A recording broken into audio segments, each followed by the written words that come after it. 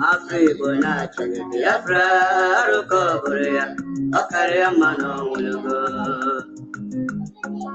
Afribona Biafra Rukoburia Makakaria Mano Wulugo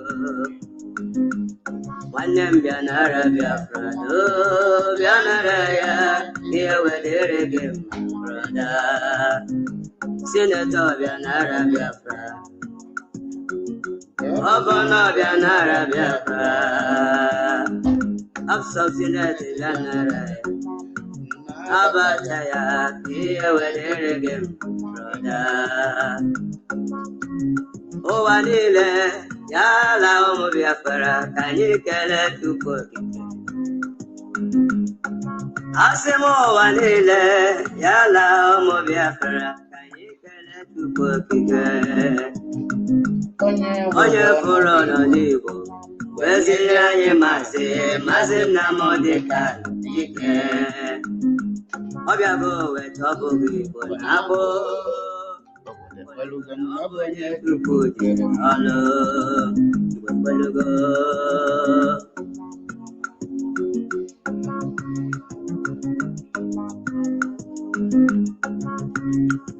Ndom sina chuku, akarakam sina chuku, naburu Victoria Mankwa. Ndom sina chuku, akarakam sina chuku, naburu Victoria Mankwa. Apamolugo, nem jakene nambole kolon wepugo. Mami moja nem jakene nambole kolon wepugo. Nama.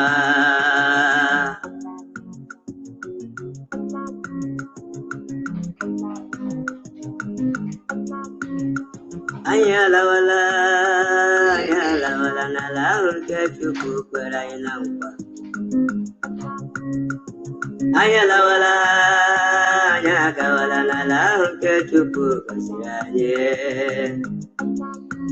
Ala Biafra, Obadoma, Bayabia, Sicily, Obadoma.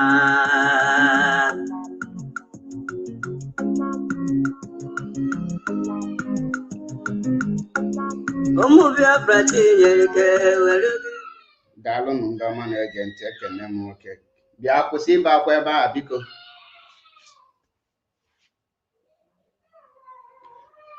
Ekenemo Yobona. Wesin do million dollars as Mumiliata na Mazamuna, Nkoechi Unyazel. Only Nona no Bochinke Tatabu, MAP, Ezioku Bundu 1, na Biafra land. And Abagum Kambas Oziama Chineke. Now, this very mission I know Nime. Because Achokwamu Aboni never tag ya our sister Anya Nambra Achami Egyoku as one name one yobu number 1. Before Ngato Hebutem Tata Makana enwe motuto kungeku. Concerning this Biafra restoration, because a lot of things naga wrong. And a lot of things naga kwano ofuma. Mana enweli dị iche onye nọ n'ihu ọgụ na onye nọ n'ụlọ. Ndị nọ n'ihu ọgụ na ọlụ n'ihu ọgụ na-anụ olu ndị nọ n'ụlọ ọgụ, mana ọ ga-ajọgbu ude na esigbuo nkakwu na ege ebe onye nọ n'ihu ọgụ n'ụcha ọgụ abịa bụrụ okpe eke na ebunye onye nọ n'ụlọ na-eri nri. Ọ jọgburu ude na esigbuo nkakwu. And a lot of things emego and ka na-emekwa. A lot of people are going to join on here, and that will not make us to stop. Now, Abuni is in a sonyelum no bachin ketata. Onye na money o mazi achebe Paul. Onye KG MAP Ezioku Bundu Wemanu. Anyejulo ojo weto, anyejulo kwanojo we batana this movement. And anyejulo ojo we na zonwelo onwe. Mbosi join the movement for liberation of Biafra. Two things Kigama not involved. Either you make it or you die making it. Onye banyo banyechego. And when they can megidegi kagum because he kegugi either nebalimuno join and enemy. And they join the enemy. ibulu automatically ibulu onye ilo. Now, before ngaba n'iru ga-address okwu nwanne anyị nwanyị mbụ anya Anambra Amaka patient ka eji anya Anambra wee malụ, because for almost weeks now about abehom online due to one or two things. Obulo not just one or two things. Ejichelo mu that ahụ ịbata online, so memu relax go do because ndebe anyị na-ekwu okwu na-asị na ndụ ka akụ, onye dị ndụ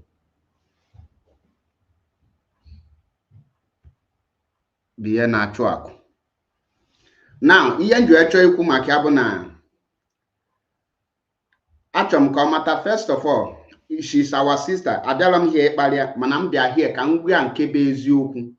Ngwacha ya eziokwu, ọ chọzi ịma, ọ chọzi ịmụrụ ọmụrụ, ọ bụrụkwa na ọ chọghị ịmụ, she's an adult and obu n'obodo nwelu rules of engagement, nwekwa rule of law. Obodo law na-eme exist. Obodo ya ebe anything ị chọrọ information ọ bụla ichi nweta. In other words, obi n'obodo dị civilized. And for that reason, achọrọ m ọ dị m ka ọ bụ here before, but ka m gaa straight ka m gwa okwu before m gawazie to the main struggle mbubata m here. Anya Anambra,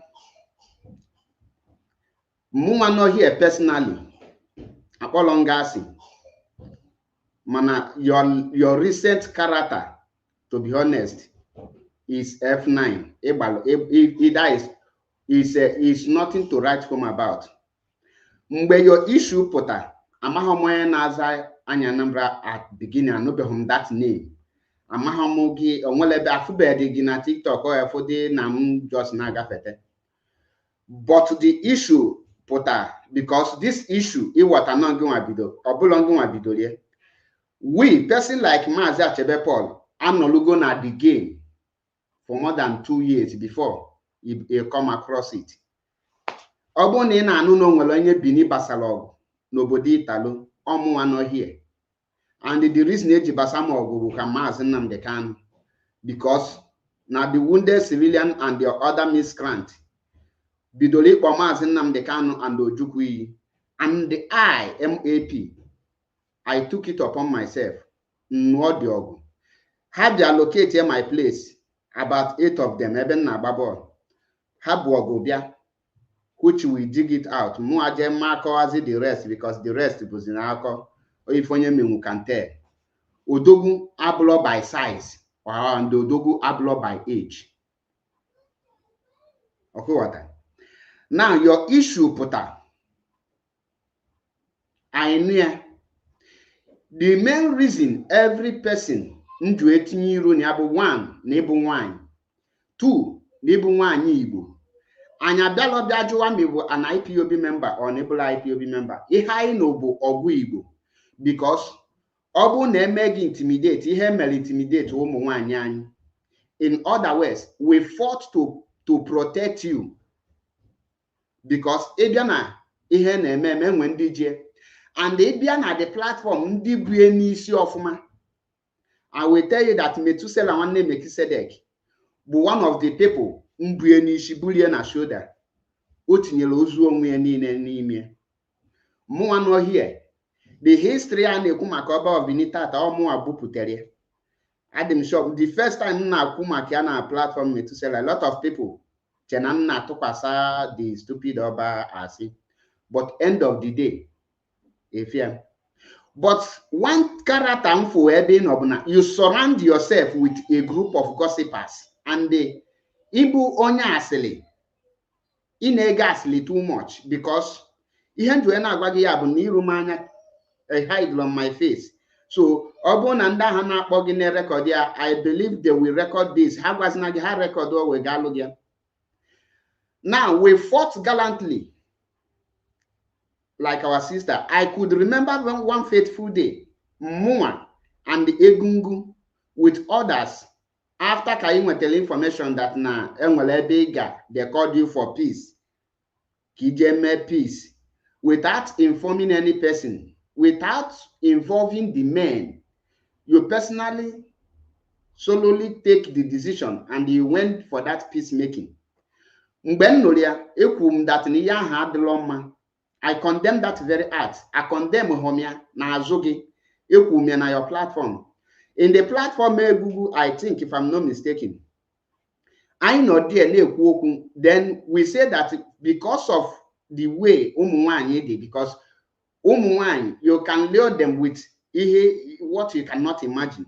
Yes, they are smart, they are brave and this, but nwanyị nwere more weak points than nwoke, which we perceive that because na onejuwe gwa go kijuwe gwa that thing by mistake, and ebe ụmụ nwoke na-anụ ọgụ bụ ụmụ nwoke na-aga for peace, which that place Egugu himself said that na ụmụ nwaanyị anyị ga-ana azụ ka ụmụ nwoke bịa n'iru.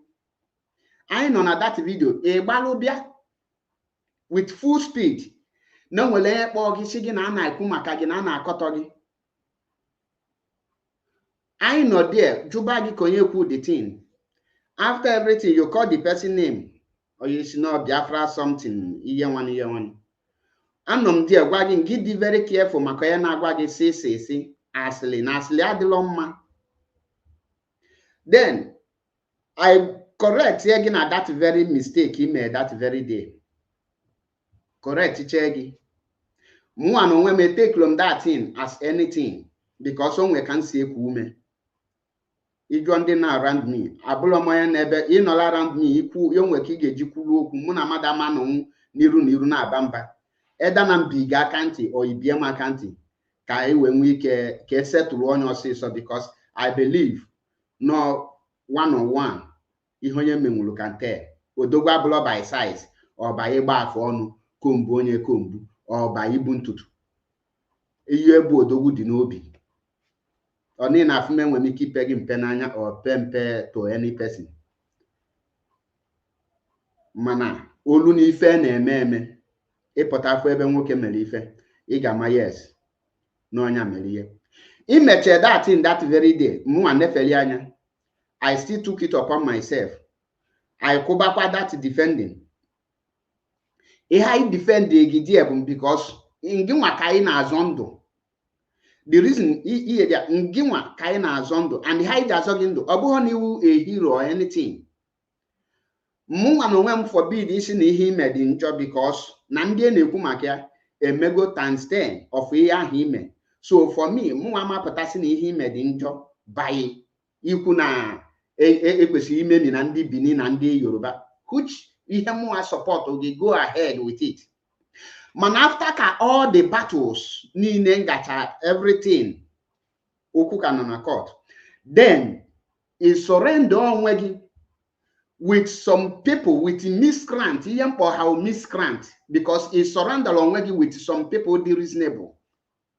He surrender on with a bunch of people in a sense. People not articulative, people not calculative, people not smart enough. People not know into IPOB movement. People not know into the Biafra movement. And you allow yourself to be brainwashed. Yes. Anyanambra, them brainwashed you. Now, because Nibonya Selena Toto, Muano here believe them, then say, a believe na for you no. I judge people based on what they say. I don't judge people based on what I hear. That is why I didn't know about MAPS Okubunda. And not a mega say. Mother sim Nancy Diona Diona. Album evidence, I will tell you go and sit down. You must provide evidence. Now, last week, if I'm not mistaken, I'm on your platform.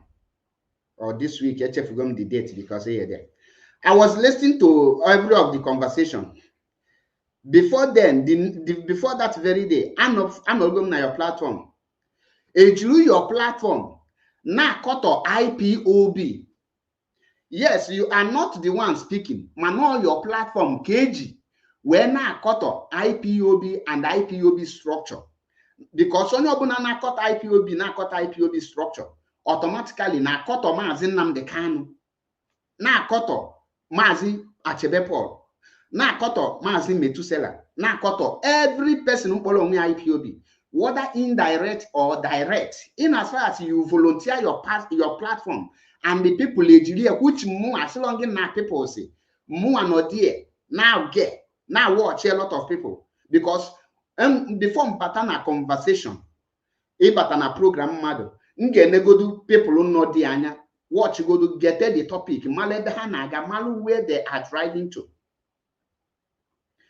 Now n'ime that your platform agagide me that very day just know a lot of miscreant no there na kofushi akọ and the mistake ime bụ na ihe niile ahụ nọ na that your platform onwere onye jụrụ ya are you registered IPOB member because also onye nọ n'ime something ga-ama ihe na-eme die onye na-anọrọ n'ime something bụ ihe ọ ga na-anụba asịrị ọ na-anọ kịta ihe nchọka post ohie ka m ga-post ihe nna achọrọ ka ọ pụta na social media amapụta mana ọ bụrụ na o nwere ebe mụ na gị na-abụ nọ ịpụta there you can see something but to you anya Anambra I must tell you ịgbala ezigbote mgbu mgbu ọbụlọkwa nke obelie. Now having said that, the next day ahụ anọkwa m na your platform na-ege people are na-akọ inyo people are na-akọ DOS si DOS asị na ichefuo na mụ nọ here na under the same DOS as an IPOB member mbụ ichefuo na Metusela na under DOS as an IPOB member bụ. Now all those idiots nọ na your platform na-akọ rubbish na-asị gị ihe this and that enwere ihe dị iche criticizing movement, calling them to step up game and the leveling allegation or accusation on them. Now you go put your platform and alone your platform name a lot of mpụ dị iche iche in the name of nene ekwu okwu caution any person then in no there amalomanye call gasịrị sị gị na Maazị Achebe Paul no na Maazị Metusela wee sị na iwu agent this and that and these are the method the method autopilot njem operate once hapụta ha sị gị na onye asị ngị nwa bụ anya Anambra knowing fully well that you can reach me out my number bụ number m dị ebe niile anaghị m hide myself ejiro m ụjọ wee to and ejikwuru m ụjọ wee nọlụ ọna nnọ mmadụ na-abalụ m mgbe ihe m ga-asị abụ na anya m adreesị ka anyị pịrị anya ị ga-etinwu m ihe tie m woto ọ bụrụ na ị matinwu m ihe ntibe gị ijunwula ese mmadụ asị gị that na mụnwa nọ here kpọọ gị agent this and that then an idiot nna n'ụlọ ala nne a na-akpọ Keshi anọlụ dị ozugbo gbaa akaebe na ọ bụ an eyewitness that alone egosigo gị that na everything ha na-agwa gị behind is asịrị. na Keshi ahụ gbara akaebe with other members of your auto imbecile nọlụ dị ozugbo gbawalụ gị akaebe Chineke eme ebere ọ bụrụ na m nọ na-awọchị gị then ndezielu gị nke iwogote m die ngwazie gị na over a week na mụnwa nọghị abịabeghị any life not even on my own platform nor Metusela's own nor any person's own which a lot of people na-send a message na-asị m na nke na-eme na afụbelog online mana ha nọrọgo dị esi gị na nsị ngị nwe ibulie n'isi na Paul si ha gbakwalụ gị witness na ha nọ dị ibulie then mbịa dị ekileche gị efuzie that na ihe niile aha si gị na Maazị Achebe Paul si bụ na asịrị na onwere nke make sense ọ dịrọ gị enough if you lost such thing as enough reason for you to go back to your drawing board to ndị ahụ niile kọgolu gị shishi I wee si nke ka ị mara that na enweghị eziokwu nọ ya yet you still continue.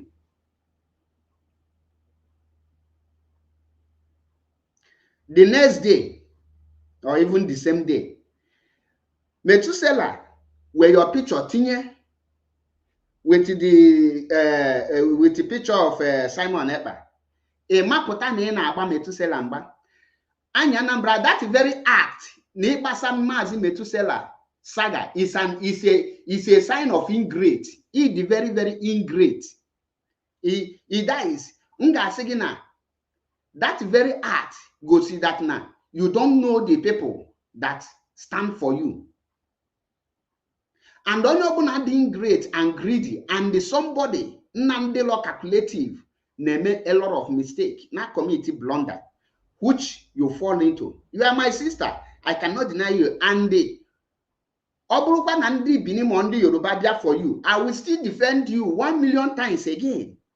I am not doing it because of your personality. I am doing it because of that name, Onye Igbo, Nwanyi Igbo. I fight for ụmụ nwaanyị Igbo.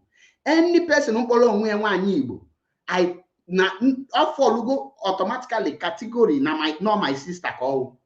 And as nwoke onye Igbo nwụjụlala nne afọ, it's my duty to defend nwaanyị Igbo ọbụla.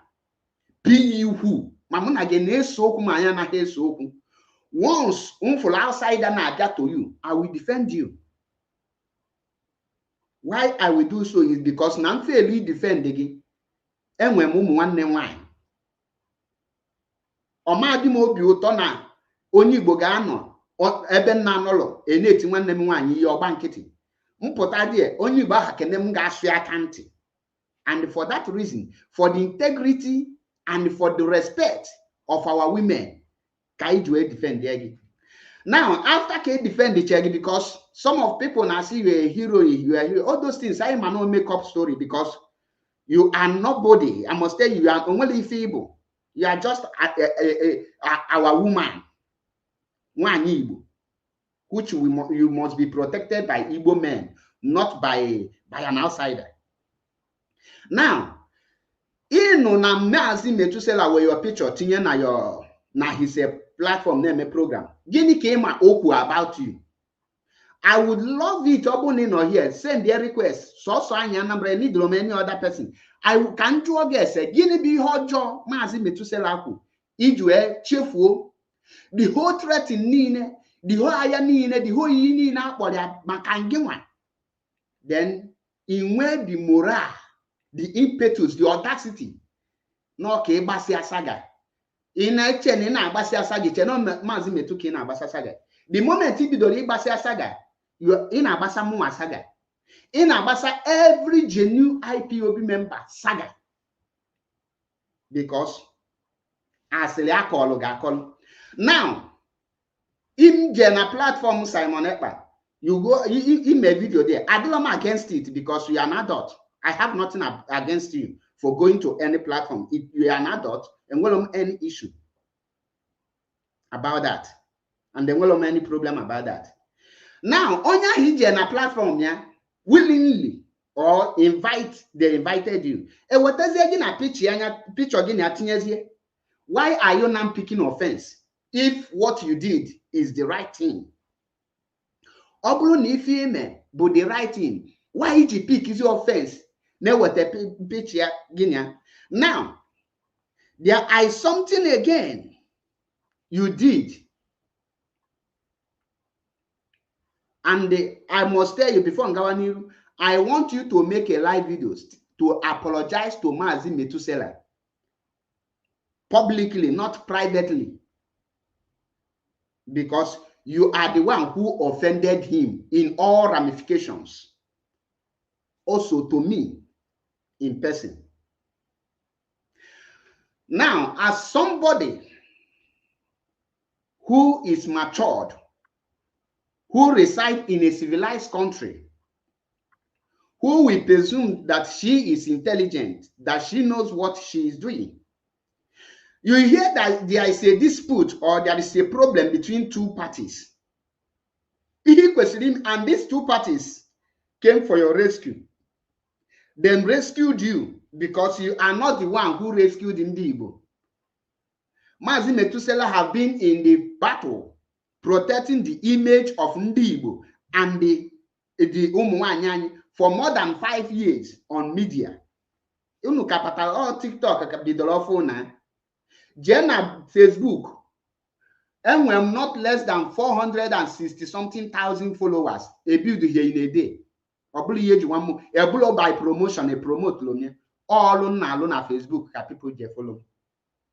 And when two accounts, the lower one, the small one, nona 73,000 followers.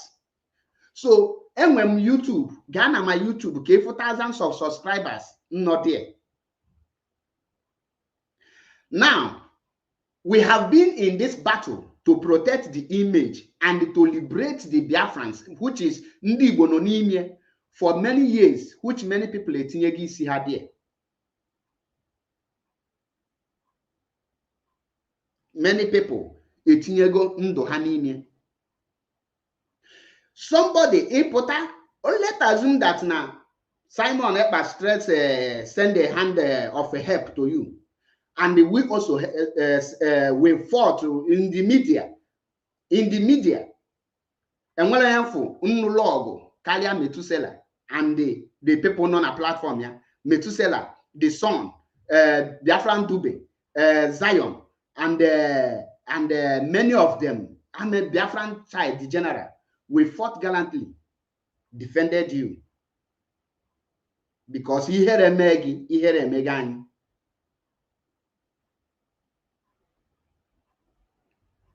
Now, he gelasily. I say at the end of the day, he's in a peace. As a woman on this smart, the first thing you go underground. Obu nature my ihe say. Ihe needable. If wonder how they involve. Know them in person. And imagine no phone where my ihe say. Then he form Metusela. One, if one here, what their franchise. Then you go and find a number of any person known as IPOB leadership. Then he confront what had so something. Need the man kebezoku ife na ese. Ona hakonye my face say me ife.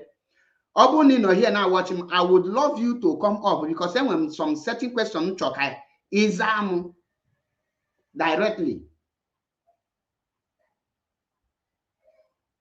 It your investigation. A manuzebe milis weba no bubble. Then it was in a peace, a there make peace na social media. Obulo na TikTok and na peace. No one ebidoli soku na social media. Then those people none on your platform. When I say DOS bunka, DOS do this, DOS do that. Listen. Either na IPOB, I am one of the people who gave them potangwa my leadership and magwa hoku. Na this area ni you na malike area no deloma make corrections. And when you demand for something than coming out to if boma that false allegations. Then people in Amahod they are underground. People in Amahod the role how they play in the past. People now disguise themselves. Come to your platform. Well, the opportunity. Na kinyo. Na cut IPOB no n'ime. Na call all manner of rubbish. Which cash is one of the people who this asi. Obo no ya about such witness na your own platform. Immediately you find out that this person is just nothing but a liar. Then you still allow them to use your platform to pass a false narrative, false information. Anya Nambra, I must tell you the truth. And I want you to tender public apology, mail live video, tender apology to IPOB and to Maazi Metusela, including me myself. Another my yogi biko is not, I'm not pleading. Like ya, menya, like ya, emenya, but when the time comes, onye kpata nkwaruru singwele biali olili. Akwụwata. You did email your homework. Now, according to you, it's not Canada government or need the proof of ihe niile a na-akọ. You are smart woman. Obodo na-eme ife in a law. Now, such proof they need. Kedebody can such proof ayabia. That proof gets you from IPOB.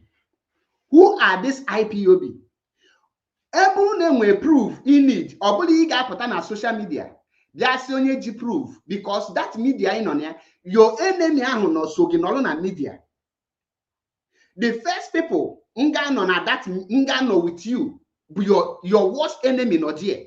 And the But the worst enemy that you can ever associate yourself with, yeah, pretend bundanabu spy.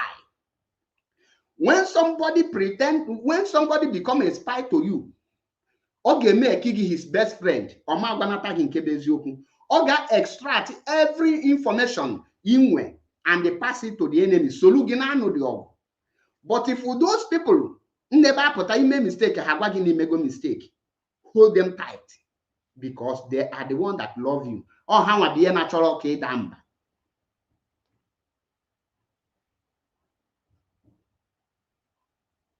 From busy, they are the only person waking up here for now, but Sosanya Nambra.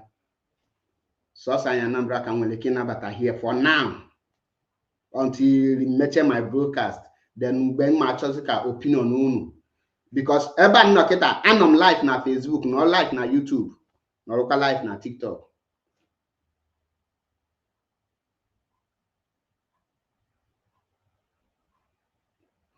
Now, he need something, or they can prove he need, or something will happen this year.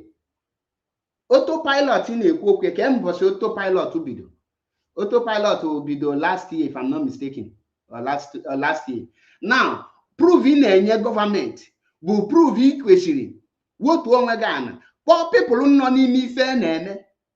Hajena their had to say many videos on how every activities of IPOB, the marginalization and the intimidation, on the bundi bani, hanchanine, and forward all the many, everything they documented.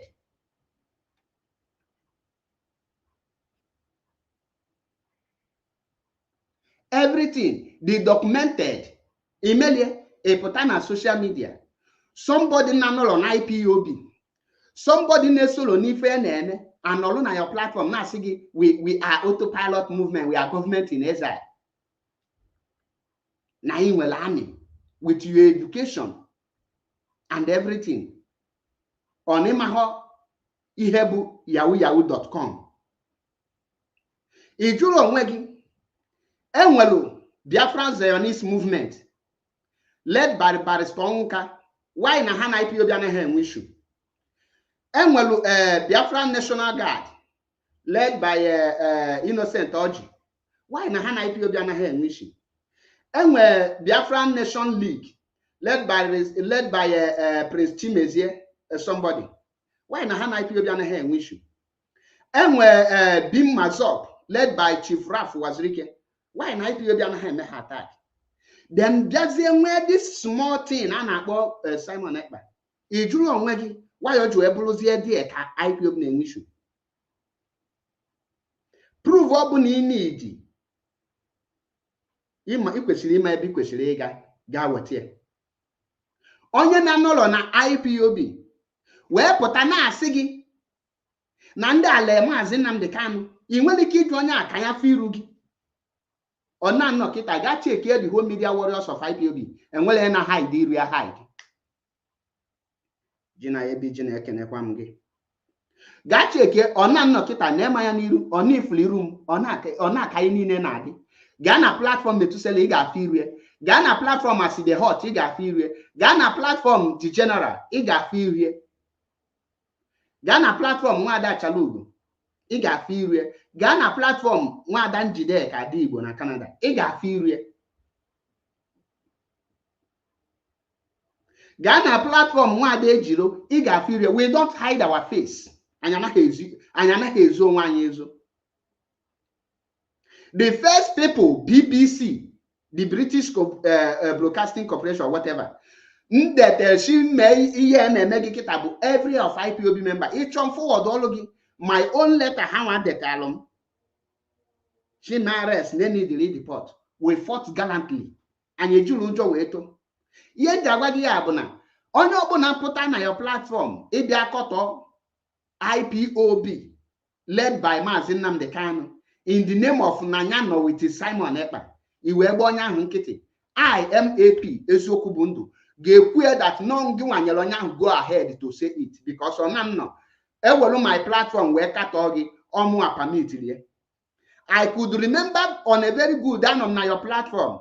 ikwu si that na nwere nwaanyị Igbo nwaadị Igbo a na-akpọ nne no ihe na-akọ na platform ya, you made the broadcast, I from your platform I banye m there jụọ ndị nọ there mgbe m bata ihe m mere na that platform maka ngị nwa eyi m fe egwu and ha kwete na o nwere ebata there. The lady wepụta platform ya ebe nke a na-akpọ osino nyara somebody nna akọtọ gị, you picked out offense why onye Igbo ga-eji wepụta platform ya. The same thing ka ime to those mwepụta gị nnapụta gị n'aka ndị ilo. Ọ bụgo na Maazị Metusela nwere something o ji angry wee kwuo inwebeghị the temerity ịbịa gbasawa ya saga, that is the first mgbe ịgba onye nye gị such advice just know deceive oge 100%. onye ahụ brainwash gị. Ị kwesịrị ịkpịa sị nwanne m nwoke kedu ebe ị nọ mejọ, ama Metusela naghị atụ mmadụ ụjọ, ọ ga-agwa gị ebe ị nọ fuck up correct ya gị emelie. It just know from a one-sided story. It happen your destiny. And they ching this one. Say be careful of ndasile. Nasile kalenku.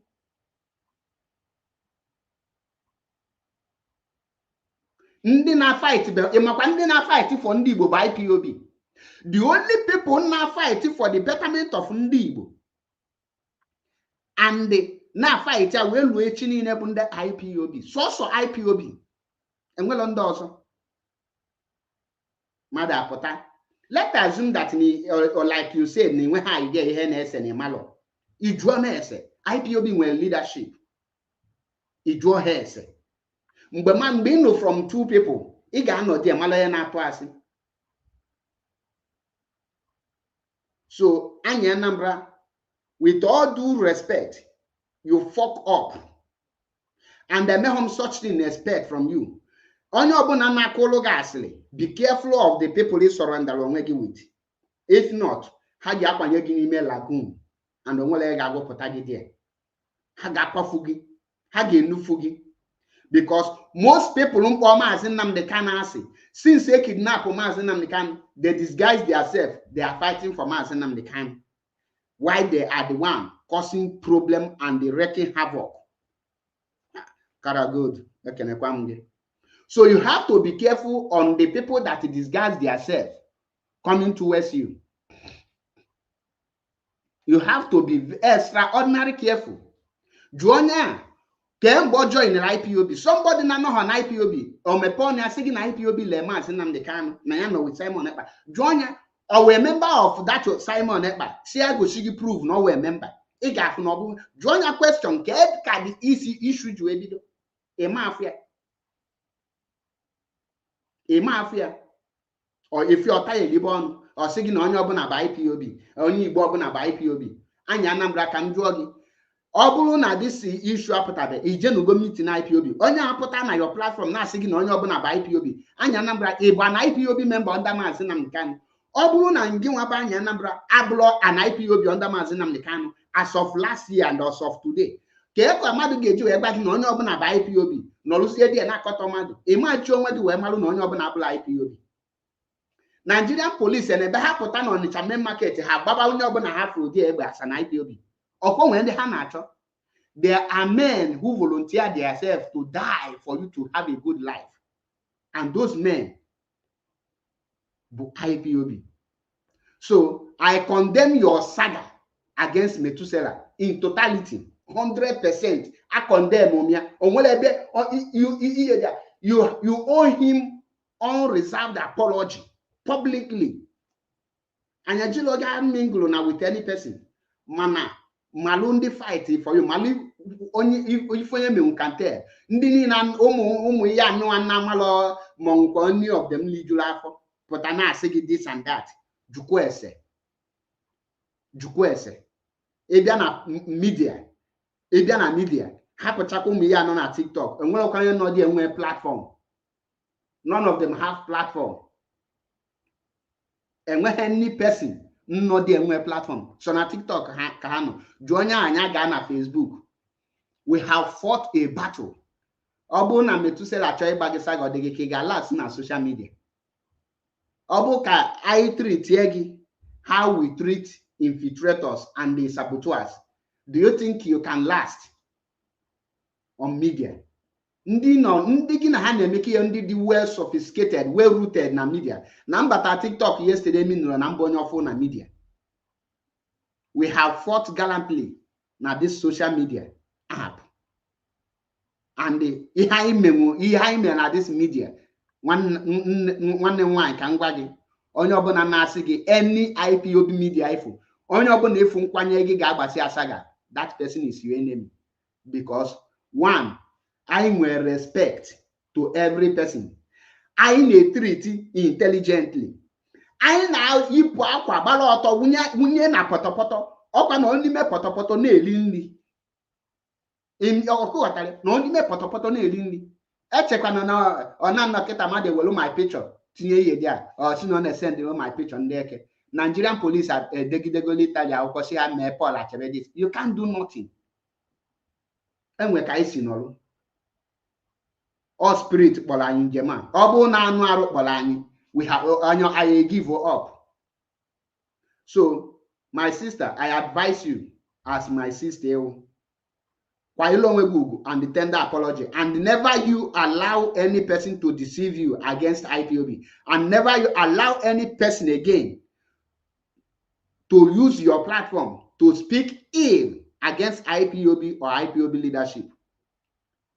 That is my own message to you. You are my sister, and I can never disown you. Mana malu your boundary. Malu your boundary. Here him concerning Methuselah. You pass a very wrong message, but a malo. And a mahon everything, your activities in social media. From that day, your issue in Canada, they have assigned 2 to 3 people to monitor all your activities and bring this thing. So Malona with Methuselah and the one here, then we can jeopardize your issue there as in the bio. A matter of the consequences of him. Each and IPOB na basaga social media go on with the craze, with the mad, they can capture this and that. I got basaga saga na media, basaga on ground, basaga never hijelindi. Obu ni dilo we rooted, yowani. Jukwese, Jojo Ibokwe, Jojele, John Dozo. Saga IPO the blocker the crazy demand. We deal with history and we dig out past and the present, even say for future. IPO, that is why Nigerian media are to anojo.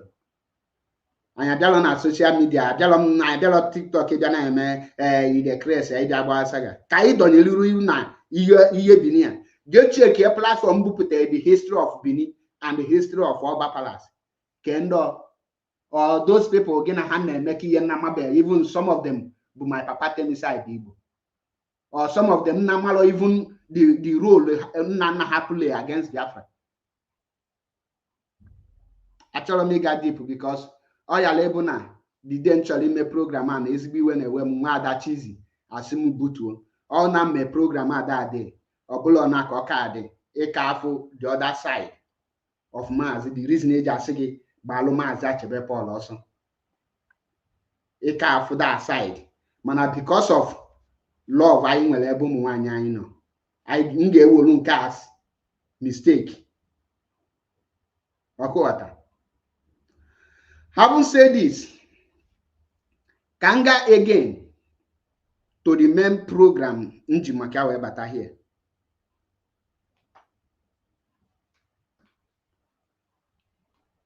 Ndị Igbo, most especially ndị Igbo nọ na this movement anyị nọ ya IPOB, unu aka nchọrọ igwu okwu a.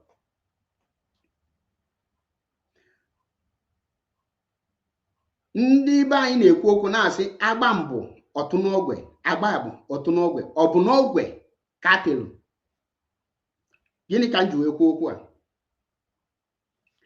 Unu ebiudugo nsima against onye, not even Sima. Unu and Bundi Igbo builduru the idiot a na-akpọgbu ndị civilian. Build gidia tata ọwọlụ nkịta na-atazi onye nwe na-atụ unu. Those people nọ na comment section mgbe ha na-ebuild there. onwere onye unu mepenwu platform na to pull him out. Anyị nwa bụrụ the ihe a n'isi nke ahacha Calabar Bobrisky unu nwa build we na-eti mkpie that time na-agwa unu these people are hungry people na ihe ha na-achọ bụ what they will benefit from IPOB. Afụlọ m ka somebody na-abụla onye Igbo no matter what m ga-eji wee pụta na social media wee na-akpọ onye Igbo iyi ngị nwa bụ onye Igbo support onye. It shows that na ịmara ife hapụ na abịala m ihe na mụ na gị nọ na struggle ọmụ ka na-akpọ MAP eziokwu bụ ndụ onye mee nke ọjọọ ngwa ya ime nke ọma nto ogi. That is why na some people na ebe ha nakọta ha dị confused shi maazị ka ebe ịkwụ akwụ m n'eziokwu because IPOB is whiter than white and whiter than snow. Unu ebidugide Calabar Bobrisky bidugide tata ọwọlụ nkịta na-ata onye nwe. Unu abịabeghị kwasị maazị ihe na-ekwu mgbe a na onye abụla a freedom fighter na omegokwan. Now an idiot, an imbecile, ọbụla akwụkwọ ka o je, ọbụla ife ka ọ ma, ọbụla okwu ka ọ ma ekwu, ọbụla ego ka ọ na-atụ na IPOB, o nwere anything ndị meaningful ọ na-contribute na IPOB. Ewepụta nwaada Achalugo wee worie na-eme ihe caricature. Ị bụrụ onye Igbo jee na comment section ị na-type ị na-support ya mkpọ na ga-agbagbu gị. O jugburu de na-esigbo nkakwụ. Ọbụla this kind thing can expect from you people. Une na-choose an idiot outsider over your own sister. Unu na-build another foolish she goat. Na-build there over your own sister. Onye jụọ gị si na onye bulu flag Biafra feyeli ona. Unu etobia na Chineke Ada Biafra. Do you know the meaning of Ada Biafra? Ma jụọ gị ema the meaning of Ada Biafra. So to you people now, onye ọbụla bụ Biafran flag wee feyeli ona. Onye ahụ na-eme ife siri ike. Onye ahụ ezugo n'ihe eji mmadụ eme. Ọ dịgo qualified to be called a freedom fighter. Mmadụ ewolu Biafran flag ga na-asa arụ. Do you know the meaning of iji Biafran flag na-asa arụ? That is the abuse of Biafran flag. If some people nche na ha ma ihe a na-asị gị nada na-asa you are waving the Biafran on the street of Padova, you are doing a great job. Oga, you that is saying that thing, you are the most stupid and foolish person I can ever imagine in this planet Earth. In ezuzu onolu n'enu na-akpọ nwaada anyị nwaada Achalugo nji isi awọ mgbọ na be anyị na-akpị afa ijiri maka na ị na-akwanye amụ n'ike iwe na-eto such person.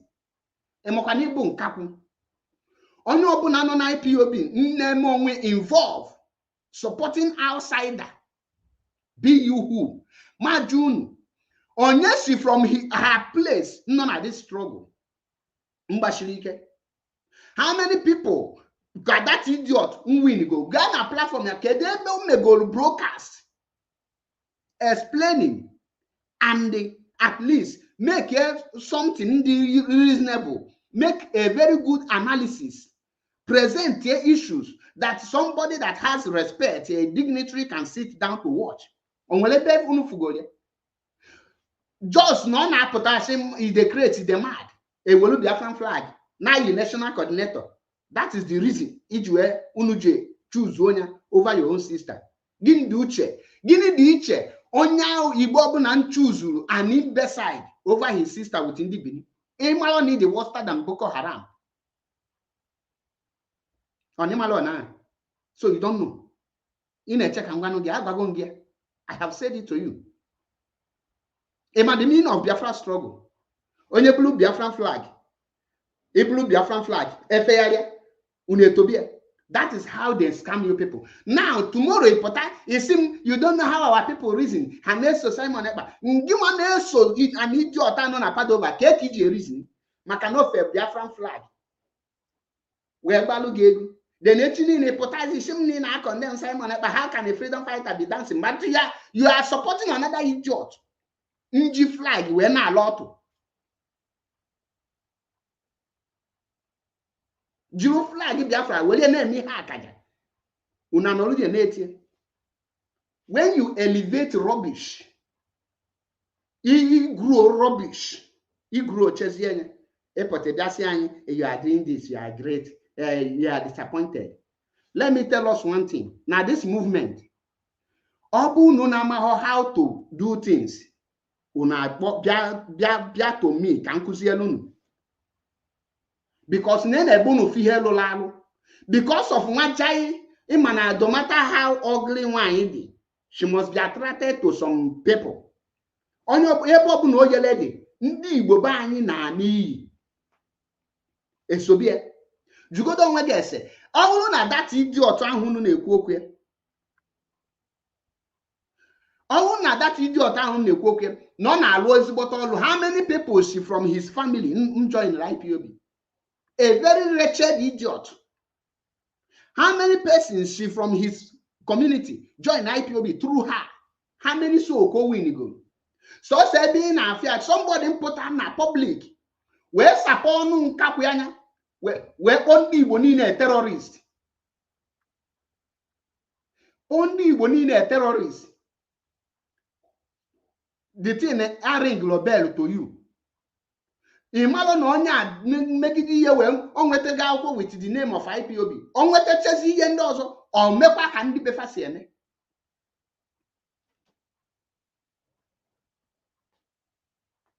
Then una nolu ejuo anya ejuo gị na esi we are fighting for Biafra. Onye juo gị esi you are fighting for Biafra. What type of Biafra ka ị na-achọ? Biafra ị na-fight to ka onye Igbo bụrụ another slave. Onye ka ị na-achọ?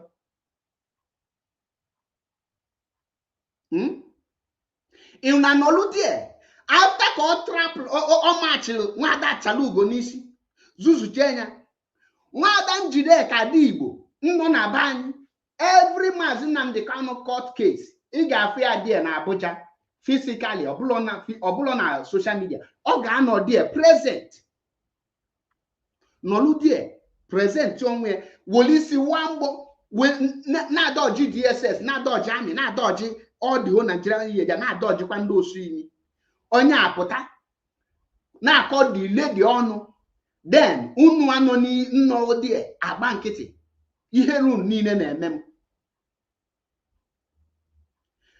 All of you know there now support here. All of you are just nothing but foolish group of idiots. And that is why people like me, MAP, I don't have any atom of respect for such people. That is why I'm Njuediche. I define my movement. I define what I am looking for. And I know my standard. I know my level. Another man never kwashokono. Get the standard, get the huge measure. With that a nincompoop. With that an idiot am horse damage goal. And when some certain things I not John one year say, what do we represent? What do we represent? Let me tell you, any person I cannot take that person as my friend. And imagine when I nazo Biafra restoration, now I need the freedom. Then I will now start to use our own sisters to degrade them, to insult our own sisters in the favor of an outsider. So as in I demonstrate when I flow wine.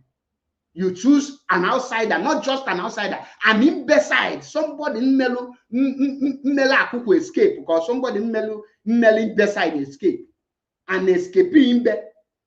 You will not compare one that Chalugo now in on none of you can share such video. Then you see a chair in MMS pets can more about MAP. It's Yokubundo can quick in after. You always put in Kapia.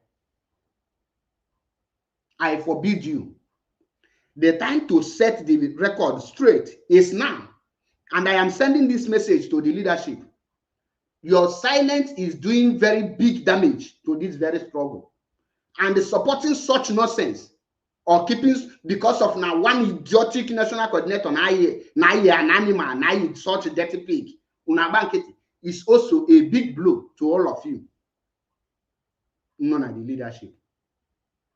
If you are in the leadership, you know you deserve respect. Every other person must deserve the same respect and be protected. And it is your duty to give the person the respect. Madam Jidek deserve an open apology from that imbecile. The same thing to Nwada Chalugo. If you don't value the Biafran flag, Obu Nunama Hombe, each any flag is on your copy. A 1 million. Oria, if we be in the America, they say, them the animation and does a flag and his own upper.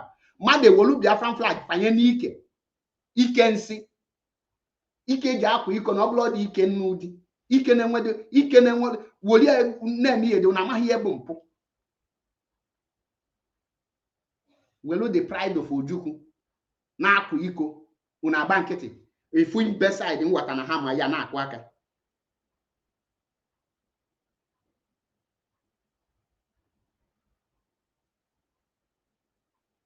This movement, IPOB movement, we must make it to be whiter than white and whiter than snow.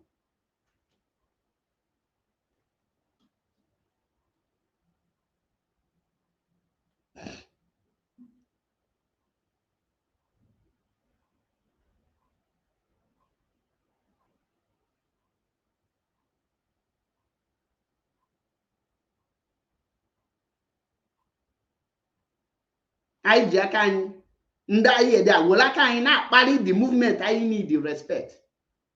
Emakano onye kpo bia mkpokoro agbatobi ewere ekpontu. We need to set a pace, set a record among ourselves. Mana emelie enwele ego ekwu maka gị onye kwuo asịsị kpụti aka egbo. Unu afụgo n'isi ekwu ọnwụ. Isi ekwu ọnwụ ekwu gị ngwa ka mfu dị ewu gị asịsị kpụta m ka egbo ka m buru ụzọ kpụti agbu. Okwu aha a na-atụ ụjọ onye ga-ekwu ọmụwa ga-ekwu ya. That is why m ji aza MAP eziokwu bụ ndụ. Anaghị m aza afa n'ọnụ. Ị na-aza afa edition ị ga-edefend that name ị na-aza na ị ga-emenwe ife dị na ya. That is why m ji agwa gị ọ na-efu m afụlọ m iru onye ọbụla ana adịkwulo m redio ife iru gị iche na iri juga afọ mapụta ka ifu anyị nwa ka anyị nene ka malụ ebu nwoke.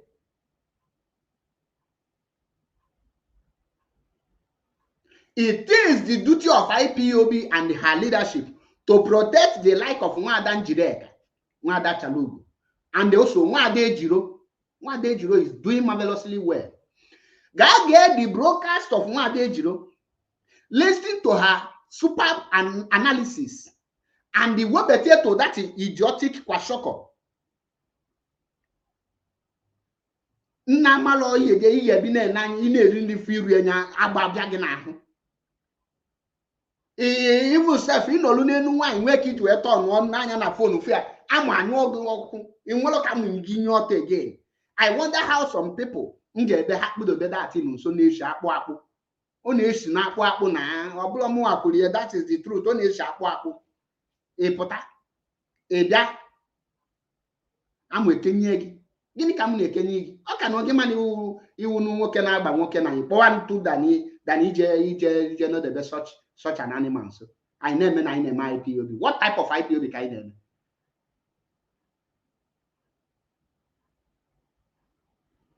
Ke ụdị IPOB anyị na-eme? So ịmalụ na ịbụ onye Igbo, ịmalụ na ịbụ nwa afọ Igbo n'ịnọ na IPOB n'isi gbakọ ọgọ ọnụ iwe je na-eshie such video o je dị ga na type mkpọlala eluigwe ga-agbagbu gị. Ọ bụrụ na ọ bụrụ one thing shiga dị na ndụ when we for Biafra. Time I get you Nyendibo, respect has come. Everyone Igbo deserve maximum respect and the protection from outsider. Be you one in work and you know IPOB elulo there. Come on, join in on IPOB. What about one Igbo? She na IPOB poor. You must be one Igbo. You must be one Igbo. Can I knock at and phone captain? If you were female cook and they will tell one Igbo, not just one Igbo, well educated and well mannered. Nothing about this here. I see I freedom. Kill the kind of freedom in. What type of freedom can I name? And well actually cook on your own Nezuali Kamu. Enough of the nonsense. And we must stop it. Having said that, because he hand there here, he treat a lot of topics. Nkobuna mail address both me now. So address your own. You will a micina transformer or the game you appreciate it. Manage Maria. If that for me, you are the victim. If that for you, you are also the victim. Makageni. Nchoba gingu wada, echoba mungu wada. Akuba ma komoto. Every umuwanyi Igbo must be protected at all costs.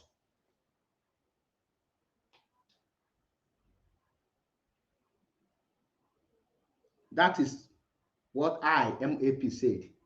And for those of you who follow Nunu coordinator, Unu Buddhist, Unu on IPOB, Ghana support that evil. May that evil before your family. That is all I have to tell you about the Nkakwa and the rest. Now, the third topic, why I am here. Barrister Maxwell Opera. Jane Amanda Kenepamgi. Wadan Jide Kadi Wekenemgi. Barrister Maxwell Opera made a live video. Let me look for it and bring it. Because this program, the carbon on TikTok and I blow Tata blow, but in the web at Mato, Tata Unzi Ozimungasike, on Mananka Webeta, Unka Webetana, Kamalundi Gapota, the only Webeta for people to say their mind. Barrister Maxwell Opera, according to him, the state can chatter the thing, can you let me open on because, but why we are waiting? But while we are waiting, Mazen Nnamdi Kanu in his word said, and I quote, that I will not disappoint you, but you will disappoint me. That very word said by Mazen Nnamdi Kanu, is it coming to fulfillment? Are we now fulfilling it? Are we now failing Mazen Nnamdi Kanu? Or are we going to prove him wrong? Because currently, for how many years now, Kana going na heard Mazen Nnamdi Kanu, na Mazen Nnamdi Kanu Ejilaru, the leader of indigenous people of Biafra, no Jilahu, and everybody, and the press release there, they are potashi, let nothing happen to Mazen Nnamdi Kanu. If anything happened to Mazen Nnamdi Kanu, this is that. Moambu MAP, and all of them such thing. Now, can I get Barrister Maxwell Opera first? I just came back from DSSS now. I went to visit Mazen Nnamdi Kanu. And the condition I saw him is not something to write home about. It's not what I will continue to say it.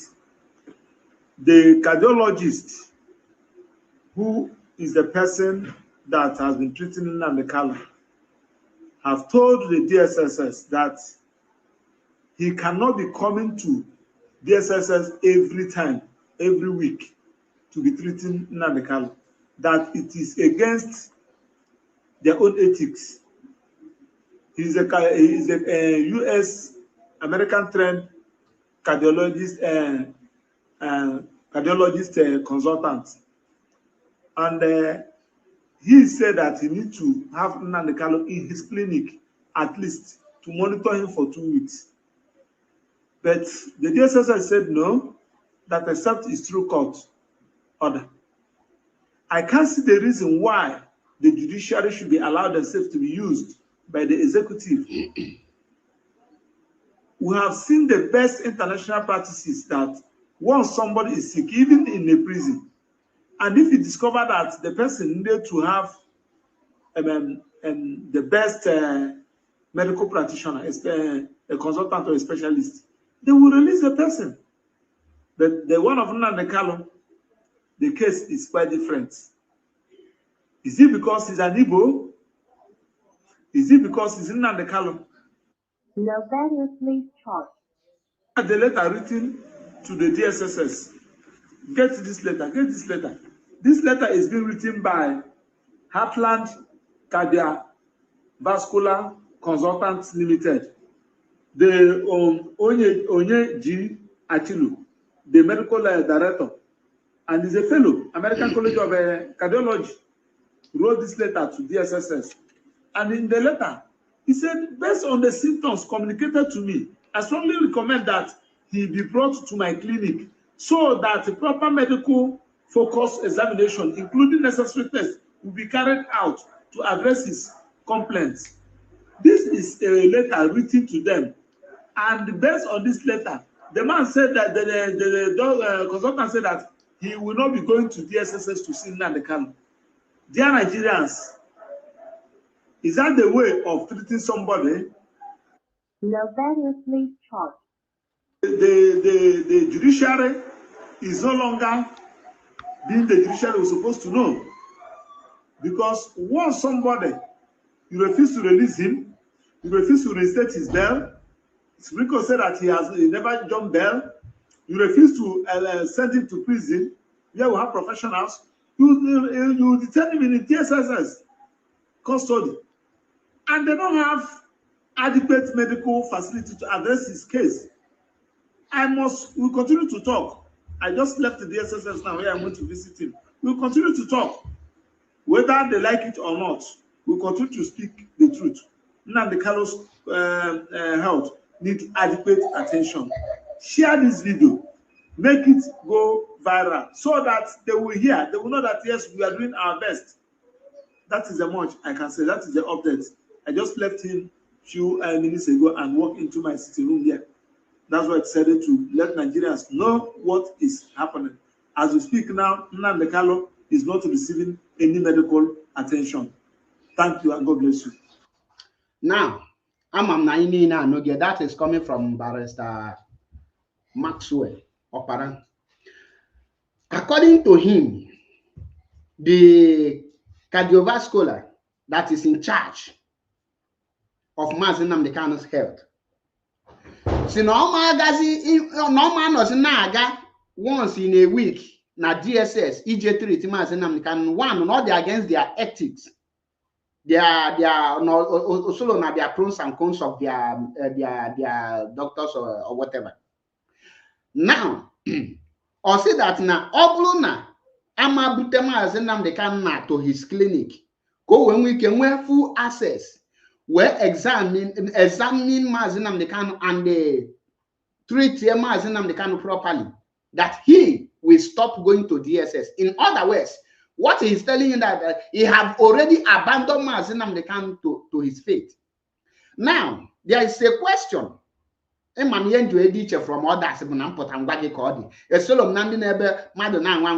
let us pretend. I don't pretend. I never made into pretendance. I tell you the raw truth. Only God knows how you behave. Okay, what? Man, okay, if that raw truth, you're not hot the raw. Another many people we were even no. But guess what? Your anger is my happiness, but your happiness is also my happiness. Okay, what are you? That is why you are the one to lose. Now, or drug again, is it because of Nnamdi Kanu Bonibo? but I can do it there, and they pay here called J there. The answer to those things, Obulo Makano won Igbo Kamazi Juenoluna prison, no, it's not because he's an Igbo man. The reason why Mazinam the Kano Juenoluni Menga, Nime DSS will tata Bugini, the same reason, Ejueje number Kenya Wega Tolia, which is Biafra restoration. Obulu na Mazana have fighting for this Biafra restoration. I can make 1 or 2 things you release, yeah. Mana gini kejueji all makadati on a fight. What Mazinam they cannot stand for are the reasons why they are still holding him. And that thing not standing for is Biafra restoration, the freedom of Igbo man, the freedom of Ijo man, the freedom of Urobo people, and the freedom of every old eastern region, including some part of Benue State. These are the reasons Ejueji Mazinam they can Oblo Makano Igbo. Now, the reason Nigeria government Njueya leading a shaky for all this thing. The second reason Nigeria government Nadilo were bothered about the health condition of Mazinam Kanu is because the people Mazinam Kanu are fighting for have not seen any reason why they should fight for Mazinam Kanu. Listen, some of you will say, hey, Mazi, but we have been trying. Listen, fighting for Mazinam Kanu is not coming on social media to wave Biafran flag like the Akuna in Padova. No. Fighting for Mazinam Kanu is not coming and let this picture trend. Let this picture trend. That is not fighting for Mazinam Kanu. No. Fighting for Mazinam Kanu is not making a press release. Release Mazinam Kanu. We are warning you now. Don't allow anything to happen for Mazinam Kanu. Release him now. That is not fighting for Mazinam Kanu. Fighting for Mazinam Kanu is not coming. The whole southeastern governors come out and we have a gathered meeting. We are looking forward the way and the security, the insecurity in the southeast. We are looking forward since releasing Mazinam Kanu. We bring a calm down for the security. We will see what we can do to it. That is not it. That is not fighting for Mazinam Kanu. MAP is Yokubundo one. Biafra land. I adelebo. Ihembu a freedom fighter. Abloma a supporter. Adelema akwaka so ndị mmadụ n'ike. Ana akwaka akolaka. Abloma ya akoloma ka ncho ikwaka gawa m Jehovah Witness ma Lord choosing ebe ana akwaka. Nkoti ya. So don't expect me to kwalaka like you or bully a hero worshipper like you. I'm a freedom fighter, and as a freedom fighter, you should be able to produce a strategy that will move something forward, that will use to get what you want. And that is the category MAP fall into. I belong somebody at this petition, you have made a press release, you go and sleep. No. That is why I tell you, we should define what we are fighting for. We should define this movement, because defining this movement will let us to understand what we are fighting for. But this movement is not well defined. It's not well explained. That is why everything is going like this, This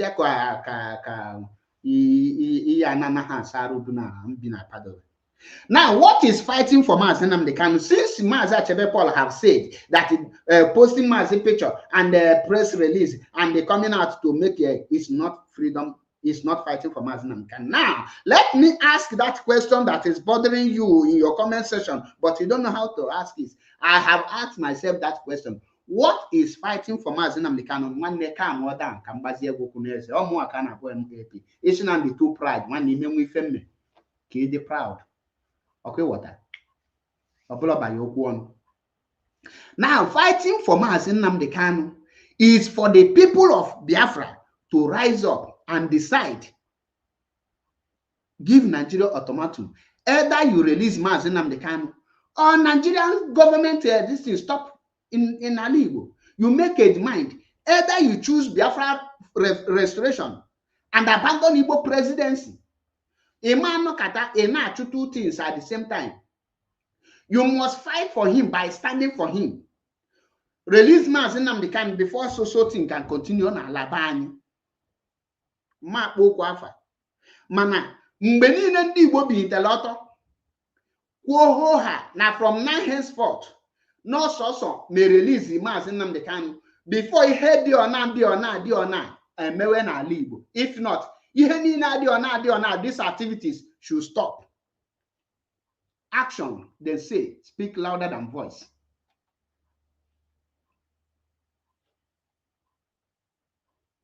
Action, they say, they speak louder than voice. Obruna, ndi Igbo, ọbụla anaghị m ekwu okwu Igbo leaders. The main Igbo man ahụ Maazị Nnamdi Kanu na fighting.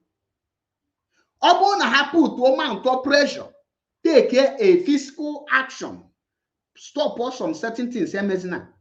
Stop us from certain activities. Naturally, then some certain people known as some certain areas in what na change.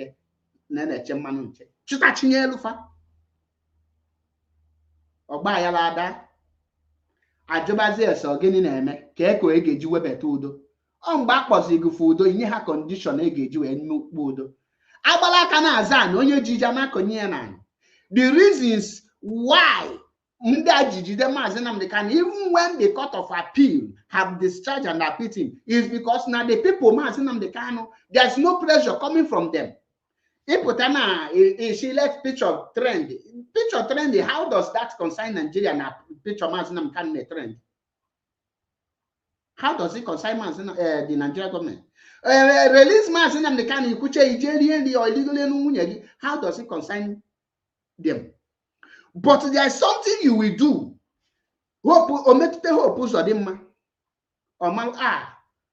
I need to do something. O nwere ife ị ga-eme metụta nke na-asụ okpokpo Igbo gịnị ka a na-akpịa tas Soludo. O metụta o nwere ife ị ga-eme o metụta nwa ifuru metụta mba ha agbakọzi ọnụ how to stop that thing. When they start looking for the solution to start that thing, the release of Maazị Nnamdi Kanu will come as the solution. Mana mgbe ị nọ wụsaka wụsọkpa no pressure nothing blue so okwu ọnụ.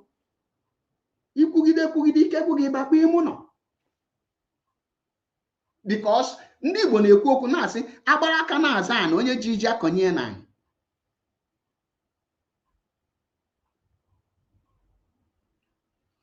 IPOB agafego stage of protest. Enwere ihe gbastazi ya na protest. Enwere ihe gbasata ya na protest. Nothing concern protest. Ihe abụzi ihe ga na-eme one on one. Areas egeji mie ka nkụ. Ị na fight for freedom. Ka ihe jikọ gị na your enemy irikọ na nkọ. There must be a boundary to show that you are not one, to show that you are angry on each other. Onye Igbo na-azụ ahịa na North, dị comfortable. Onye North na-azụ ahịa na ala Igbo, dị comfortable, mana ị na-azụ freedom. It is be serious. Can a Ukraine person go to Russia and do business? Or the area possible? Or the area possible? The reason not the area possible be na Ukraine chọrọ ịnọrọ onwefa no sie ike no. That is banye NATO. Mana Russia gwara ya na unu ama aba NATO. Some of you ya pụta. See, ndị Igbo actually lose anything. We don't want to lose. Mana currently, Russia football team and have participate in anything world football. Russia club cannot play any competition against any other country apart from within Russia. The reason the world sanctioned them in order to pressure them to allow Ukraine to join NATO so that America and the UK will see opportunity to invade Russia. But Russia knows seeing what they will benefit in the front. They stood their ground. They are paying for their future.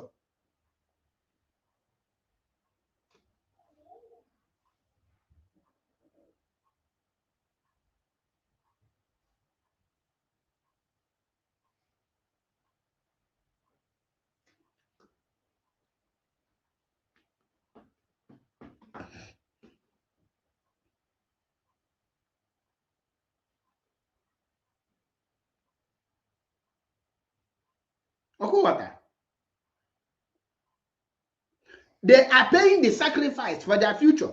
Now, Biafra, we want Biafra whereby Igbo man will not lose anything. Only Igbo man lose property. That is a Biafra that will just come without any stress. freedom. There is price for freedom. And that price, we must pay it. If we cannot pay it, nothing will come.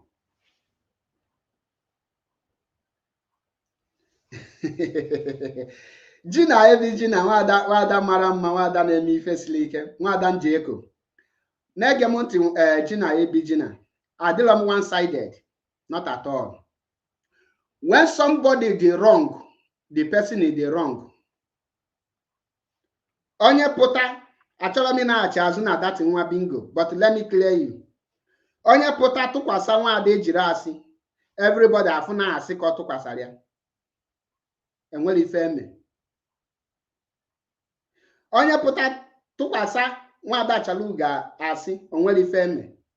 Tụkwasa Njideka asị, onwere ife eme. Ma jukane gị, gịnị bụ ya ka contribution that idiot na contribute na struggle? When last ka ifuli ome broadcast? Ga check here. Nya mpụta kịta welu Biafran flag for na. Then mfeche itube m nwa Chineke. Because of that, and amarozi how to elevate reasonable people. Ekpokọta ekwe ọnụ anyị na-promote kpata some people nje eneta IPOB na ihe nọ n'ime miscreant. It is time we select bingos out and leave human being. That idiot enwere onoji qualify apart from non-actual document and the non-national coordinator. She kwụsị ego na-enye tati for what join one Nigeria. Or join one Nigeria. So get check here from beginning. Onye neli nyele ego. Or Saraka Nalego, a bribe, Korokoro. Somebody in the Korokoro take a bribe. Such person, I deceive mother than Nene Gego give betray struggle Nalego. Somebody Nalego, the qualification on again. Okokulian or Muakulia, she confessed, no Nalego, and Nelly Korogona. Onye Lego, which means she knows what is she doing. Somebody collect bribe. Actually, no, on the opportunity can Nigeria not somebody in the educated on sense. Nigeria approach this person, okay, leg itself, or leg or lazy no. The reason is because you better than IPOB on Nihogiri or Bolo for freedom. So there's nothing like one-sided. I just tell you the truth. She abused Biafran flag. Biafran, we honor this flag. Biafran flag is a honor. So you need to carry it with respect. Biafran flag when a fichike. Biafran flag a fichike. Bikonu. Oni no keta. E makia bi do se Biafran flag ni ke gi mo. Oni no keta contrary no wolugo their flag. Zonyo. And somebody that Chaluga put a video without calling the bingo name. Then on Mapota, not one fibo. Gachi Kachungi Sena, to be sincere, one broadcast on Megol, a proper analysis how to bring her people out to join this movement. Jeche Kiama Daijiro. One day you make something here, you will pick a lot of points. And that's the only time in for such person. Only put up on the whole entire Igbo terrorists. And what any sign if or pass the log message. Okay. Each of go maka blue jack, Rusev blue jack. Each of go maka Sima. Each of go maka wounded civilian. This is how we will build another idiot. What of our suffer? Okay, you have forgotten. This is how all of them started. So I am anytime Madu name me hojo, you got no support to the person. Give me money, I follow you. On ya.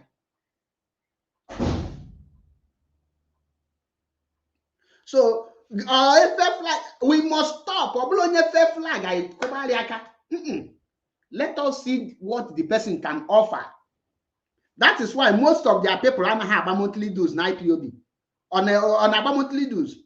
So what make her a hardcore? We celebrate rubbish. He celebrates rubbish. Then in idea bewa.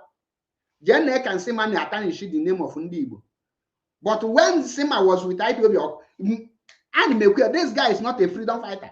I see ahead. Once Madune make that and now monitor. Mbenku Maki Kenga, a lot of people now support her. Today, where is he?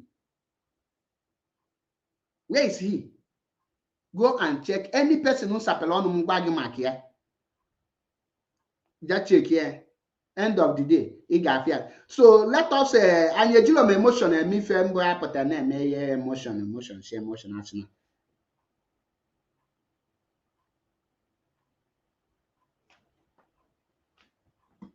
So my sister, Gina. Okay, for now this movement, we need to define it. Onion and well or something to offer shouldn't be elevated. Shouldn't be elevated. Nothing you want to tell me. Jen at the comment section, although not the important no value, at least 2 people from his hometown, from her hometown, will be there commenting now. And somebody that is a rejected bingo, rejected product, can be elevated. Or now, Asari, we have not learned something. I am not here from Asari. I am not here from George Onibe. I am not here from Windows Civilian. I am not here from Nsima. I am not here from Wasofa. I am not here from Faith Ogala. Even Faith Ogala opened her mouth and said that because tap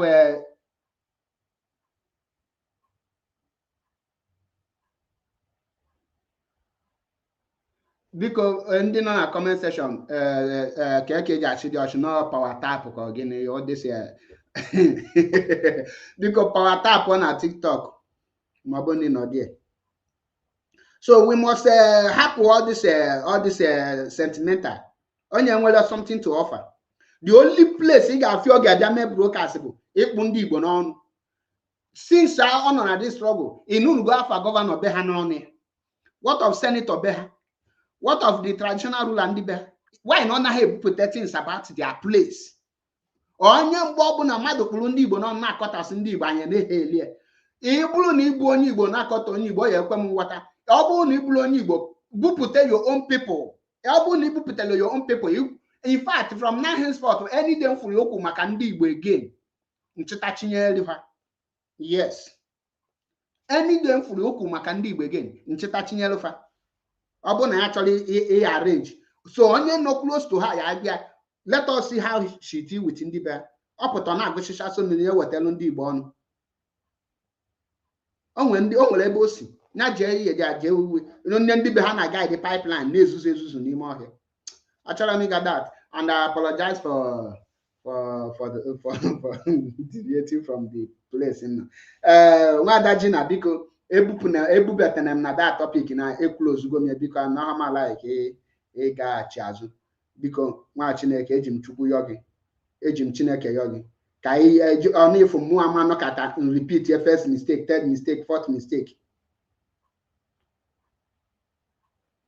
Somebody mpụtasị na anyị na-eme ndị Bini side yalụ ndị Bini.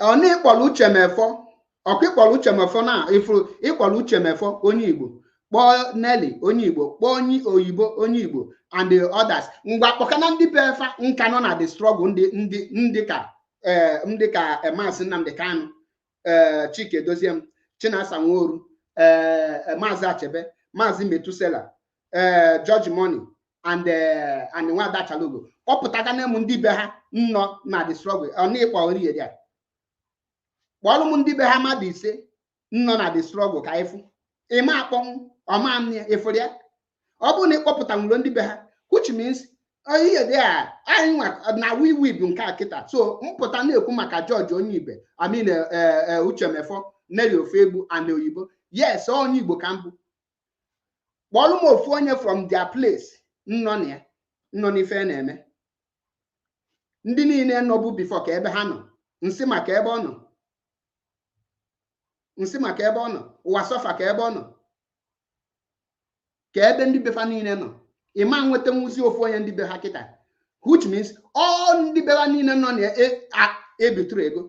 So my sister Gina Gina ngwa kpọpụtalụ m ndị be ha mmadụ one ka ịkpọ here ịkpọ 1 2 3 ngwa kpọpụtalụ m ndị befa nọ n'ife na-eme mmadụ 3 na nọ na just kpọpụta mmadụ na-abụ na social media and ofu onye n'ime ndị isi ka ịfụ na ịma akpọpụta onwe ofu ịfụrụ ya.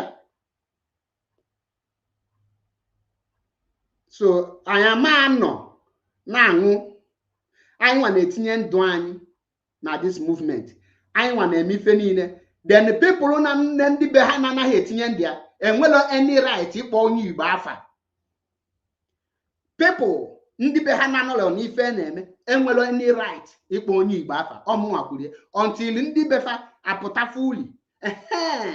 I malu yes na ndị be fa so n'ife na-eme. For now, onye ala onye Igbo ka the most respected person na be fa mma. Okay, what? Onye ala onye Igbo ka the most respected person na be fa mma. That is me saying it. And I won't try to challenge him. Can I give the reasons? And I don't hear Pampo. Which may for betray, no doubt about that. On you betray money, was on the bonodier. The entire community will betray you. So when you see a whole region become a betrayer, then what are you now saying? Now, can I get to the issue why I am here? Mazi Nnamdi Kanu, the heart problem, the problem oya no one aya.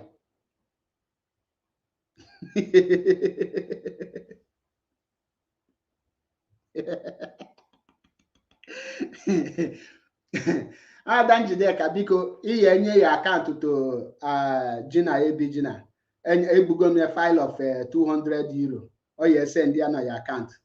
Okay, what? Egbu me fine for you here. Oh yeah, in fact, all no here. Nga akpọ ndị yedia ndị eke ka bịa mee arrest. Masị ebunekwa ya ba anyị o. Just eme arrest ọnọnụ nọ ndị eke for 2 days. Ahapụkwa na-achị n'ụlọ ọrụ mba 2 days ebuka na maazị achere nke wickedness. So 1 day ọnwa anyị mara mma ka ọ bụ. Ọnwa anyị mara mma sọsọ ofu ụbọchị 2 days ebuka. Ofu ụbọchị sọsọ.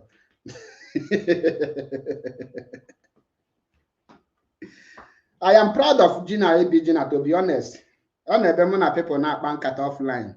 I'm showing you example of Umuwa Basilike.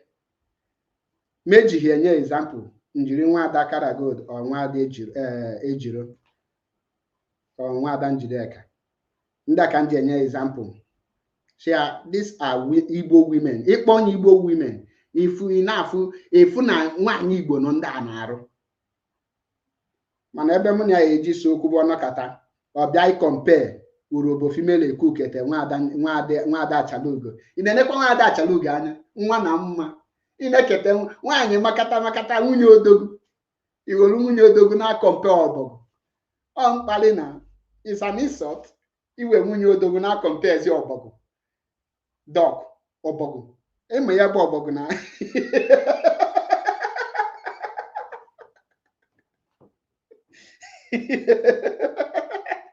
nchepụkwa ọchị na-ege m ntị ọ na ọchị na-achị na-enweghị iwe emefe ị ga-eme ṅụọ acid ṅụọ acid ya enyere gị aka gbatịa your system ọfụma. Nna ike m ji ebute isi ọwa this time adịrọzi m ọkụwata.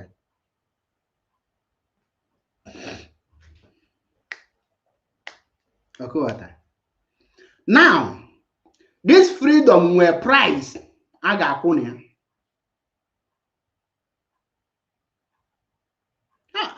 Lọla Ezinne ekenekwa m gị mba ihe dị agala m ọlụ tata agala m ọlụ taa asị m ka nzu ike ọlụ oyibo ka anyị na-alụ na mbọchị ị na-alụcha ọlụ onwe ka ọ dị gị jos kpọọ ha si ha na ịma abịa taa ego gị ka ya batakwa ọnya na ihe ụdị ndụ a ka a na-agwa ndị be anyị ka anyị nweta freedom biwe ndụ ziri ezi n'ike go gị ihe dị ọ bụghị highest a na-akwụ gị 100 euro a day akwụzie gị 80 maka na ịgalọ mana ị nọ n'ụlọ mana ego gị ya abata.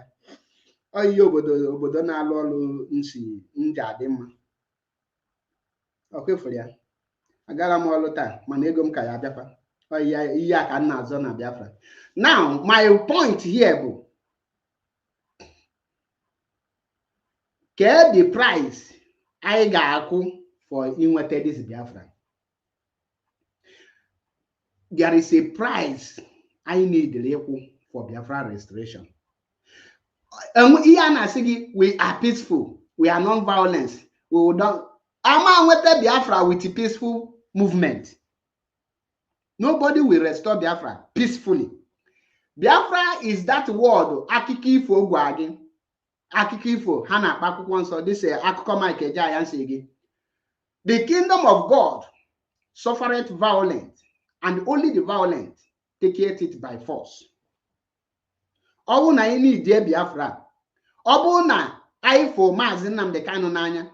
The mission ihe anyị kwesịrị itido nya kịta bụ how to restore Biafra. The reason anyị ga-eji mee Biafra our goal and target now, because the freedom of Maazị Nnamdi Kanu lies in Biafra restoration. And Biafra restoration does not lie in the freedom of Maazị Nnamdi Kanu. Do you understand it? If you go and this question, Ibulu Tinubu, you get release Maazị Nnamdi Kanu on what ground, on what level? And my people who get queer, Ibulu Tinubu Nigeria government, I cannot release Maazị Nnamdi Kanu. To be honest, the reason Namama release Yabuna, the people on our fight, the people on our try save, they are not pressuring me. They are not doing anything. They are just making press release like the Nigerian citizen that everything is collapsing, and the only thing they are doing is coming to social media to rant and make noise. So how will they take you serious? But when they see the level, the pressure coming, they see that you are willing, you are ready to do everything, to sacrifice anything. Even at this movement, is either you make it or you die. Here in a we don't want to do this. There is nothing like declaring war. War but the solution. No. There is something that is more dangerous than war, which is the actions. Ban anything bandable. That is why we need to be in charge of our territory. Being in charge of our territory is another definition. Define our movement. Can you follow the people involved? Even in on a TikTok and you wish to join, you can send your request now. I can accept people because you could join in a social media. A drop or link. Area. I treat 3 topics today. Although our sister Anyanambra, I address her, and also Nwada Chaluga and Njideka issue with one Obogo, one female Ekuke. I address it, and the condition of Maazị Nnamdi Kanu presently, currently, these are the 3 issues addressed here. So if you have your point, you have something to say, you can now request and make your submission. Man, ebata here, you mute yourself. Ikuche, be ready to answer questions that followed it, because in this my platform, we ask questions. This platform, no. We say it, you answer it. It's a form of a debate. In fact, anytime if I'm here, everything about me is all about debate. So you must be well loaded.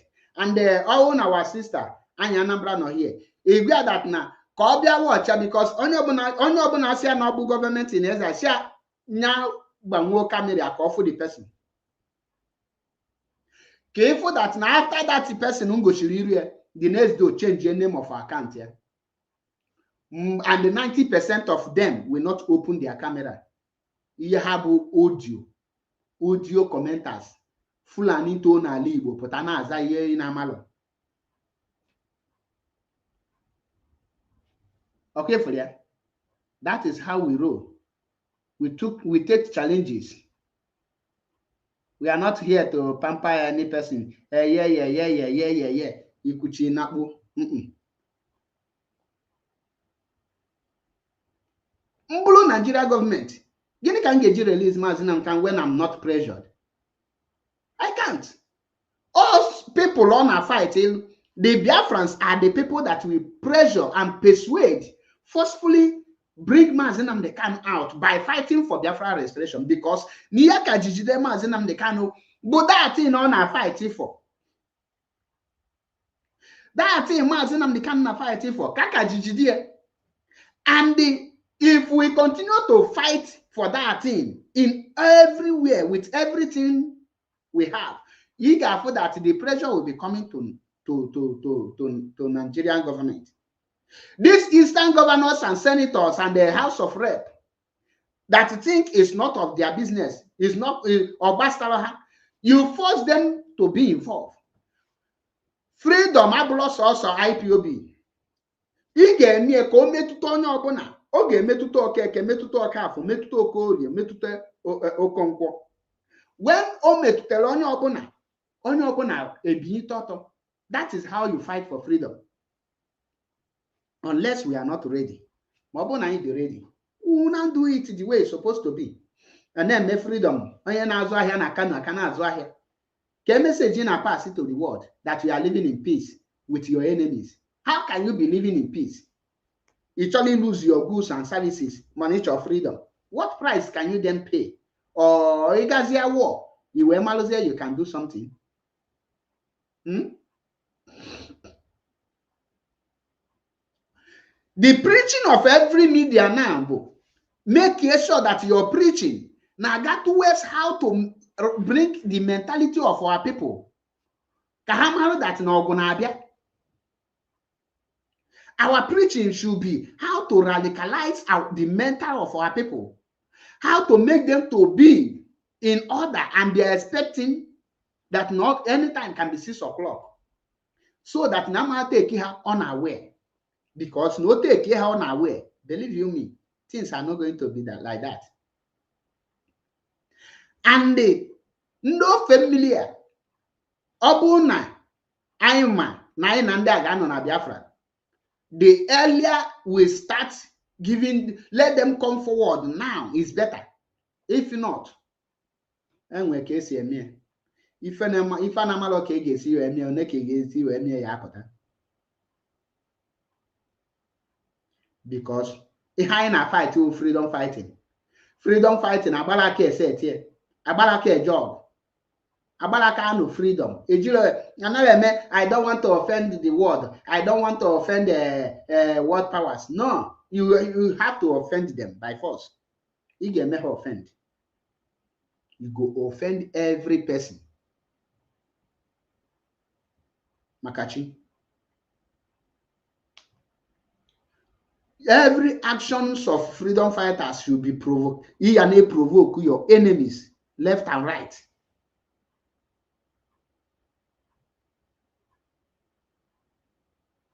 That is why in a freedom movement on ala atọ ọ dịla ụtọ.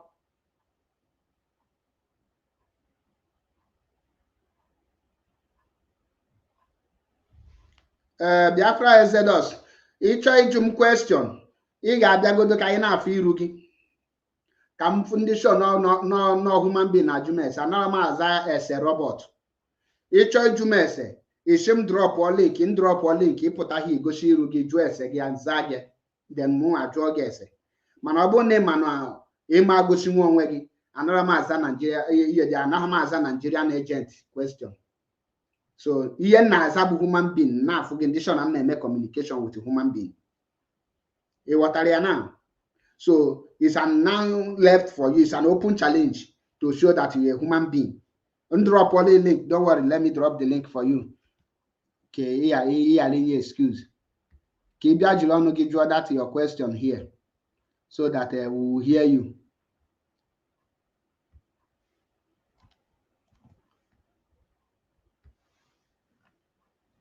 The link in there. Ngwabia drum your question live and direct. Kaimalo miso na nwoke. Isokwa n'ife na ni itozukwa nwoke. Odogwa bulo na comment section. I'm a freedom fighter. I'm a freedom fighter. Ngwa, the link is there. Come up. I am not a mifende here. Because all na kunu jiga deceive our sister. Sanyishi. Ocheno wende na asiaishi.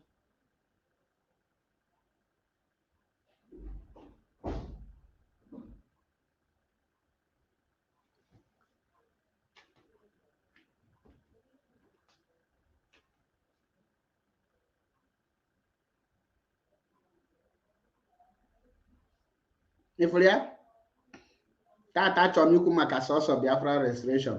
Echi niile ka m ga-ekwu maka ndị Oba of Bingos,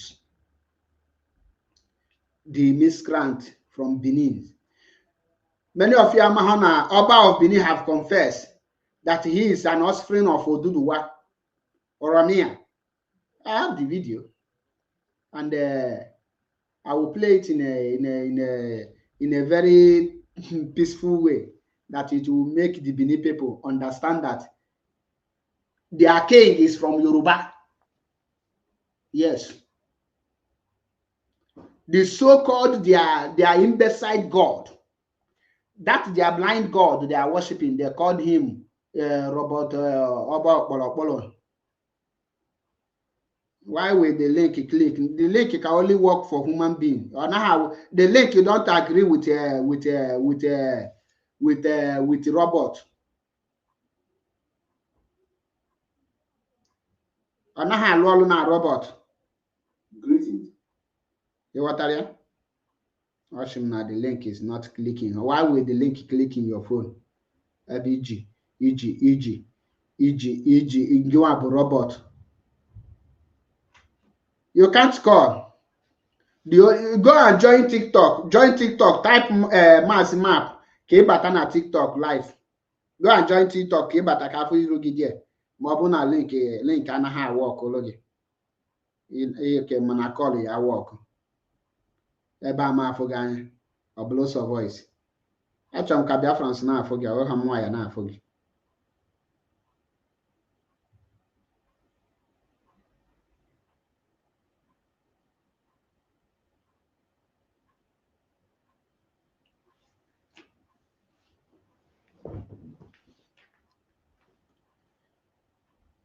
The bingo called the Oba of Benin, he confessed that his forefathers, Oromia, is a son of Oduduwa. No Oduduwa Nyoria. The video no. Bengalo na history. Ihe na-akụzi bụ history.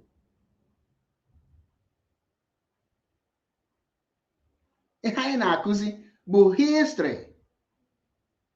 Many people believe it, but now the man have already confirmed it, that he is an Ilebinu, Miss Blood. That he is not only Igbo.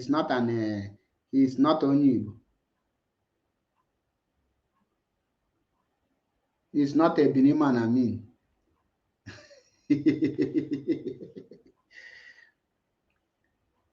Ụmụ ihe niile a na-eji maazị Nnamdi Kanu ekwugo m ya nna ana m achọ round up ọ bụrụ na ị ma na ị na-abịa here bịa because akwụchego m ya nchọrọ ikwu. I have already made my point, so ngị nwa ka m jizi nwayọ na-eche before end my broadcast. So ọ bụrụ na nche gị na amama flọ gị, I will end the broadcast because abịala m here ka m nọte aka taa. Ọkụghọta.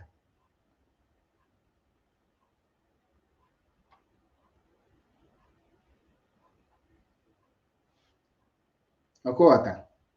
Ihe na-eti mkpu freedom ekwugo m ya before ka m repeat ya. Anyama nọ na-achọ freedom at the same time na-achọ Igbo president. Peter Obi need to be cautioned. Peter Obi need to be cautioned. Call to order. Ihe ọ na-amịghalị na-achọ onye ọ ga-ele, a ga-agwa ya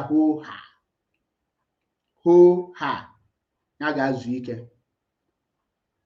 Any day Biafra people mbilitere ọtọ say we want Maazị Nnamdi Kanu. Onyekwa nna akpọ m na call. I don't ka onye bụ onye dị anọ m program biko ihe dị a.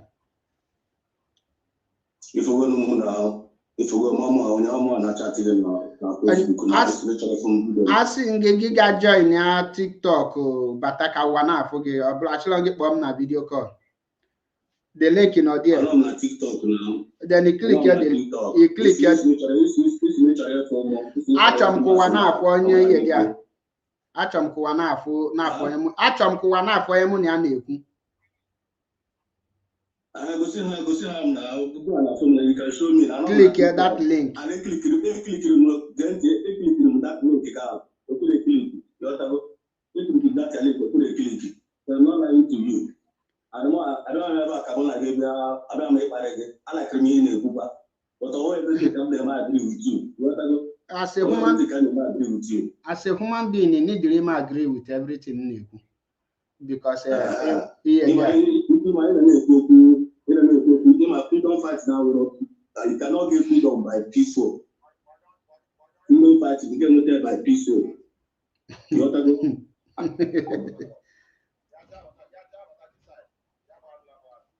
AI na-eme bụ ịchọ ime debate or ịchọ ime question, you click here the link or you join your TikTok. That's why the link nji na here there. This link na alụ can test here with my second phone so that can dey sure unless me use robot phone. Na ụwa niile na-afụ iru gị mgbe ị na-atụ asị ha malụ yes na ị na-atụ asị. Achọrọ m test the link condition na n'ihe ikwu na ị na-ekwu eziokwu because anyị abịara ịchọ ikwu something bata onye i download TikTok afịọla arụ link afịọla ihe dị link StreamYard ụwa niile na-eyuzu ka ịma isi m na ọ naghị alụ ọrụ how kemgbe obido. Welcome to the program, Mazi Metunde. Onwe something you are going because almost now. I thank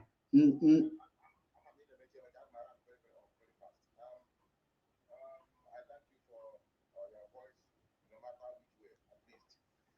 For you to put your voice, it means a lot.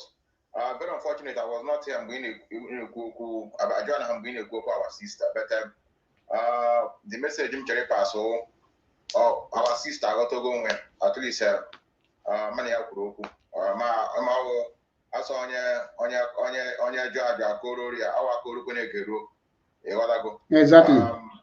So even ya na onwe ya self ọ jụkwuru onwe ya ajụjụ marakwara na ebe ọ kwesịrị ịkwụ ebe ọkwụ na ịwọchi agasị ị ga-ama na enwere big change. Agwara m ya sị nwanne m nwaanyị ọrịa na-arụ anyị mara mma nọrọ ebe ị nọ isi all unification of Igbo ya m nọrọ n'ọnọgụ for a while akpọrọ ụmụ okooko a na-agbaga na ya platform ka ọgwụ afọ ha chọghị imepe their own platform kwuokwu n'okwu the criminal in Finland ha bịa ha tụọ na ya platform na-achọ ka na-adara agị even when we say we don't want to talk about it ha ga-ebutekwu okwu ya ịghọtago. So I spoke with her extensively and I believe she said I should convey the message to you people that onwe onye ọkpara ashị nye ọchọ ọdịma mma ndị Igbo ya na onwe ya just bata na ọma what is going on ọma she knows nothing. Even ana m ajụ ya sị ka ekwere bụ nọ since all this while na-eme ya na ọnwụ ha this Igbo attack better from the Lagos. Now, we have been under attack since 1966. So that our sister, to me, and those that are listening, we have no problem with her. We have no problem with her. She has faced her direction. Attack. When I gave her all these instances, in order to put pressure between brothers and sisters. So that our sister Anambra have asked me to urge many of you. She doesn't mean bad for you. And the young man who put a military guy, many I can host to program soon. Ijikwe kowa parando also. Now onye na good no go. Battle is the guy now is in battlefield. The war between Russia and Ukraine. But that's our sister. Now that guy refused to listen to him. Now having no war. So na our sister she get me who go that guy so that we can kill ya so that I na-ekwu ya n'ọnụ anyị ka ọ hụrụ na anyị onye akpọrọ ụgwọ. So that is on that issue. Now coming to the second topic, our lovely sister Gina, I saw her writing emotionally. I would have put it in that way because for her to take her time to compile, I call it a love letter, very long one. It shows that here they met the young man or whatever. The pressure and also part of freedom fighting also.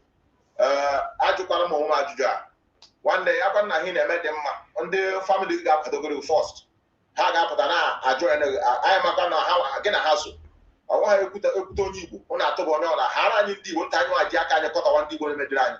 Ndikuno Kojowa him jika more down, and we a job we built that as a topic, one man is because the master man become forced.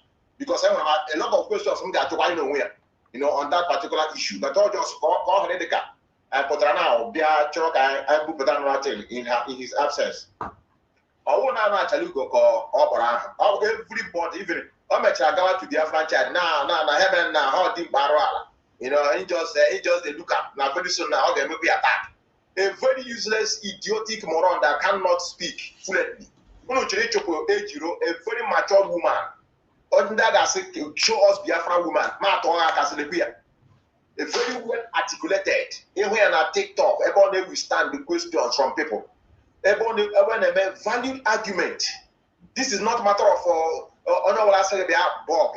no, this is not what our sister is after. She faces things the way they are. And I will say no. I cannot allow you people to be dragged out. That is why I'm sure some people may feel that after maybe behind the scene, before maybe going to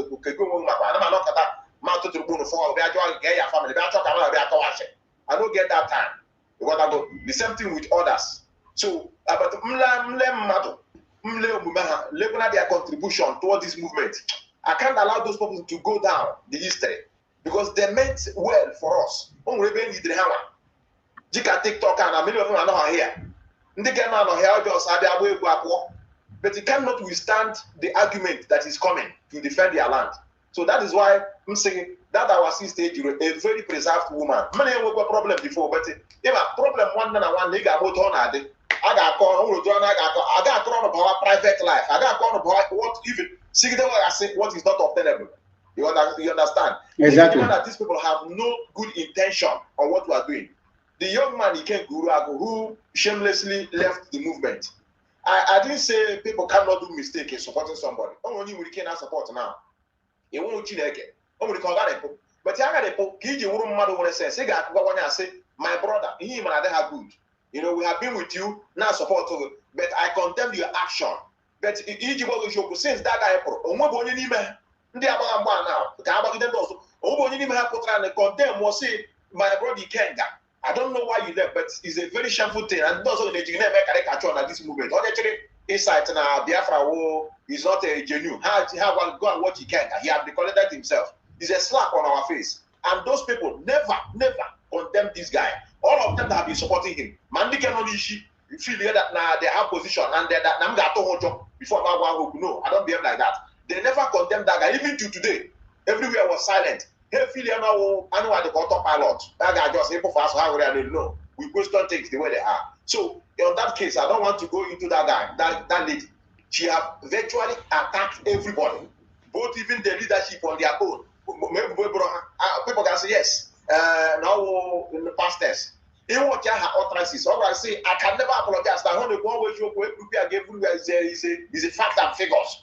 US, come and tell us how we sell onion. You understand? So, in order that I want to into superstitiousness, they wake up one morning, they begin to attack their fellow. So, these are the things we are fighting in this issue. That is why we go into religion, because all they saw religion are there. Superstitiousness. Autopilot today wake up, now attack my US, one year attack, everybody is a sellout. Everybody, my governor, my the whole politicians, my police, I don't know what I will very policeman, no, was saboteur. Now, the autopilot. More the latest video now, you get I'm just saying thought that idiot off. Only one guy on me and others. Everyone here work on a papa stage, on a papa nacho, only when Kenya can form only as something like John, go we can lead the movement. On one nation, on over a phone. Now I want to say, here by my brother, get up and comment. Has all taken that from Imo State government. Only son and this security, no, on the vigilante, a bute palliative I get your mother. As okay, the guy has all one name work a good witch. How we are saying no, and we hand of our boya, what are they 1 year working? So all these idiots now say that this guy is doing a good job. The leadership of this club is sleeping in terms of stopping this mess. If not, I just have to say no, and the lawyer or all these protests is no more relevant and begin to carry pictures everywhere. Say the form of a small militant group get checked. I'm going to checkmate in there both online or ground. Only believe here because the more we keep quiet, the more these people are, diminishing our youth. You know, so these are on that note, brother. And then lastly, what you are talking about, how to hold Nigerian government accountable. I discussed here before. Other is a brother, other is, and I would love you to prepare one particular day so that it is discussed here before, but it was offline. My face was not showing. I would like you to organize a discussion where my face will be showing on your own. Let us discuss this thing amicably. I may understand to some extent what you are saying, but when he gave me now, when he can in there, that pressure give one needed. People get it possible. Also, when I hear now talk, I say, can the bell so that I hire because here and the so that this thing we are doing, or unification of Igbo people. This is where the brain of everything lies. Because all these people that are in the other side, they feel that now they are not part of what we are doing. That is why each other pipeline. They get at that pipeline, now gonna hag what I was the thing. Nigeria now grown up, even when we can use on that place, a testing ground. Oh yeah, that question I question so Joe can do one day hands over themselves. Can be so here. Oh, I'm dealing with this criminal and about Simon and the criminal gang. Every message at home now few states. Sometimes Imo, Abia, or maybe Anambra finish. Everybody child there. He lay the brutality on our women, market women. What I say, soon our freedom is very clean, untouched. Nothing has happened to them, and they are moving freely. So on that issue, everyone I disagree with you is I'm gonna talk over now because they say now I'm gonna talk over on a fresh ground, year the date. Because here with this idiot to the ball now. Talk again, I don't know what help with an again. Or again, we get on the same side. Because no one help question him. They were all trying to get to see one. No one help question him now. And then the Nigerian government, the governor say happily. This one, all him you go and say, man, say, I agree with you. That's all. I agree to something you are talking. Everybody is against you because you're talking against them or whatever. These are the kind of people who have tested them, have learned them. I'm the question trouble job okay booze or define Yalamuka Yahoo Gem operate 419 Gem operate because Obonim on your Namaka AGS scam person, which a man at the face scam Mama the year present area something look like reality. Then the person they present, so I'm a contribution. Whatever you are saying. It shows that you have the interest of this struggle. Other one what you are talking now. If you don't know when you're sabotua or say come and see him, come and see. He's fighting the leadership. All this psychophancy that we have in this movement that don't give us the opportunity to move forward. These are the people that are dating the image of our movement. I don't want to talk about what I encountered last night in our program. People claiming to be among the leaders and talking jargon on social media. I have traced him. It's true. His holding position in this movement. He knows nothing. He knows not even. He is even condemning his leader before the public, telling the world that Basil now kind of made a mistake for starting what he started. That he's not prepared. You understand? A leader, or the position on national position. I'm not talking about zonal. I can't get check here the profile. He's a leader.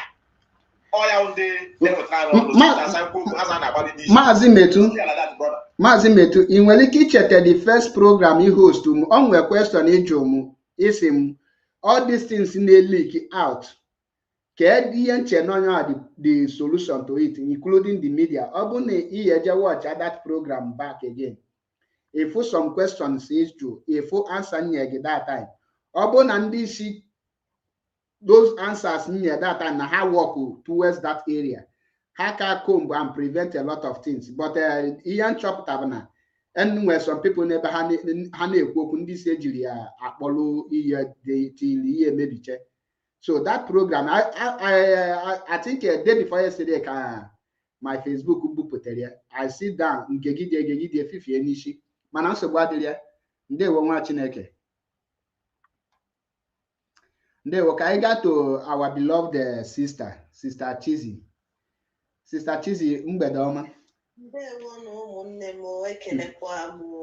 They were watching Eke. Daalụ maazị ege m gị ntị n'ihe ikwu maazị Metụsela ekenekwa m ụnụ ụmụnne m ndị ọzọ ekenekwa m ụnụ maazị Paul ege m gị ntị iji gwa gị eziokwu enwe ihe ikwute gbakasị m arụ maazị metụ ọ bụrụ na icheta mgbe anyị je Belgium mgbe a nọ na-agụ Biafran National Anthem ifu ndị si na ha na-anụ ọgụ ndị si na ha believe na Biafran ideology ị na-akụ iri ebe a na-agụ National Anthem na-agwa gị the reason iji nọla ebe ahụ ka ihe iji believe in that thing. Enwe ihe ikwute maka ihe onyonyo a na-ekwu okwu ya ama Biafran flag n'ugwu wee na-apịtọrị na swimming pool. Mgbe m fụrụ ya isi gbaka m I felt bad. Ama m otu mmesi wee kwuo ya ịghọtago ajọsọ mfu ya wepụ ya didn't know them discussing that ewepụrụ m ya ejeghị m jenebe comment section to be sincere. Ndị be anyị especially ndị si na ha kwenye na Biafran ideology should learn from other people. Chekoti jeje were flag America just ebe ahụ kwụsa werugodi ya wụsị ya na nke ihe ga-eme gị werugodi ya bigherie ya aka anyhow ka ife ya eme gị. Anyị chee n'obodo ndị ọzọ we respect the way they do things. Betolu na nke anyị my own personal observation is that eburukokwe Nigerian mentality na-ebubata ya na this Biafran struggle. I swear. So, where is the change? Can change actually with it? Where we cannot stand for the truth, even when it hurts. So, Mazi Ekenengo Fuma for pinpointing that.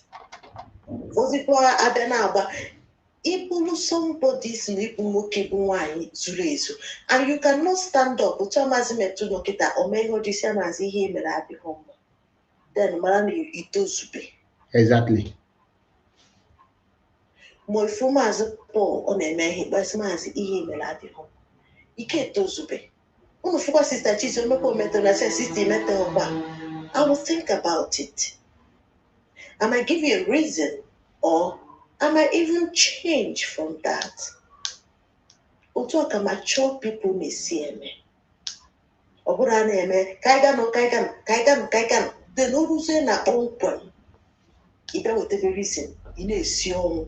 If from what only me blind argument, and I say an akaba, or she can a blind argument, and I can now warn me an.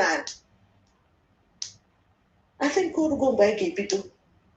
Na agụ ụkwụ anyị agụ and another thing ka ha people bịa n'ụkwụ nwa Igbo ọbụla pụtasị na ihe a obere nwa nọ na Finland na-eme maka obere nwa ka onye kwesịrị ịkpọpụta otu were tarị pịakasịcha ya na-ejiri arụ kwesịrị ịga psychological counseling ka recover ya ọfụma.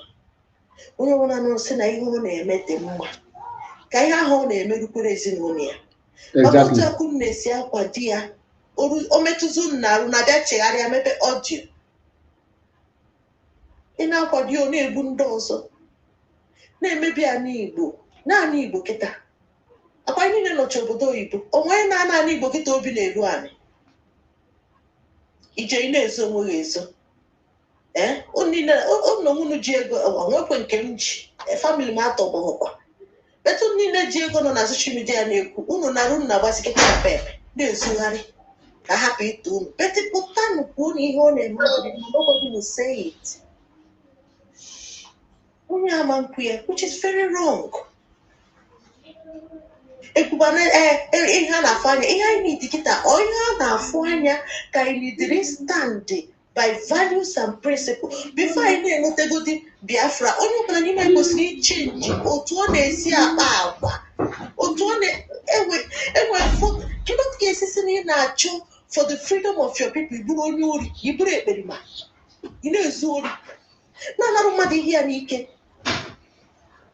ife ị na-achọ nwere onwe ndị be gị oke nwetazi ọnụ aka ihe na-eme igbubezie ndị mmadụ pempe biko onye ọbụla bido kụzibere onwe ya dugo onwe ya ọdụ ọgọra m n'ọnụ maazị Paul biko enweghị m chọrọ ịyọ gị inwe ike imepe nna anyị comment section anyị na onwe anyị na-ejide ka anyị ji subscribe ka anyị na-edenụ n'ihe na comment section na-akwadokwelu gị Pico. Comment Emechi, comment session, Memechi.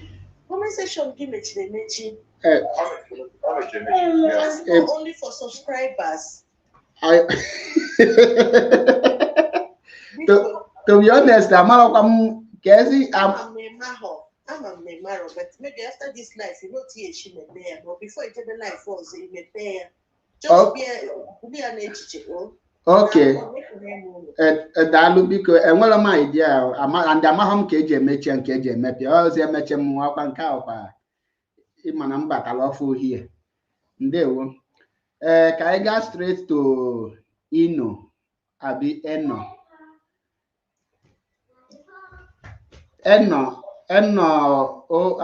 49. You cannot there. Are you still there? I think she's busy. Straight to Chigozirum. Okay. Thank you very much, Mazi Achebe. Methuselah and other panelists, our sister. Let me start by saying this. My name is mentioned to the work again. Proudly I do remember from 2014 to now. Let me start with our sister Yanambra.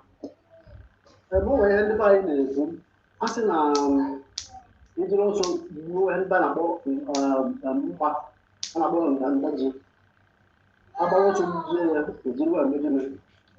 Igbo sikpere na wee gwupụta ya.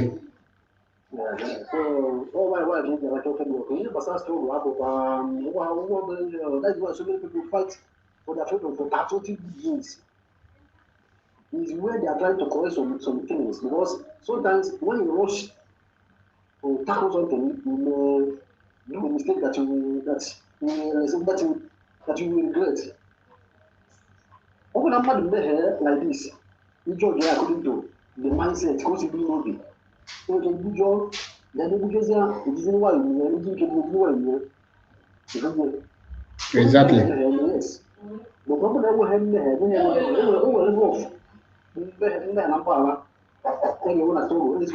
please. You understand me now? I am bro. All that be you should know that this guy and have committed atrocious crime. And before you judge, before you start talking about peace, you need to make findings. Because if you're now, you can go so some no. If you're able to job, you're giving the essay. What you want to bring this fight? That's what I expected from the person. Just cannot just because people supported you to challenge you. You have told her before them that we have been in this fight. You understand me? Now, the government have been on our neck.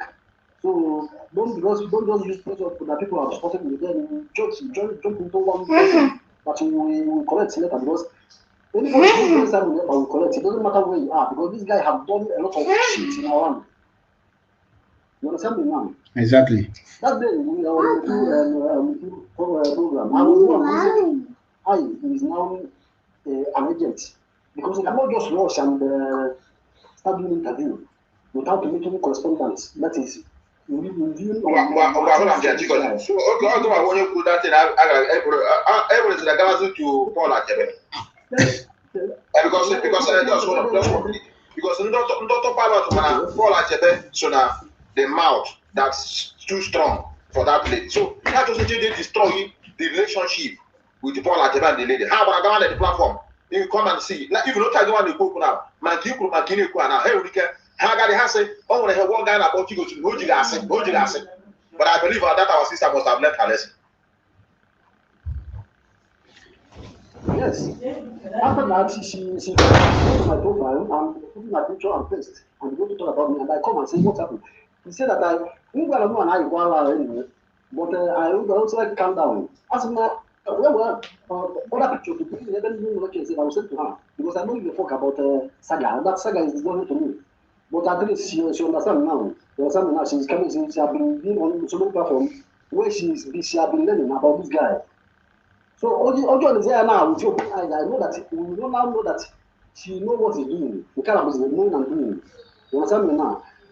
She now knows exactly where to belong or to step back. Because Metu also tell him If you want to go to Igbo unification, join Namen. Is neutral. That is who is doing this job of Igbo unification. Don't come and our slogan and say you want to unite us with a terrorist. That guy is a terrorist. This guy has committed. If I don't sleep. Me, I don't sleep because I'm telling you honestly. I don't sleep. This guy has committed unpardonable crime. But if I see him in this room, no problem, sir. Because what he's doing is force at home, not sit at home. I can be declared at home and everybody sit, but you are forcing people to sit at home. Every person don't give a fuck about who. So, why Yanamba is now understanding. So, let us give way on her. Let us have a break. Because our governors, everybody is saying that we are going to bring Namdekan out and do small things together. We cannot expect everybody to come together at once. Or something. Now that is the struggle. Struggle is you can wake up tomorrow, another people can wake up next tomorrow. That until we make people wake up, what we are looking for is 70%.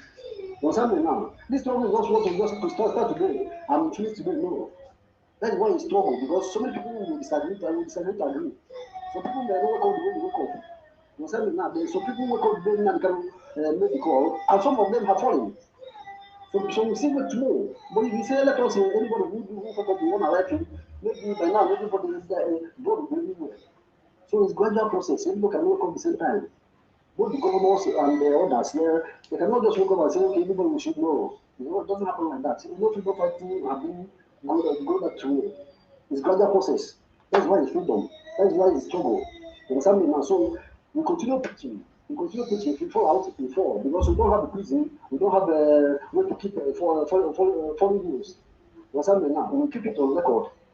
You must have this for you must enter range. This is what we do today now. We change so because here I say now, we also treat ourselves. You understand me now? We are the one who started, we are the one who is following. Somebody put out now, all my condemnation now. To meet. You see that person is not human being. You understand me now? You just say that means you are bug. You are not human being. So that is it on that one. Concerning our sister, the one who is playing flag, well, I don't have much to say about that, but correction should be taken. Our flag should be flying high, yes, but not to be put on the wall. You understand me now? We like our flag to fly high because it's part of the campaign. But not our flag to be put on the wall. Everybody should know the limit. Everything has a limit. Thank you very much. Let me stand by. Thank you. I think the comment section has now and our issue of this flying of a flag. No, I preach Biafra. I'm not making mouth. Call for every person known around my city. You will once have the only they preach is street by street. Now one daughter Biafra. One thing I believe, not coming out to video something you are doing and put those things is chasing cloud. Your work speak for you. Need a flag. Because you if a flag, but when you speak, you tell people story, you tell them history, you narrate yourself, you tell them what is happening. That is why anything on IPOB tata, nchoi take permission. Anaha meja to us in a company even na lolo. Nchoi dia protest IPOB, yen na gwa na neje protest. Makagini, I preach gold maha malugo na onya standing for this thing, ya be on me. So, which is part of my right. Maniga kowo onweji. Then, ibia na eben naga, like eben ne preach tomato can you enwete hall eben the IPOB na meeting na my unit starter. Omo preach the man. The way muna the man jikogide ogogulugide tata. That man from me, Omepego Association of Immigrants na my city here. Other people na kwe ugwo na hall, but also IPOB biena na ha kwe ugwo na the hall. Last time, last year, Oji Makamu nyewe umuzu the place ka ha we na birthday party because birthday party one there. Then ndoza jwazie mu The man have banned any person not to use that hall, but IPOB na anything there well tata. Yeah, preaching. Na mmadụ pụtara wolu flag na-egu mmiri is an insult. Ya nwere ihe flag is the pride of a nation or represent. Makwa na ijide flag America na fold onye ona police nwere ike imega arrest self for if fold that flag on. Ị ga-apịaji flag with respect. Nke a ebulu flag na-ebịa bịa ifu ụmụ nwoke nke na-ewebu ebe ụmụ nwoke ụmụ Igbo ị ga na-afụ dimkpa iche na onye ahụ dimkpa ọpụta n'ime comment section ọ na-ezuzu na-akụchichi asọ ọ dị m ka onye anọrọ m nso heaven bear witness ezi ofu onye ga-ada n'anị that day. So all this nonsense mụ mmadụ apụtachi m na-eme Biafra I ga define and like ihe Maazị Metukwu ifine a day ama m ebe m na-aga and ọ bụla ihe niile ka a ga-discuss na live program like that. Those things m na-ekwu ka eme na mụ na gị na ogo na program mma akpị afa because it's part of the strategy ị kwesịrị ime because explaining it live direct on a program is like this confused bingo nọ na Finland na-eme. You don't tell your enemy your next move. Ihe bụ ihe ga-ebe anọrọ n'ime address. Okay, akpọkọta some people ndị na pilot ọsịsị okay ihe na-ekwu gịnị ka ọ dị gị ka ga-eme what of ihe dị ọ na-ame ana-amị abụrụ debate ịma agwa onye ahụ na-ewepụta such idea you have taken it or you accepted it. Akpagide Dennis use okay ndị abazie n'ime ha nọrọzie anụ within them ha kpazie nkata si okay ihe onye akwụ kịta okay ọ bụ eziokwu na nke anụ but I nwere the capacity okay ka eme ya n'ụdị a mana ikposa aka kposa ọkpa my brother ọ bụ na ya dịbeghị already anyị akwụsịgodu then I bidogodu preach we because for example ihe anụ agụ afọ na that person ọ na-asị ọ na-achọ group ọ ga-join ka lead main investigation before now on our support to Simon Ekpa before egbuo nwanne ka ọ nọ na ha support ya because ọ bụla muzi ka enwetasi nwanne ọ chọbazie group ọ ga-aba before enweta nwanne kedu group ọ nọ na ya before. Ihe a bụ questions na ebe njụọ mmadụ before ihe ya because o nweziri ike ọ bụ na o metụta gị like mgbe o metụta one of them mkpọ Azụka na ya na support kwa n'ihe ya end of the day ọ pụtazie sawa asịsa such asịsa anaghị m take such person serious. For the chance I will lead you to where egeji dekwo gị nwa. That is truth. Once in our support we bidozi we lutuzie okeke gị e chobazie ka eja solu join na fight. You don't need you have to continue supporting. You have to. Let me come in here, Achebe. You see, all these things you are saying, if I tell you that I don't know those areas, I know it. But I think there's something you are missing. You are missing to understand the level of capacity, the level of intelligence of those you are dealing something with. I know it's only queer. After all, one of you on the platform, I you say about an major. All one the non DG Ushiji, a band.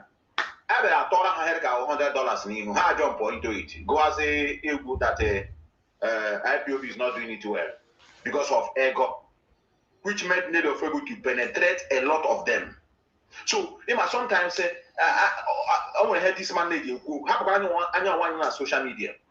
Mazin the kind of instruction say, let there nobody make a call, especially those on ground, on those on diaspora, that it lead to destruction of what they are doing.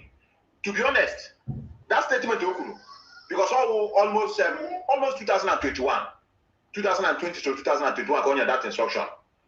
That same 2021, a lot of people with the no video. They don't have something to eat. Even man that happened on IPO, Jesus can never God. Whatever that happens, is fake. Even as it stands now, a lot of people use their many occupation. You know, got a total phone, a born a phone. Even like this guy, this are only Jesus, now. And when the different factions of one are for no how now they should pay social amount. This is confusing this matter.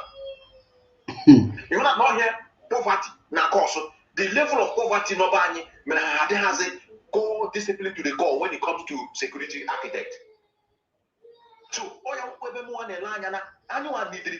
don't know what we need. I mean, to make sure that we realize that I'm in a big mess.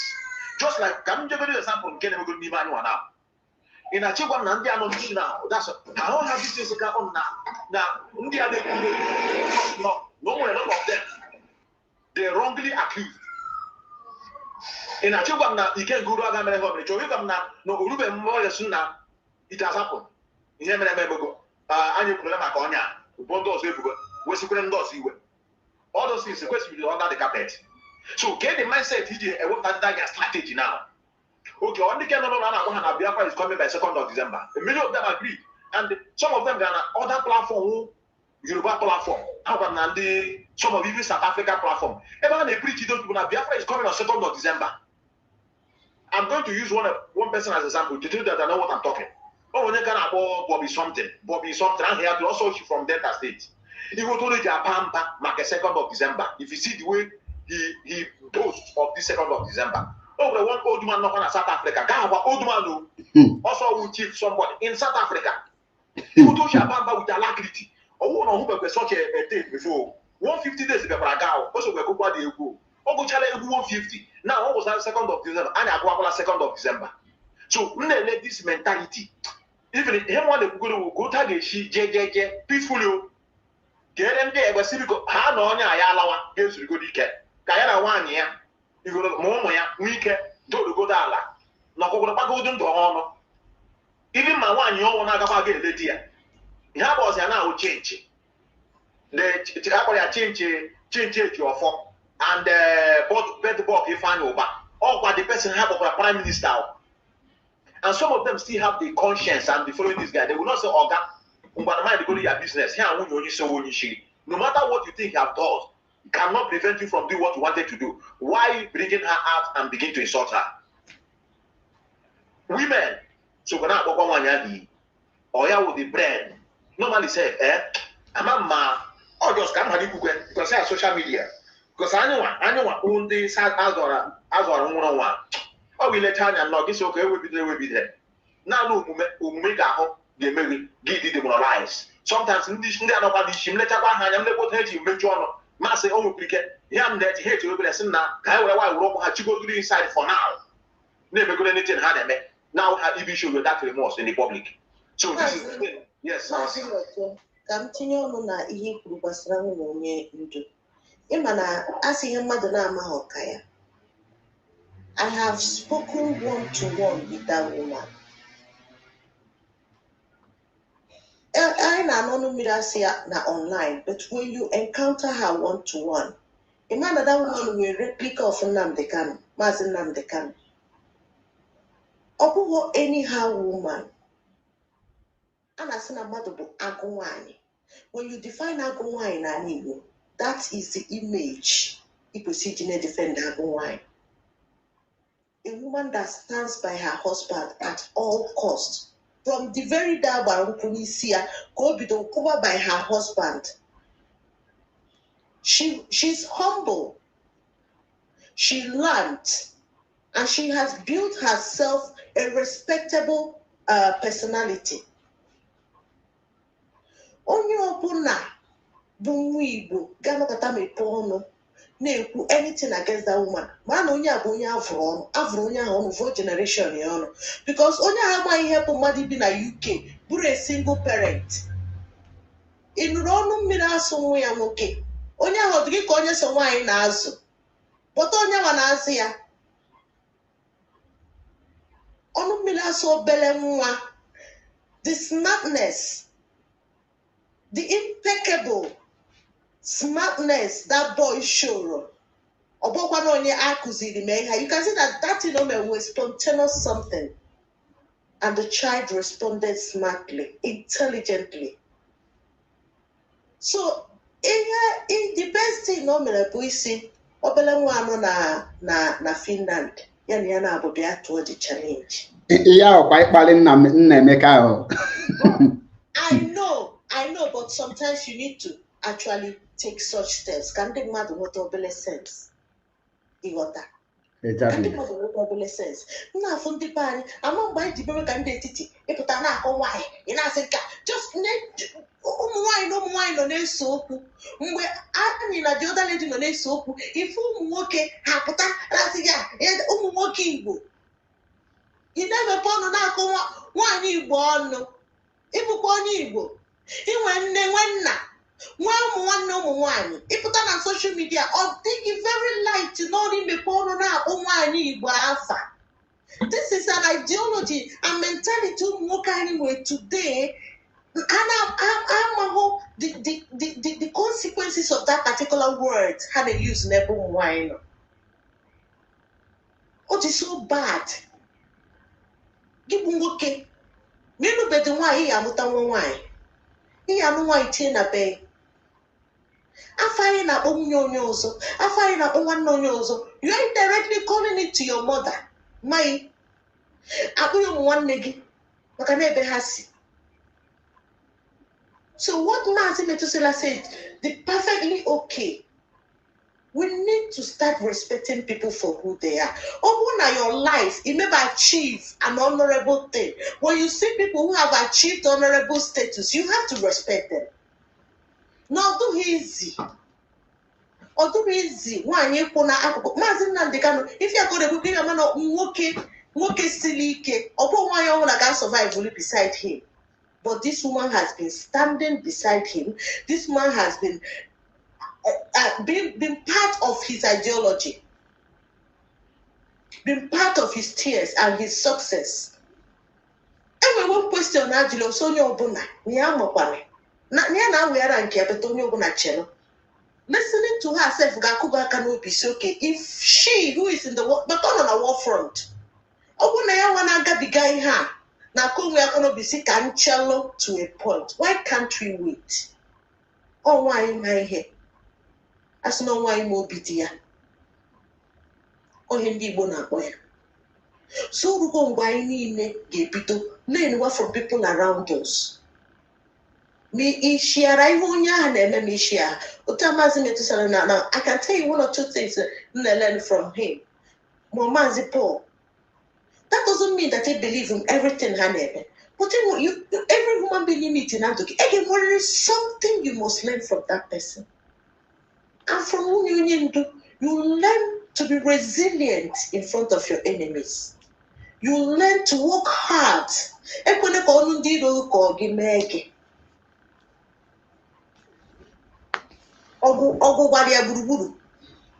you're that woman,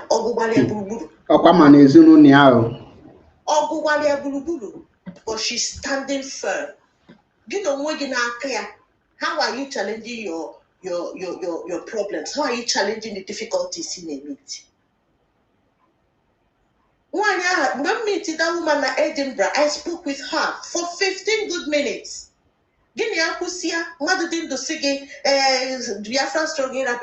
She's full of humanity. She is full of humanity. Ihe gbasara ndị Igbo na-agba ya anya mmiri ọ bụkwa nke ya o bete ihe gbasara ndị Igbo ihe gbasara Biafra na-echi ya ụra. So because I think it's time we start learning. Maazị Metu ekweniwe anapụkwa ngo okwu biko gbaghara m. But I just want to our sister ọ nwere ihe na-aghọta bụ brand gị dị iche na nke these people. Even OT could say the woman also now a Jew. How does it because he's working with Nigeria government? That's why it's not affecting her.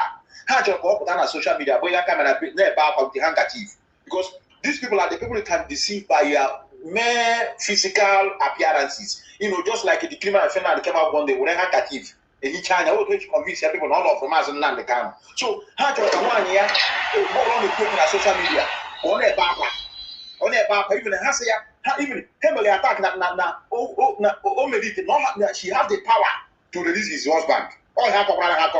I don't know how that woman have the power over what the husband is pursuing to, release her husband. Some of them have no. A comment section. They see unite. Joti is wanted that picture the person. All I need now. Mandine Kuku unite to what are you people are doing? Let us allow this person to do what they want to do. If now them. That is why I have swore to the rest of my life.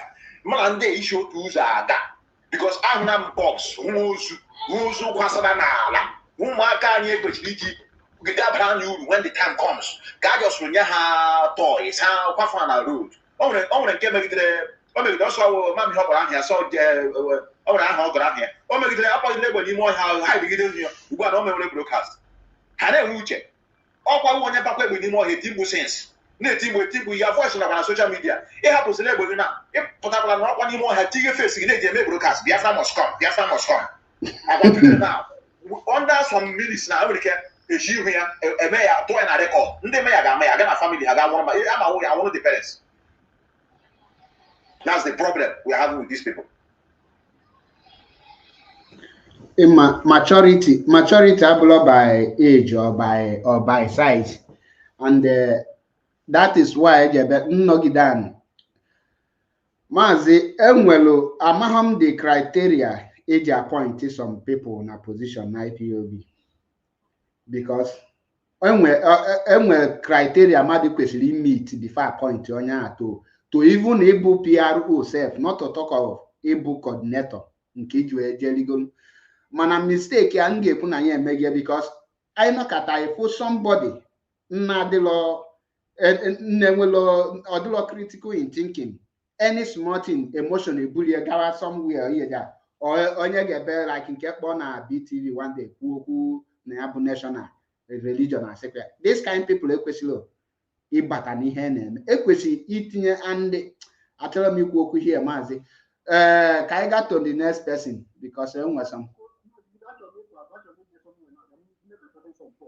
Okay, use a brief when you're better because a mazi chima anotega akaka. Okay, gozirim ganiru chima, please. IPOB is a free movement in which anybody can join. Whereby people are joining, we are people or something now. You got IPOB, you got them, you ever hear my nothing. You got one I don't know my house, but I will not down. But isn't that the thing? How not going to get in because how do you do it? We must not get to the paper. Look at you today. How I work because oh, yeah, how to contribute or to contribute time. Yeah, what you want to learn? Hey, you sleep today in Nigeria. Tomorrow, you go to because they are religious beings. Look at beings cannot afford. People don't do this. Anybody who is on the religious. That is coming home. That's why you too many people have position like people because all money, not money, not position. There were some members, someone was sharing because become a connector and other others and deputy. There was something that is it on that one. So what I'm telling our people is this: the only problem we have now is the demand is criminal group. And anybody who is supporting him without to mention finally, so that person will hear from IPOB. Then how we want to go, we're going to give it to you. We don't care, we don't see the face. I'm telling you the reality. You know something now? This guy have caused a lot of havoc in our land. Let me stand by here now and then maybe we'll see next time. Ndewo. Mazi Chima. Ndewo. May we know you? Okay, that's one. Mazi Betusa and Mekene. Sister Chizi, ekele na asụta oke nwere ihe chọrọ egwu abụọ gbasara ya IPOB. O nwere ihe egere m ụmụ one onwe ihe nge na platform dịka a na-akpọ Nonso Nkwa. Amaghị m ọta ga na-akpọ Nonso Nkwa. Of course, ama m ya. Na one girl Tina it is clear from aka ndị na-atọ mmadụ na tonga n'ime Owerri ọsọ na na-akọwa nke na-akpọwara ebe a na ọsọ n'onye ugwu so na mgbe a na-ajụ ya na-asụ n'onye ugwu so n'ime ndị a na a na-agwa kpọọ parents ndị a na-apụ na ha nọ na line onye ọbụla ebe anọ ụdịrị aspect na-ebutere ya nọ so onye na-abịa na-ajụ anya ana nọ na-enyefa n'i nọ mmiri pịa ọta ka a na-enyefa na nwere one woman dị ime and the woman na doctors nọ next week ka ọ ga-amụ nwa so return the woman na-asa asị hapụzie na akwa ọkwọ na ha ụgwọ ha ewetago ego dị na akaụntụ 3 million dị na akaụntụ ya ha nọ n'ihu na those people ahụ gbaa the woman ebe ọkwa were mma bee ya onye then na-ebuko time ruo ya bịa na-emebe akpụrụ mmadụ ha bịa kpụrụ onye ọbụta ọnụ ya ha kpọba ya n'ikpe ha na-egbu onye ahụ so ihe ọzọ aga nụba ha ga-azụ ha ya n'akwa onye ahụ ka onye ahụ bere akwa wons ihe dịcha akwa eke ya nzudo onye ahụ eburu onye ahụ isi burusi ya bụrụ ego esi ya ya were narị so nsọpụta wee na-ajụ dị gị na-asị ya kedu ndị bụ ndị na-enọsị nọ ndị Igbo na ha na-asụ Igbo na kama na ụmụ ofu onye Hausa n'otu nọ n'ime ha so emerite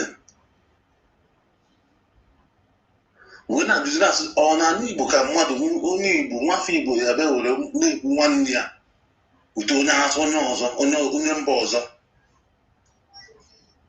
so ihe m na-ekwu na-abụ na ọ bụrụ na o nwere ka esi wee deba ụmụ ukwu anya like gasị ndị parents na onye ọbụla bụ nwa ọbụla gba nwa ọbụla nwe ka onye azụ ebute ego dị anya na ma ọ bụ n'afọ ka o si eme ya di ya dịdị ya kwuo ọmụba gbọpụta ihe dị ka ndị ga na-etres those people so ha mara ihe ha na-eme magasị ya ga-asa eje na ka asa ana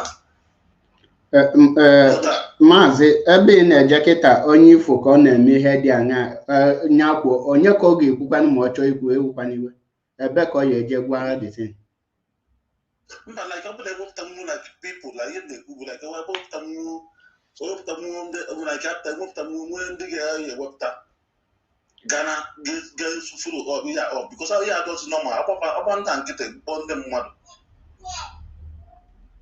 okay okwu gị adị okwu gị dị oke because I'm about I know what you are saying all the way from Imo State town from Owerri town to Okigwe wherever I get Highland. So Ejuwa beside them current in what you are talking. Now, Ejuwa send the bank and maybe the Liwa Marakwa.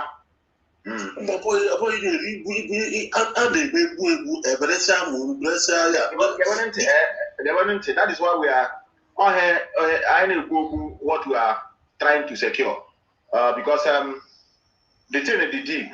Yeah, now started to go back to Hagwag and I want to sport here, a karama. So, a lot of groups. Man, they say, Perez had on or get any. I go on no law. We are not in a mess. Some people, they are on social media now say on a mess, what is the code? Hana confused and does. Yan, they are put on a mess bottle. And I'm not going to bend their shot. I'm not going to the outside. I'm a Patrani man. All I want you orderliness in any movement. Mazan the kind of people say. Ka harani o mba okuri abua bia na akutu se onions ndị agbatra onions ya wo homume anyị ọ bụ asị biko ka question this so that I na-check me this so onwezi anything mere na mara na outside abatara ba anyị mana ndị afọ mozuru dia own ga Kwara state ga Kogi state ga were ọgwụ he ga-ata ya anụ ahụ mmadụ. This one is not who say no say ọgwa ndị egwuregwu egbuchakwala ha ọgwa gị ikwo ọ nwere ndị ọbụla na aba anyị na-enwe ike ikwuru ihe na-eme mana ha mana ihe dị njọ na-aga on iji nwee ohere pụta n'ihu ọkwa na-ekwu na adịm shọs ịnọ ha ban ọ nwere ụjọ na-atụ ezigbo ụjọ na-atụ ha ịpụta kwuo what is going on ana m ekwukwere ka ndị ụka mere ma ndị a na-edina na-enwe ike ịpụta kwuo okwu maka na ikwu okwu nwa onye ga-agbatara gị ọnụ. So it is so much bad. Sometimes unu ka anyị na-aba mba ele opi na-aghọta ha ka ha ga-asị m na ndị a nwekwere hatred n'obi ha ha chọọ ha forgiveness they don't want to unite. Agwaghị ndị garịrị agarị but somebody nọ na Ọsụmohu ọlụ jụsịkwara garịkwara with their camera zigi their village men gbara ọsọ some of them ebe ha nọzi na wike tru ebe m meeting many of them ịjọ ha si hechi ọlụ ịjọ ha hechi ọlụ gịnị ma ya sa agba ọsọ that side. Nigerian military is in charge that area mana ndị a ga-abịa na social media na-agụ na ha take over the whole Biafra land na enwere ka a na-agba de facto government in homeland. All this confusion and okay ị chọrọ ịlụrụ ndị bụ na mechi n'ọnụ anyị mara na ndị abata ka anyị bụrụ ka anyị ji alụchi ha.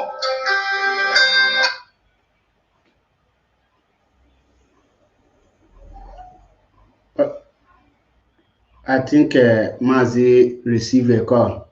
In what ihe Mazi na-ekwu here bụ because ọ bụrụ na ihe anọ na Finland anaghị eklemu responsibilities of ihe ọ na-amaghị isi ya, ọ ga-enable anyị ịmata ndị na-commit crime. Maka na the reason eji kpere ya n'ọnụ bụ na asarịpụta gbaa n'ọkụ na Imo steeti, ọpụta claim n'ọhanwa na-eme, ọpụta gba egwu ọsị Nigeria don collect woto. Meanwhile, not our people. Then Nigeria army will just buy our people. But as here, because Hag actually excuse Hag do buy our people. How about as our people? Then the next thing Hag Mebu had one of the old man, most of them healers Amonyoku, all these people are just there. Balu videos, you know how and I will have ever him when your healers or Congolosi for there. Ongolosi Gafu. But they will claim that na Habagonda mi woto. Man onwolozu onye ama efu. Enwele ebe onye ama efu die. Onwede obala efu. Ijuzi onwe gị ka ebe a na-ogbu ya. But ebe ya ji afụ m ofo bụ na ọ bụ na aga na-emeli ihe anụ na-esi eme ihe not the organize. Ekwesịrị before IPOB ga-elu to the stage olu. A lot of things can go olu on board. Ebe a ka njebe Mbekida continue to the leadership because IPOB before Ejidema Nnamdi Kanu, believe you me, everybody na atwanya na Biafra ya abia nketa nke echi. To be honest, everybody, even unwe bụ n'afọ na support ozi IPOB. The people kwesịrị at that point, mara na ihe bụ a nation, ekwesịrị inwe ihe bụ everywhere. We should be in charge of our land, the Biafra land. A lot of people are not what here. Being in charge of that land is to make sure that now every activity is on, that you are in control. And when I get about outsider, apota name me there. To be honest, I trouble me kuya. Obrona anum pama na Finland. Na ebenya na ndi yedi abulegbe. Ha face ndị anọ na che pipeline nche, believe me, nge ego m support ọha. Nge tinye ego m die. Mana imehie no my poor mother nọ na village shenye nya bịa n'ahịa. Nyeje n'ugbo. Who are you?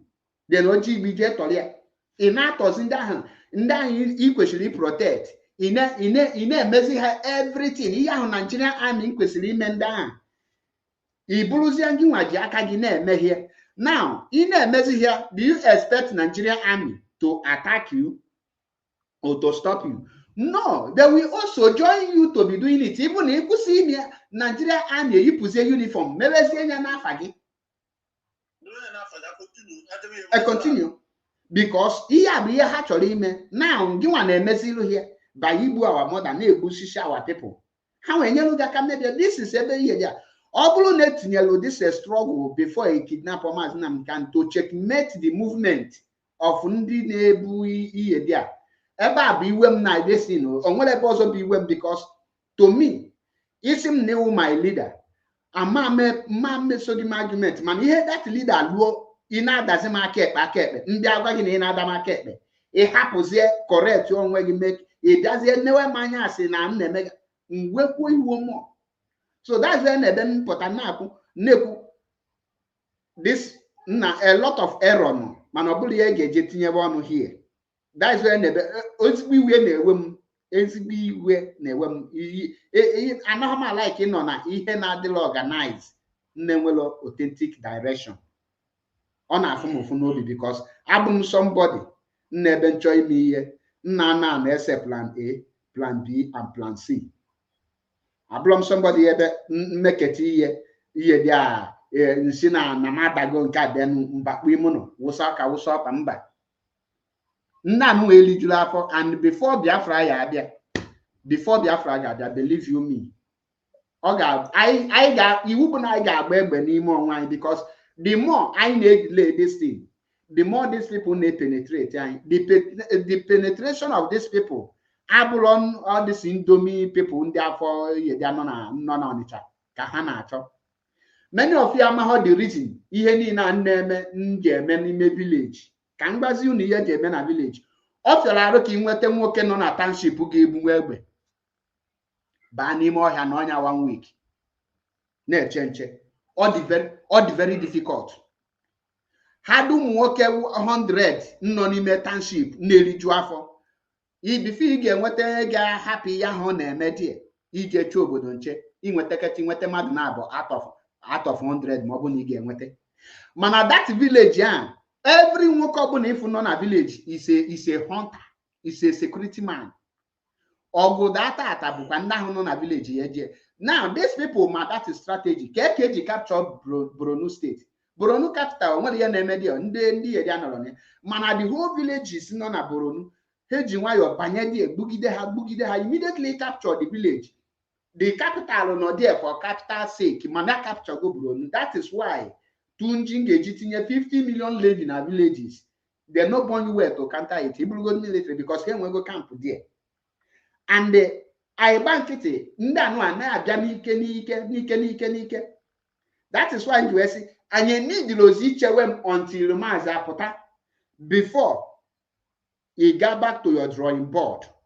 Mee ihe ka nwoke mee ihe kwesịrị ime because Maazị enwego ọlị obi ekwesịrị ozi iji some certain things na body. This is time ndị ahụ a na-enegere anya ọ bụrụ na ha ka zuru ka eme ha kpọọ onwe ha meeting. Ikpọ onwe gị meeting ọ bụrụ na ị ma na ịdịrọ capable ịnọ n'isi i resign ya honorably. Allow some people to take that position.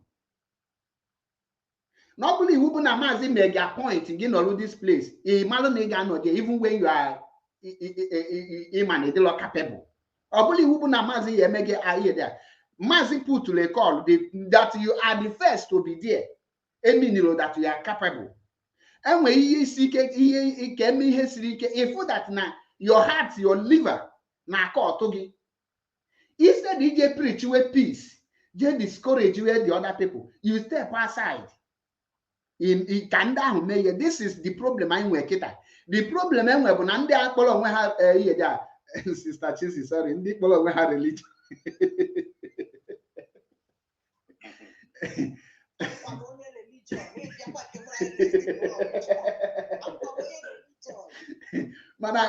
Mana Sister Chisi ma Sister Chisi anaghị erizin ka ndị ọzọ shia. Amara m why ọ bụ na ndị ọzọ na-erizin ka gị ọnụ ifo mmụọ amakwu maka religion mana at times ọ dị ka nke a na-ewu kịta agụju eburu nwoke wee buo onye wee sị m bye bye wee sị ya bye bye lion wee buru gị gbawa ọsọ. Then I collect one, I put them for my shoulder. I collect two, I put them for my shoulder. I collect the other one. I not look at this thing. I didn't come just come Boko Haram their place. To be honest. So these people now, Bunda nebe most of them no nihe neme. Then me in a me expect ka ha preach you as looking thou shalt know by person vengeance is for God, the battle is of the Lord, this and that. Such thing they need here and they don't. So these are the problem I win. Now Biafra land the kita na ndị ekperima take over but because na ya dey in charge and the freedom and well particular people not as us out here.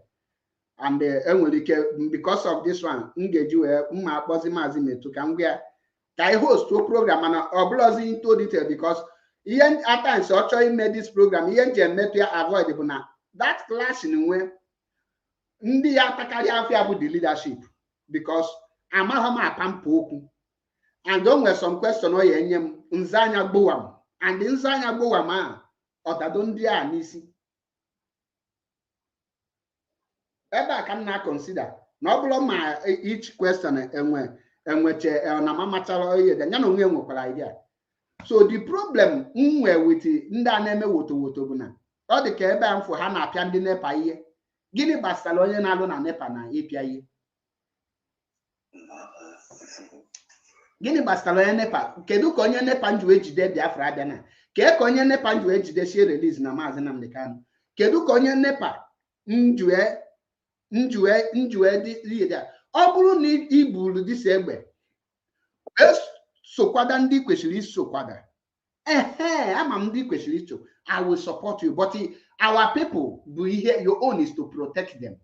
And mekwe onye ọbụla mmegide freedom wee jee buru mmadụ na ọ na-eme kidnapping, buru ndị ahụ ị na-ekidnap, ma jụọ gị, iburu onye ahụ ị chọrọ protect, ikidnap onye, or your enemy ya bịa zọpụta the person n'aka gị, or your enemy, of course your enemy ya hapụ, ọ bụrụ na the enemy na-afụ gị ebe ahụ kidnap ha, they will leave you to buy the person because ha chọrọ ka inyere ha aka gbuo the person. Ha nwa na-abịa igbu the person, gị nwe jezie ma bụrụ the person.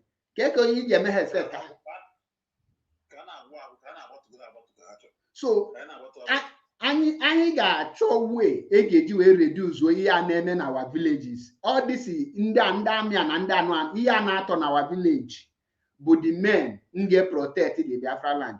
And once how weak in all those villages now, offer this township, believe you me, ndị Fulani ya ebu AK wanata n'ala Igbo and nothing will happen. Highest thing I need to na social media. The reason will be because na ndị ahụ nga protect gị, ndị ahụ ga-eji isi ha wee jee dị anọrọ there. Ọ mmadụ dị ka onye obodo na-aka ya bino katisha na ọgba dago n'ọkụ etiti ọgawa with na-afịa adị ka okwulọra ka ihe abụlọ men, ihe na-akpọ ha ụmụazị a na-eticha ihe dị agbanye egbe n'ife onye ha nyụọ mamịrị nyụọ nsị. And that is why I say delay is danger. Any delay go this thing too much, and it is affecting the Biafra land, and it is affecting us seriously beyond, because the more I delay, the more I capture. Here in Africa, here I can capture the Biafra land. Part of Enugu state, boundary between Enugu and Benue state, have been captured by the Fulani. As I'm speaking to you now, Fulani have capped there. The next thing they will impose their levies. And this and Enugu sabotage, yes, and this and that. But for that, Nagarapoha. Hanwe grand in Enugu. Enugu connected to many states in Libu. Haga batara there. That is why Egebe I may in a way Ogeji we ye can you because Oku Jumonu and one that is Dalorian I really appreciate. Kaiga they will be a brand to back and a Kwamuge. Kaiga to tough time.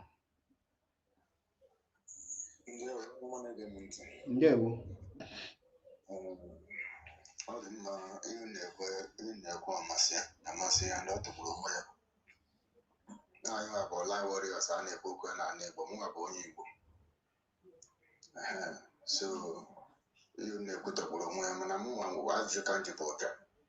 I'm more the topic ecology. Cover as the more limited here. I can't deny again since. So, Madame Cover can cover.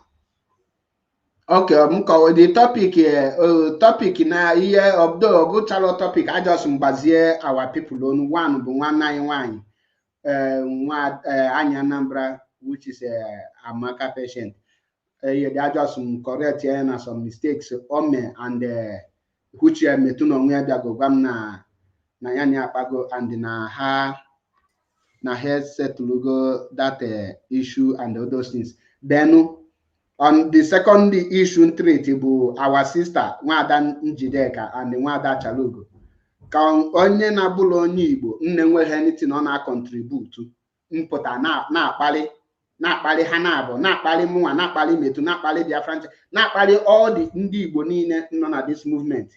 Then some ndị Igbo ezuzuru na support ya, then oburu Biafran flag je na-amanye na were na-asa arụ eho Biafran flag. People are not support ya for such here there.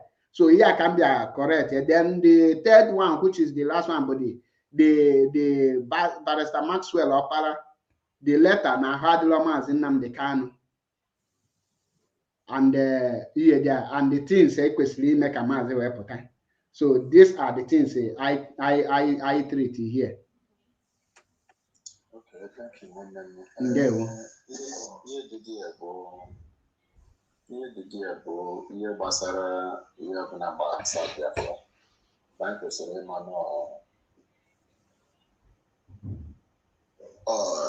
ihe dịrị onye ọbụla ọgụdịrị onye ọbụla na ọ na-erikebe ya saịdị emefile na-edefe na-aghọta so ọgụ adịrị onye ọbụla ma onye ukwu ma onye nta kwesịrị ịkpachapụ anya na ka a na-ala nkụ with the logical government because these people are not zoological the government are very dangerous to the extent that they can put the last card if fight onye ọbụla chere imachi igbo Biafra and mara na ndị amanye nwanyị Biafra free because of the involved. Many things involved in this Biafra. Some people now call Hamara Yedi na Biafra. Biafra drug another country. All na Biafra Bundi na Wuri ya that is Wuri ya pasita. Deki Yoruba Wuri ya pasita. Akara Puga Fasinsi Anaba. Mara na Biafra pass for many things. Ihe bisi ihe jide Nigeria today bụ na ahụ Biafra comes. And ihe eji enye Nigeria ego today na Nigeria ga-ekwu ịnara ego na any other country enyefe ego na ahụ Biafra ka ọ dị ya most times na onye ndị nke anyị na-echefukarị so ọdụ otu anyị ejigo violence wee jee ya journalist ọwọkọrọ abịakwanye na peace ọwọkọrọ ekwesịrị iti ezi ikwu ya na peace and violence for my own suggestion na uche onye ọbụla adịrị ya njọ for my own suggestion nsị ka njegodi ya na peace and violence ya bụ na eziokwu na ihe nwanne anyị nwoke Simon Ekpa na-eme adịrọ mma by the treating and treating the mother. I don't know. Treating and treating poor people in an amigo. Make sense. Sometimes I'm not condemning. Money now support ya. No, I won't be there. No, I won't be there. And you're gonna go that Biafra will can support you. Money now support to Simon Ekpa. Listen, I'm a supporter now. Ogodana and you put a long guy more Simon Ekpa, the Simon of the Simon. Ogodana and you put a one thing and they got a dog when to show what. When I can be sitting up one. When I know. So, we are looking at them. I go to the protection the Bible. What are you to? I go to protection media. I'm not by the one. A mazi, there, Chelo, just a minute, and we're another person here because Otegaka no here. No longer that to you. Chiboy Biafra TV. Ekele gị onye isi. Ndewo mewo ka anyị mata n'onye bụ gaa n'iru. Ọ ga-adịrị gị mma. All my first time ịbata your program. Ndewo. Ọ ga-adịrị gị mma.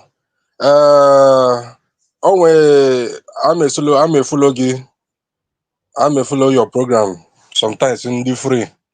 Even I like you, mana o nwere one thing ma ekwu kama ọ nwere ike kwe like ya nwere ike ga like ekwu ya. I like ga your program. Ọ bụ maka uche dị gị n'isi ịmala ekwu okwu ịda atụ ụjọ mmadụ agwa mmadụ okwu ọ bụrụ na gị na mmadụ so okwu at least ị ga-ekwu ihe dị gị n'obi onye chi iwe ya wee iwe fine. I like him that part. Mana ọ nwere ife nchikwu bụ na nge nwa why not ịhapụ this IPOB join ya Simon Ekpa inwe the spirit inwe the zeal imenwu ife a inwe the zeal. I like you too much. I like you. I got to get Chelu, because another Mazundala here. Mbaba. Chelu, Okay. Chelu, a Babylon platform Dala, like I told you. Another Yeah. Mazundala here. Yeah. Who is your leader? Mazina Kanu, General. Mazinam Dekan, be your Yeah. leader. Yeah. Care group Mazinam Dekan lead. IPOB. Good. Now, why did you Esimura Mazinam Dekan? For past how many years now, going to 4 years now, on a prison. So because of that, I will abandon him, right? Ona moving train kind of Zeketa now. When IPOB, IPOB now. House how do you organize? The house how do you organize? That is what I'm saying.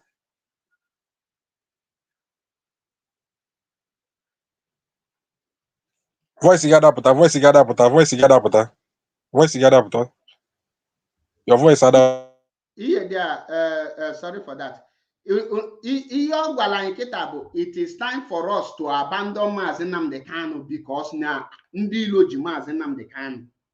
So as an IPOB member, he autopilot to standable. Abandon Mazinam Kanu. Tomorrow, Kai just scam was Igbo by imeghe iji ha na-eme yahoo yahoo. Anyị pụta anyị jiri Maazị Nnamdi Kanu na-eme ha yahoo, abandon Maazị Nnamdi Kanu. O nwere onye isi zuru oke mma ihe nwujulala nne ọfụma nga abandon his leader in the hands of the enemies and the joint Nigerian government to be kidnapping and buying his own people.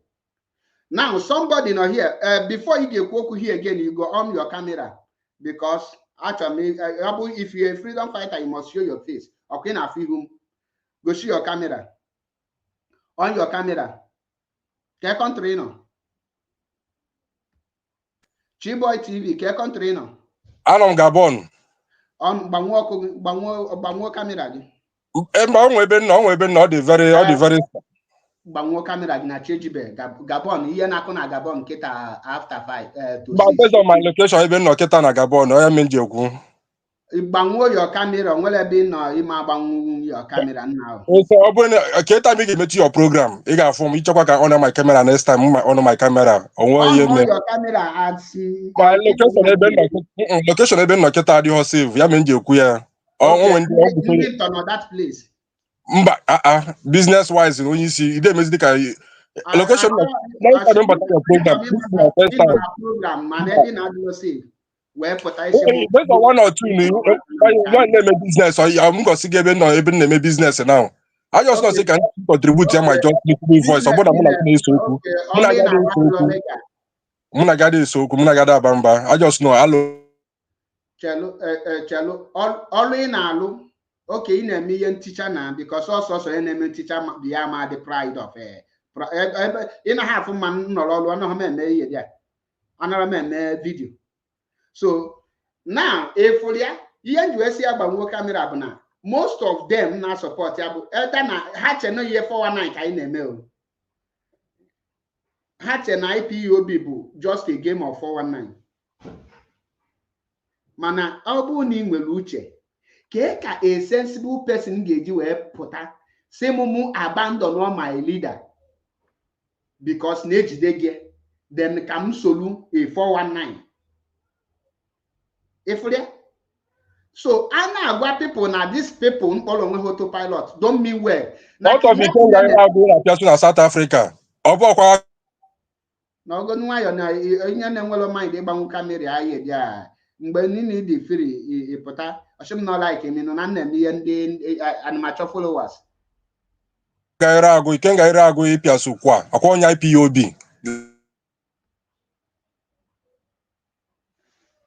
ime onwe gị on mute again mwepụ gị. That is honestly speaking, unless me the ready is I question m ga-ajụ gị. Thank God no pugo.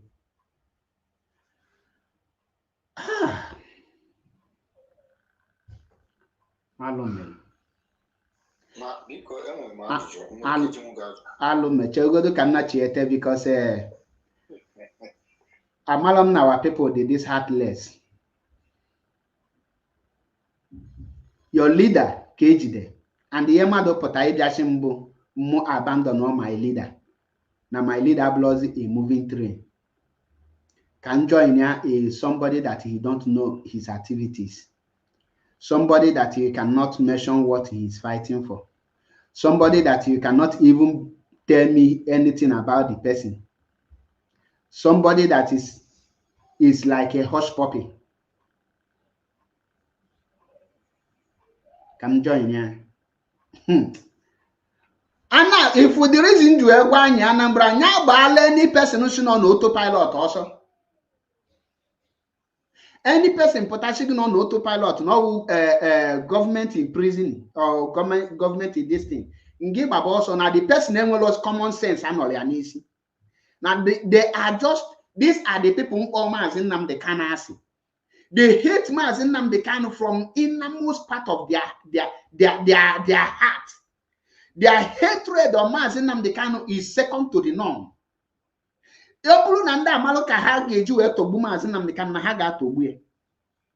Many of you are my home.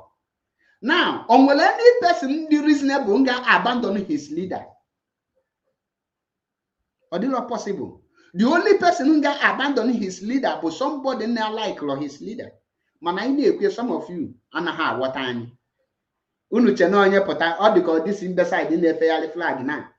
Onye obuna fair flag fear or Biafra ndi igbe nunuru zuzuru sobonya. No background and underground investigation. Nothing to check. You cannot even ask the question on in Ashishi Sobena.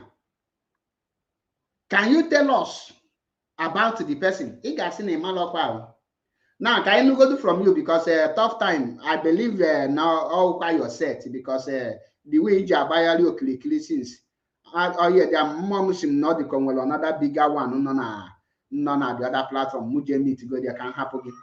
I fuku this ya potale potago of Mabiko. Thank you, my brother. The first Josiana Naha also. Thank you. Even on Igbo Kitana, even on Nigeria Kitana church is region. Most of the tradition word near the Naya Bona also you convince this movie. Only some reason the only a catch here against moving in. So, Moana, where baby belong. Manabonia is a woman drink church. I will follow you. And I know Ganiru because I'm Kosadi. You're going to ask Nani and in other words now, in other words now, in a follow Mazinam Decano, and you are not an IPOB, and when anything Mazinam Decano name, okay? You are just a bulo milio, on what be Kwaku watch Baba, right?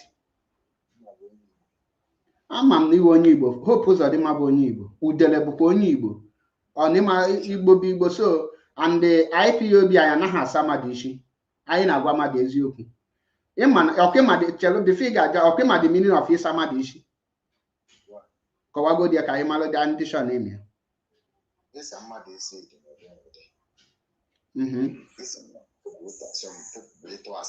Okay. It was yes, in English we call it confusing.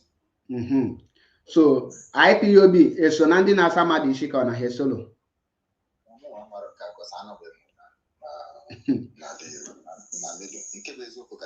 Okay, Garzianiru, because I got some carry a game and I'm going to be congratulated put off man.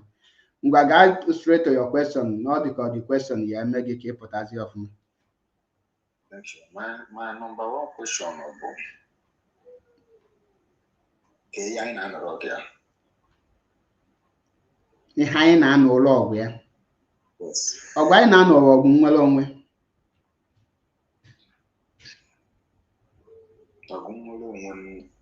As in, please address it.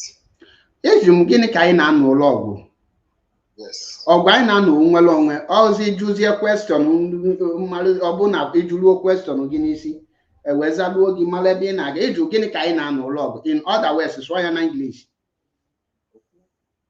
What are we fighting for? We are fighting for freedom.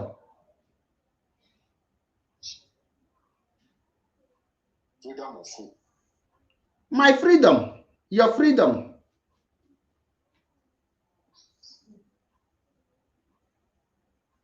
Okay, you're fighting for my freedom. Our freedom, yes. I'm fighting for your freedom, yes. And also my own freedom.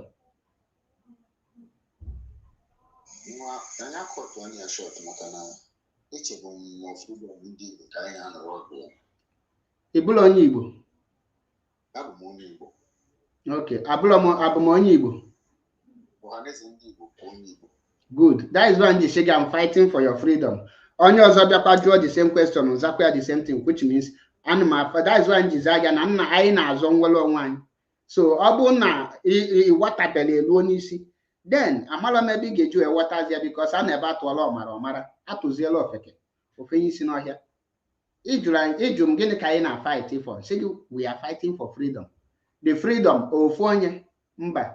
So go nwere another question inwe.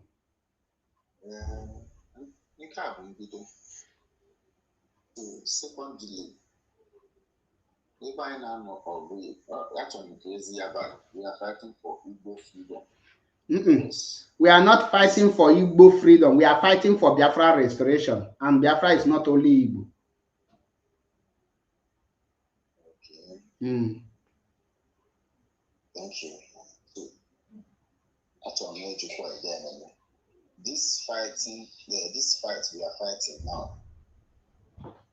Okay, because I know the meaning of it.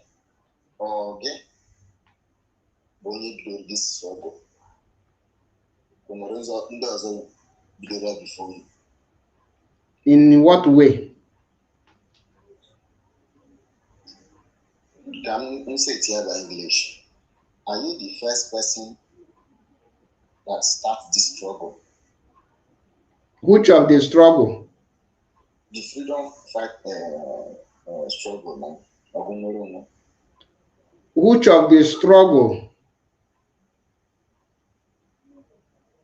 The freedom struggle, Biafra struggle. When you say Biafra struggle, there is a lot of people fighting for Biafra struggle. And the first thing, we didn't start fighting. The Nigeria, let me start. Ojukwu is the person that started the fighting for the Biafrans because of the marginalization of the Biafrans, old Eastern region. And he fought for it. So the Nigerian government brought war to us and we defended ourselves. So from then, we have been struggling to be free. So put off man your question. Okay, thank you very much. Thank you very much.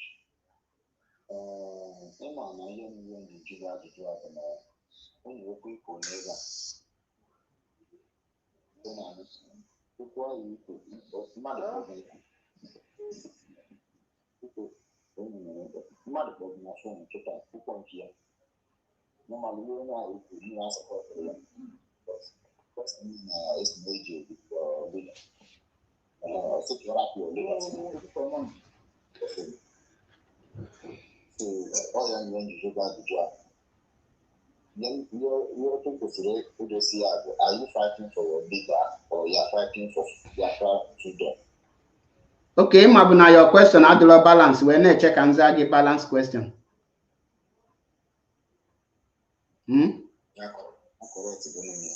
Now can only correctly let me balance your brain well. Now, Obun in a follow because on Obun actually do before you address, he may follow something so that he will address it. And make way here, the freedom of mass in Namdekano lies in Biafra restoration, and Biafra restoration does not lie in the freedom of mass in Namdekano. In other words, we need to fight for the freedom of mass in Namdekano because total freedom of any person in this struggle is the Biafra restoration. Now, having said this, to your question, we are fighting for Biafra restoration, which is also at the same time fighting for the freedom of Mazi Nnamdi Kanu. So you cannot fight for freedom of Mazi Nnamdi Kanu without fighting for the Biafra restoration. And you cannot also fight for Biafra restoration without fighting for the freedom of Mazi Nnamdi Kanu, because two of them work pari passu, vice versa. Okay, what? So Hanabo, Jacob, all the phone without battery. Phone cannot function without battery. Why battery cannot function without its phone? You see it, two of them must need each other. It's like also phone with a SIM card. Both must be together. Then that noise. Nwa papa wedding. Move to go down wedding. So put off man your question. Okay. So second, let me say the third one again. Open and now can put on your leader. We said dinner. You may see Basa Biafra. Or you have na Biafra. Well, Imana onye ma his leader, kwesịrị ma ihe his leader be capable. And such thing, Mazi Nnamdi Kanu, who I choose to be my leader, apụtala m lalụkọta ụla, just not tetola sobie. I never made so failure, and I have never wanted to join failure. So Mazi Nnamdi Kanu can never do what you just said. So that one is impossible. It's no go area, because I knows my leader and my leader knows me. That is why before you sobe mado, iga malili honya humbo, malo honya standing for. Malo de capability, you will be able to say things the person in the absence of the person. Anyway, na Mazi Nnamdi Kanu me the reason bụ na ama m na omelie and nyawa pụta ọgwakwa m na omelie. So ihe kiti ikwu na ibunye m iyi on behalf of Mazi Nnamdi Kanu mụ nwa ya ma ya eme ihe dị ọ na-amapụta m ga-anwụ ya because ọma menwe. So such thing or the under is like it's something that or not on agenda. So that area is like all the close. A close to that side, a close. So you can have a question.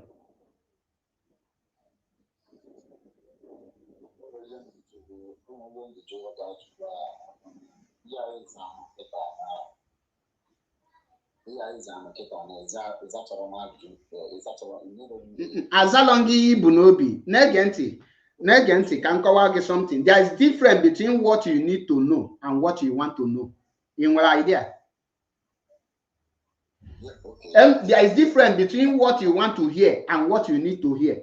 What I answered is what you need to hear. But what you want me to answer is what you want to hear. So I cannot give you what you want to hear. Rather, I will give you what you need to hear. That is the difference. Because a criminal or a 419 will give you what you want to hear and use it to capture you, because that's the truth that you need to hear that will make you to stand firm. That person will withdraw the truth from you because or the person already. That is why there is difference between what you want to hear and what you need to hear. I give you what you need to hear. Because so go ahead, my brother. Now we there here. Okay, thank you. You might know why you joined the first time. I said, are you fighting for your leader, or you're fighting for Biafra, or just Jikwage again a city, or again we're going to be doing about this Biafra struggle, or do you understand? Okay, now your question, now that your question, and where your question on skip. Yes. Okay, question again skip. Skip, I'm okay, Akwamaza go all your question. So Ganiru, because actually maybe na actually all the whole question ibu here condition answer there. But ajukwa gi manzacha gi hancha niile, but yen ji aza ga ka ifu ka eji aza question. Na ya nala agbalu question also. At all. Thank you. So, yen did you be here Mbogo Biafra war when was the independence of Biafra war, according to the history I read, Ojukwu nyere ndị Biafra freedom na bank onwe anyị na-emegbu onwe anyị. So okwa anyị nkwa bụ okwe ndị Nigeria nkwa. So far, this war actually he reviewed the last man standing. They start the war to be finished. And at the end, about 5,000 people, Manajuku Kadingo, which was your politics in Nigeria. Before, 5,000 during the war.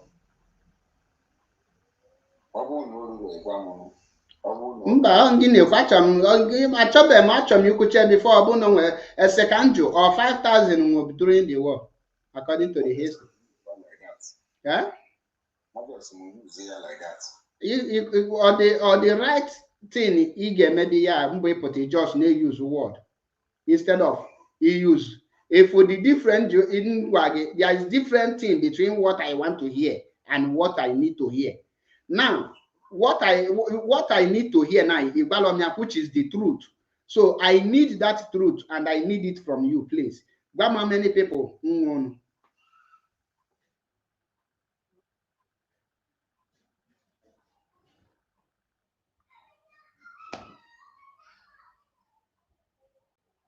Nepe weloko.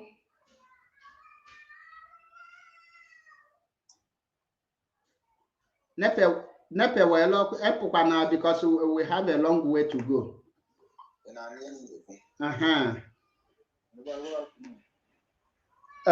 Nwa papa chelu na ino na serious business. Oga tugi ye nwe patient. Eba abuleba ina no in hurry, please.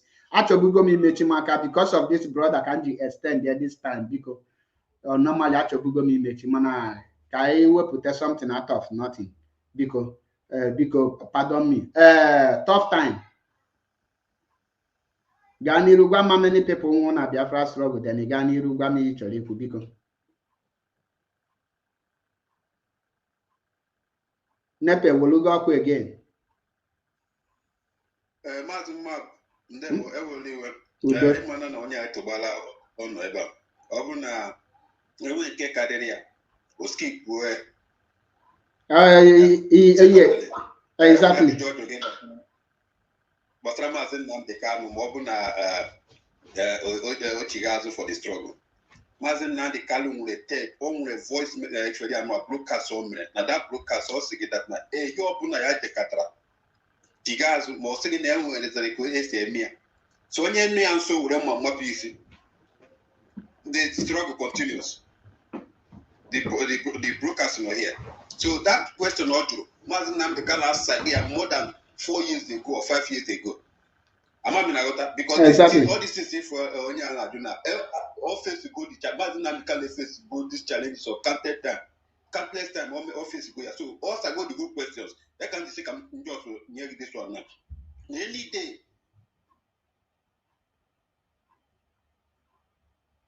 Nante Kuyana Zurema PC, check also see Urema PC, not that they know that see Urema Mapuya we see. Then that we continue the struggle. So that question has been answered, brother. Or if that's one of the things. Actually, I'm the kind of opinion. Actually, my own opinion because my own opinion got you. Oh, na here, the man Dalorine. Oh, yeah, man, papa, you are happy here, but not now. Oh, yeah, the man na you non pretend. But I don't know the platform on here.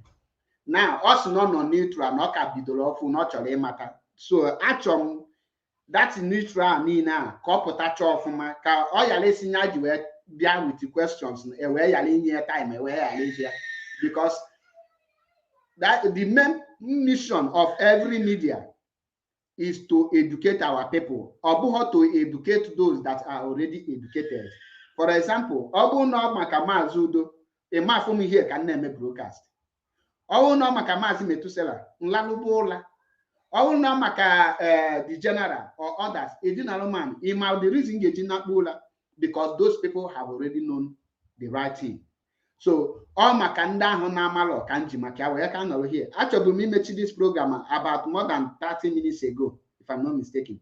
But I because of him, because I anaghị arapụ people in the middle of nowhere. Maka echi onye ha apụtasị nya ji wee bịa, ọ naghị afịa arụ ọfịawa arụ. So my brother, tough time. Unmute yourself. Can you jut up your question? Can you manage this in Africa? Okay. Good.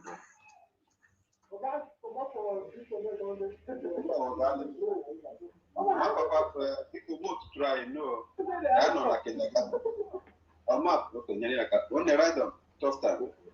My brother,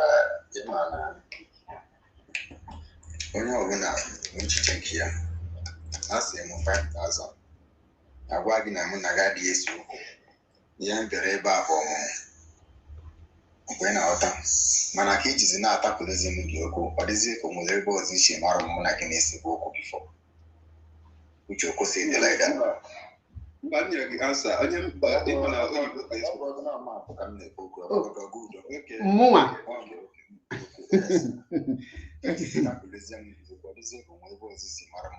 Mba, asị gị na ọ bụ n'ihe dị n'ọnya ịdị sure ọ bụ na ihe dị gị nye m the right answer because people na-ege and I'm ọgwụ ekeketa ofu onye na-abụrụ onye zoo nnabụkwuru onye Afrịka anọlụ here na ịma ama so ọ chọrọ ipikiri the information ka o pikiri the right information ọ the reason ji ajụ ọkịwata ọ bụrụ because enwere m ike nsabazie ọ bụrụzie na m na-etinye okwu so brother, achọrọ m ka inye the people the right answer ka ha were the right answer ka ha yala iwe anyhow answer because ihe anyị nọ kịta the word of social media enwere ike chi niile mmadụ akọtụrụ your voice si na ihe da na ndị a na-atụ achị na 5,000 bụ ihe nwụrụ so ọ bụrụ na ịmalụ then ọngụ akọdịlụ as a brother isi anyị na ịmalụ then ọ na anyị nwa makwa anyị gwazie gị oke n'ezie anya many people na the struggle. Can you use yes many? Okay. Okay. So although obudu asabu di ajụjụ mana gịnwa this nega anọkwa m your own can nọkwa your own this thing. You chuchago your question. What my question now? Answer your question. Adim can actually edition it to chago all your question. Yes, because good. This is a maybe simo na ima onye maazị Nnamdi Kanu. I'm my leader. Oh ya ka eji so bi and this no man betray no be that is o man from that canteen no na joke. Ya ka m ji metiba ga aka na ebe General Dikpo no ndị bidoro ya n'isi. Now, like during Biafran civil or Biafran genocide war, over 5 million people, that is above 5 million people was massacred by the zoo government with the help of Britain in Oriana. Now, secondly, Inugo maka somebody na-akpọ Simon Ekpa. Ị nwere ike ịkọwa m his activities ịma? His activities ịma bụ na no Biafra fighter ka ọ bụ. And that is activities.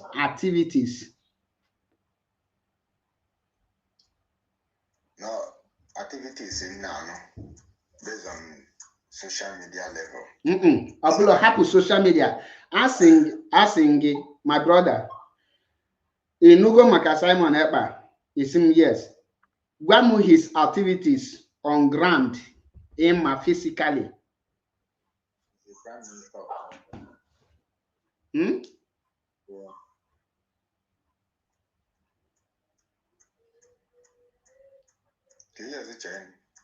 His activities now physically man. That comes like a signal Prime Minister of Biafra Republic in Israel. You onye Biafra? You believe in Biafra? I believe in one day Ogabia. More does it before Zabonia Biafra or Biabeketa. When you were candy, yeah, or Konwoke kill.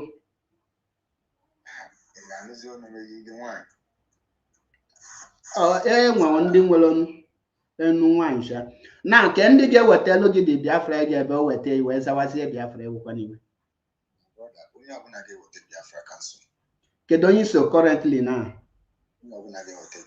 Kedonyi so is only Obunage with Biafra. And then when they actually with the Biafra now, Kedonyi so now. Okay, only what is it here? Okay, back here, just so one. Eh? Yes. Can your purpose is on your man? The purpose is here, no merit to be yoku. Get the purpose is your KBC Agamba. As I go to propose this year, and Nakanjo, KBC, where are you following him to after the restoration of Biafra? Man, okay, buy not on Biafra land, you get just sorry.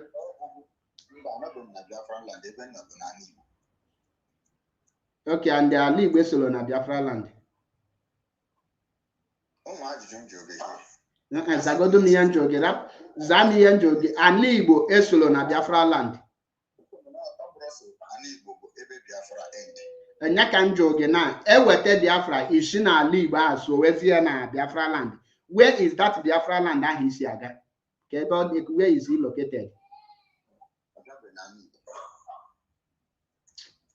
Nah, yeah, anyway.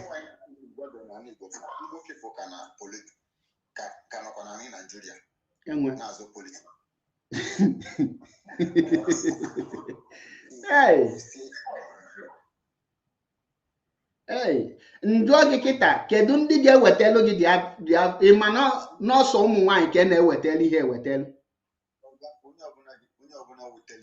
My brother, are you not confused as a human being now? Or need not confused? Gwa nwe gị eziokwu. Iso na nwoke? Yes. Isolo na nwoke? Ịbụ nwaanyị. TikTok, the most confused human being now on TikTok. Continue, come Osolo na nwoke. Now, how do you know a man? A man is somebody that when you see something, you stand up, you make a decision. Once a man take a decision, you know what you stand for and you know what you are looking for.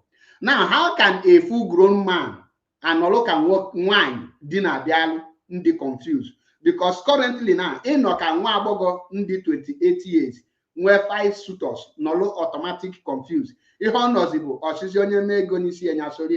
He is not now looking for the right husband, but he is looking for somebody that will pay for the bride price. He don't care if there is love, if there is anything. So you are just nothing but a confirmed one. The only thing we can nanya obuna inwen tanta nwoke odo enweko umu nwanyi na-ebu amu because afugomuha even in Nigeria. And the reason you eza gi abuna obuna even nwoke you could have made a position known to yourself. Keke human being asi ihe anoro bu onye wete Biafra nya sobie.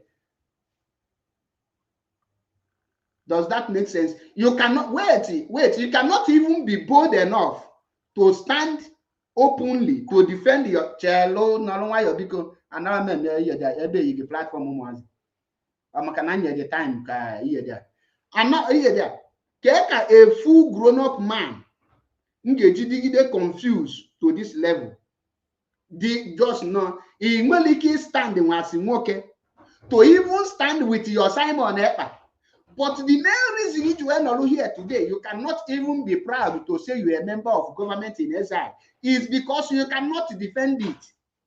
Is because you don't know the activities. Is because you have had the other boy in porn at the other platform. Simu abandon my leader to follow somebody. Now, because of you hear the voice and you know that you lost the courage. That is how it is can you just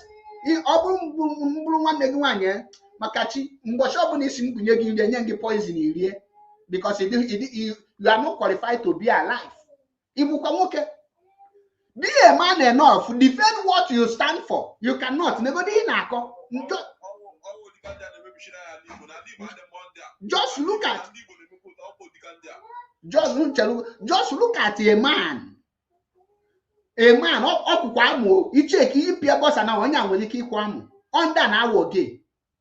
Under Niger behind to because this a man can get you. How will I quantify? Gini can get you qualify here now. Woke wine. She me, I she he. Be bold enough in or with somebody. That is why before you follow somebody, study the person. Not go to why because you just fuck up here. It's a platform, be put that you go anyhow, you know, anyhow. Ebulu go do work now, Ebulu work, it's solo and work. Work, I will know work now. When a man speak, I know a man. When I see a man, I speak.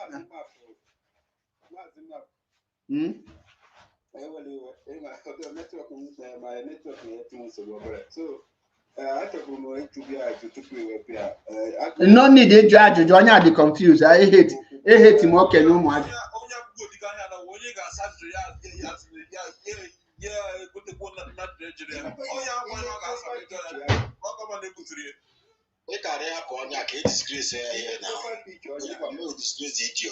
But I need the guy. All disgrace go down here first. All disgrace wrong me. Adim Kotamo Sankara, a hero from a Burkina Faso. Because you will hear the Manayan on Yama hair boku. Or my hair boku. Representing braveness and a hard man, or somebody standard out for braveness. What I go almost standard for. When my acting like how what they go on Yawibo. And then near Maoribo or something of that nature. Actually, what and when the revolution and then made for Basra Ibo, Ndibweba, Achomaka, Uno, Ndibo, Batra, Uji Kubasra, Hedio Trauma. Open up Biafra came to it. I'm at the moment. Another movement for Amibo, Nichikota, as a Milaga Chazuta, I will can be to the pool and take it to event and I buy. Book Namen, on the book, they can have like 1.5 people. Namen on that project. Exactly, your phone and look on the other project of other one. So, and another revolution or project, on that that's legal, for example. I'm having a water patriotic because initially, what goes to Popo Biafra. Martin Namdi cannot describe me as your leader. Which means that now, also for his own leader. And actually, who is his own leader? Also, you know, also, that question on also, that is his husband. Or the Igbo revolution, or young put the leader, or what some of our people that he had daughter pilot, the most brainless people no what na Igbo in general. Only Obuna Neso Kamasa Finland, only Obuna Neko now going on Finland after mother. The one of that person will put on your how each man get useless, people have that non-valuable, all that set of people. For example, somebody in a line maybe in a president or in a promoter or in Biafra for that matter. I tried to get a Kedi Ponya Africa. Kedi Eponya Africa, Kebo sleeping a legal, Ke family, village or community na legal. He can have town. Which means he can live na Ugo na Kefida na Enugu mo Iponya or that. He has Fulani, Monda Usamo na Ligo na Sigo. Now, Ndị dị otu ahụ, fụ dị otu a pụta echi na-ebulie flag. Bulie flag, na-asị ndị onye ahụ leader of Biafra. So ndị Igbo na-esobe onye ahụ n'azụ. President, na ọ ga-abụ na ọ ga-abụ their leader, na ọ ga-abụ leader ha n'ala Igbo. Without making share that's it.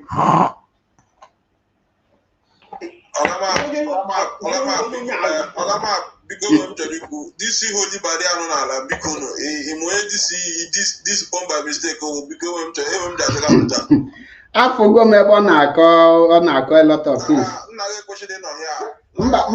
Mazi negenti, Mazi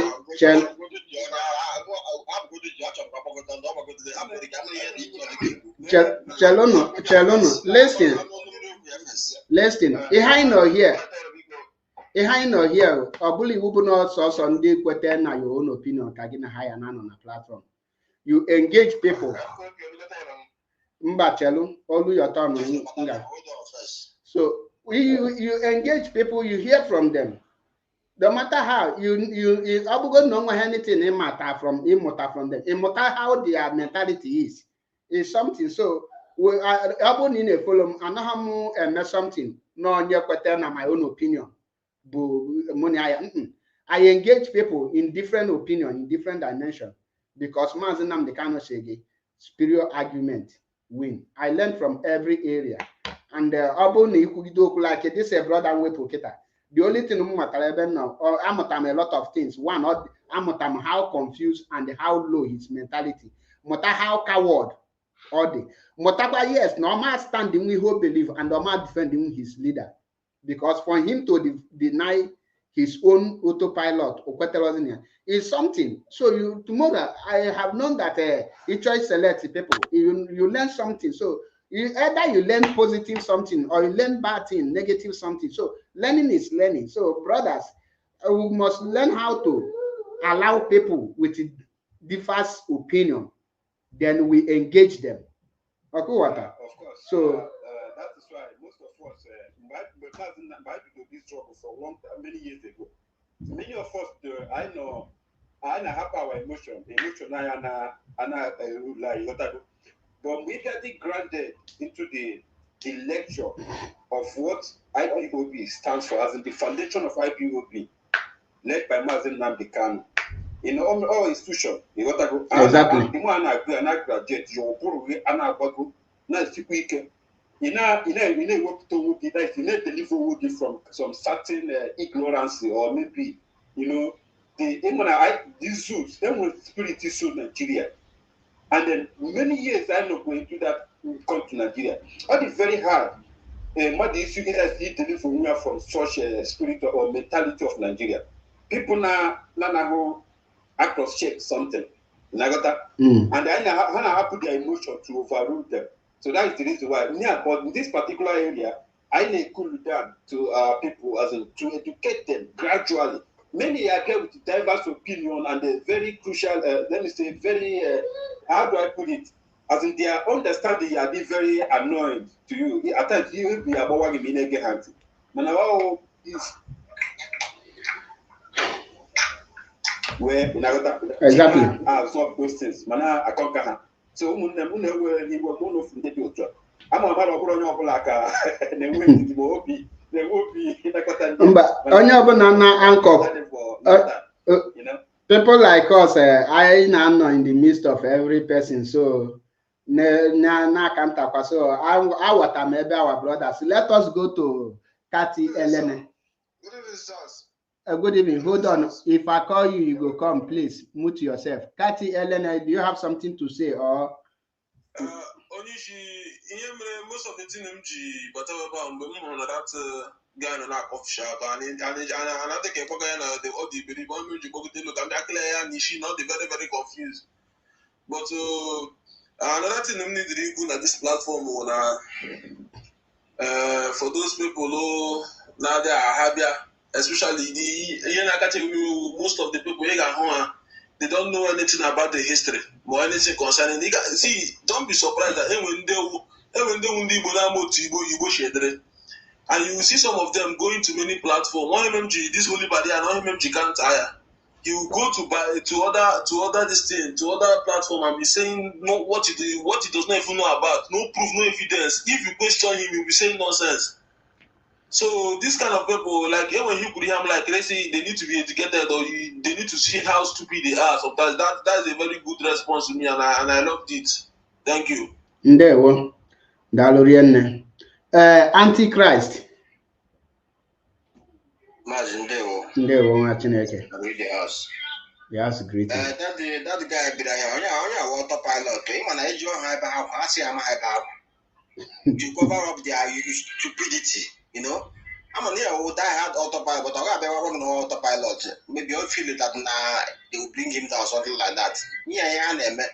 If you ask them, they said they don't have they don't stand with you, they don't stand with autopilot. They are just Biafra, all those nonsense. And I this idiot the government count to all 150 days. After counting the 150 days down, still yet Biafra did not come and he said Ojukwu did not give you Biafra and the Wazige did not give you Biafra. Or you why get Biafra? Not only the fools, and they still keep on following this idiot. Without asking any question. I can also idiot. Okay, now Biafra is coming on the 2nd of December. On the 2nd of December, 1,000 years. How many months ago, December, he will still come and go. He will still call these fools animals. Because they don't have bread. Actually, you go to time another day. And they have raising money. Kati Elena Biko Mutu Onwegi. You know? But they don't know. This thing they will still be following this idiot. The people that are following these people, this guy is they are enemies of Nnamdi Kanu and the enemies of Biafra restoration. That is it. Yeah, enemies can now. They are not. They don't have anything to offer. They are just telling this guy, let him carry on, so that they will declare Biafra and declare IPOB terrorist group, but they can never work. Never. Okay, look at their Biafran liberation terrorist tweet. Mazin Nnamdi Kanu wife showed the husband. Mazi, Anyabiala here discuss that thing. So, the man Amadu will put this thing here. But I my topic. Okay, what?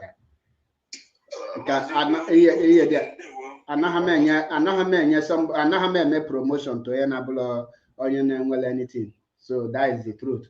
Let us go to I think Victor. After Victor come before him. Thank you very much. Achebe, thank you. Ndewo. I'm a legend this struggle. I gotta go. Don't I'm one. I'm a Biafra man. I'm more kind of sympathizer, and I just believe in Igbo unity. I gotta. But they wouldn't done any time whatever. They are the most useless human being on this earth. Kakashi. And then this time whatever. You have that thing I don't want. Why not talking about them? Ability start every time. Now the name mother when I buy it. I'm gonna have that. And some people come to support you because of nobody can give down no able to an what you are. And they 3 years after this simple man, Biafra, tomorrow every year. From one to another, from another. Now take one another so December 2nd.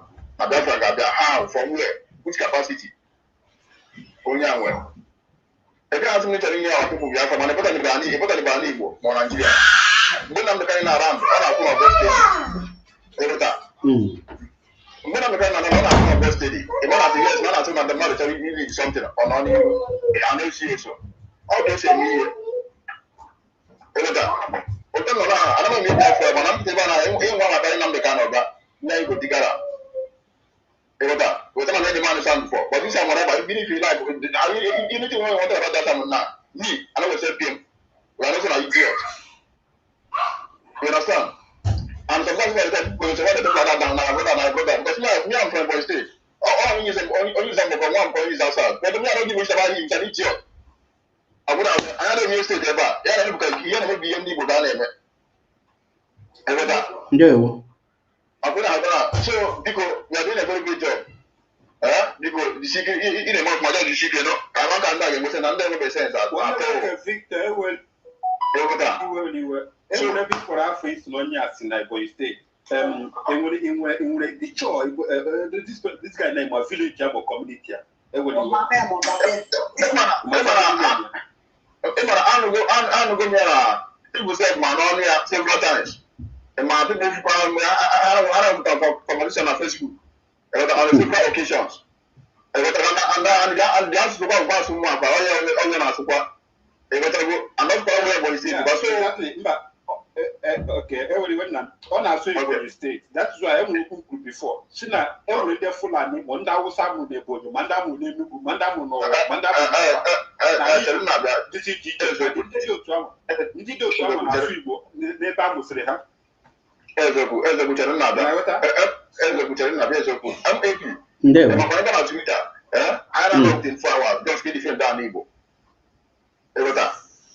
She's not a Twitter. I think all this, GOS. Like this, your company now. I think that I come from any state, none of them actually cook. But I'm talking about my autopilot everywhere, actually cook, everywhere actually cook. I don't know what they're done. I know there's more fake history, fake story, what they're done. I'm going to do this level. The knowledge in down way, we knowledge now they cannot drop it before by email. She's not the kind of body who will knowledge in some other than that, or no impact at all, no impact of knowledge at all. Or without that. So we didn't have that. I was in the first week, and like we said, we don't. Some of all these people, I don't have to do the book again. You understand? So, but for me, as a person, I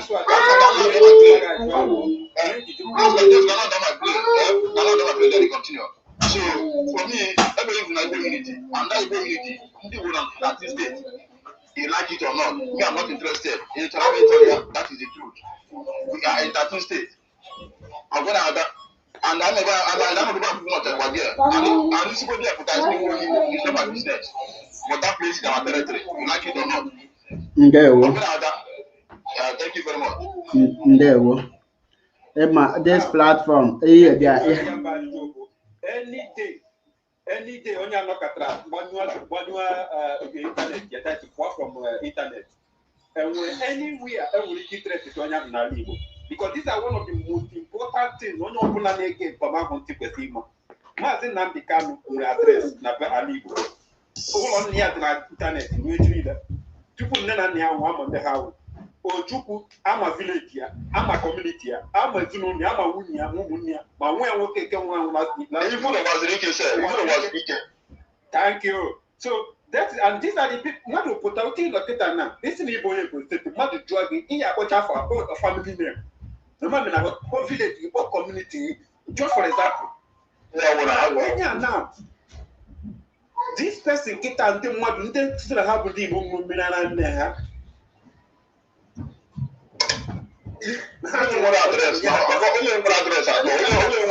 Nobody knows where come from. Only internet here tomorrow. Only one internet tomorrow. Come now, so until we left here now. Can you hear that is also all the this Biafra or Biafra president have on internet without having grand roots na Igbo. Anybody can speak Igbo in as much in Igbo. In non-Igbo too. He watch your BBC Igbo.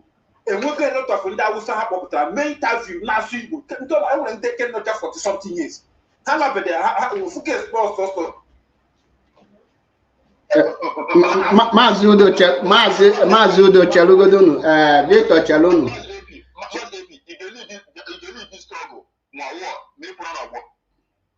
You see, you can lead this struggle,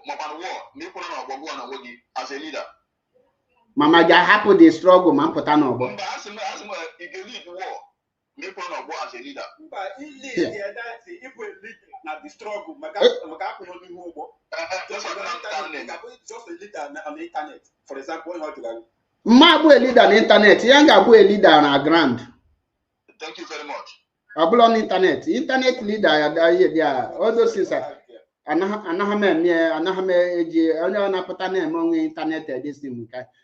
Onya just ask our people. That's the reason. There is difference between what you want to know and what you need to know. And my way people, without taking much, I'm Holy Barrier, please, I will take it's your turn now, but please let us go to our sister so that because our own issue will go long small. If we give you time, let our sister speak. I will come for you immediately after our sister.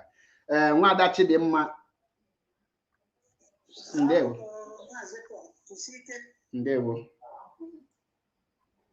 That's onye nsọ na-achụ ihe masịrị ga-ahapụ ya ma ya na ọsọ na-eme. Exactly. Anyị ga-aba na-eme ihe anyị na-eme mana ihe anyị kwesịrị ịmatakwa bụ some of ihe dị ụnụfụ like ndị na-agbagote ajụ question enweghị n'ihu kwuo akụkọ kọfụsi akụkọ and gbajụọ ha one or two question ha agaghị respond. Unu kwesịrị ịma na dị abụọ ụmụazị o nwere nke militere na platform when Evosa, if I'm not mistaken, Evosa, one of our sisters na Biafra obrupata na onye na-eme ihe afọ anya na Simon kewa jụọ kọgide kọfụsigide akwa abụ nwapụta jụọ ya sị bịa nwa ebe onye ebe ya bụ ihe ọ na-aza asọmpi desi n'okoro na the profile gị nwa na ịbụ ya bụ ọsọ okoro afọ Igbo enye waya delta ngwane Igbo emela ka ikpụezi ya n'Igbo you go to speak at the here but I no go fit speak. Okay.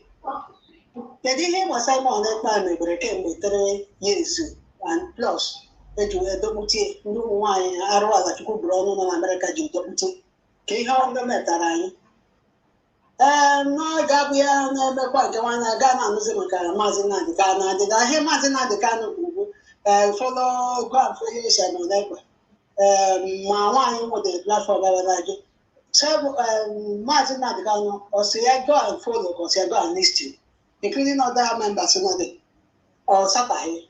I get that day Maazị Nnamdi Kanu group. I'm not going to go to Kaporaf or Maha. I took the attitude that on that we put some little experience again when because they have been following Maazị Nnamdi Kanu says. I want to say Maazị Nnamdi Kanu was since he came back in the first place. Yeah, Italy. IPOB to Italy. Kedi na state the IPOB zone nke family to belong to. Mba na abo hanya na any zone. Anyway, got to go short. But ebe na funde go get here about the Nigerian government. Eto its have had to go go ha. We go here one no na America. Had to every 100,000. I ready cab but I people be having a happy idea to say Nigeria government are focused now, whatever happened or what. Some of you give very create all this era to the internet. Guys, go there, go, joy of question one house. Yeah? So, all you have to address it. Over give can I give one company or give one company in a produce something. But they will have forget that may pay company can produce fake. Man, as I forget, will you be happy or simple? So all about nature Simon Ekpa. Next year now. So why I don't have put on platform people enlighten when I'm all the Brubia, take it correct. I can't fuck on you, like dear, although I have ya, don't have put away about because of Togo, the government Britain and Nigeria. One that I don't want to be so Nigeria.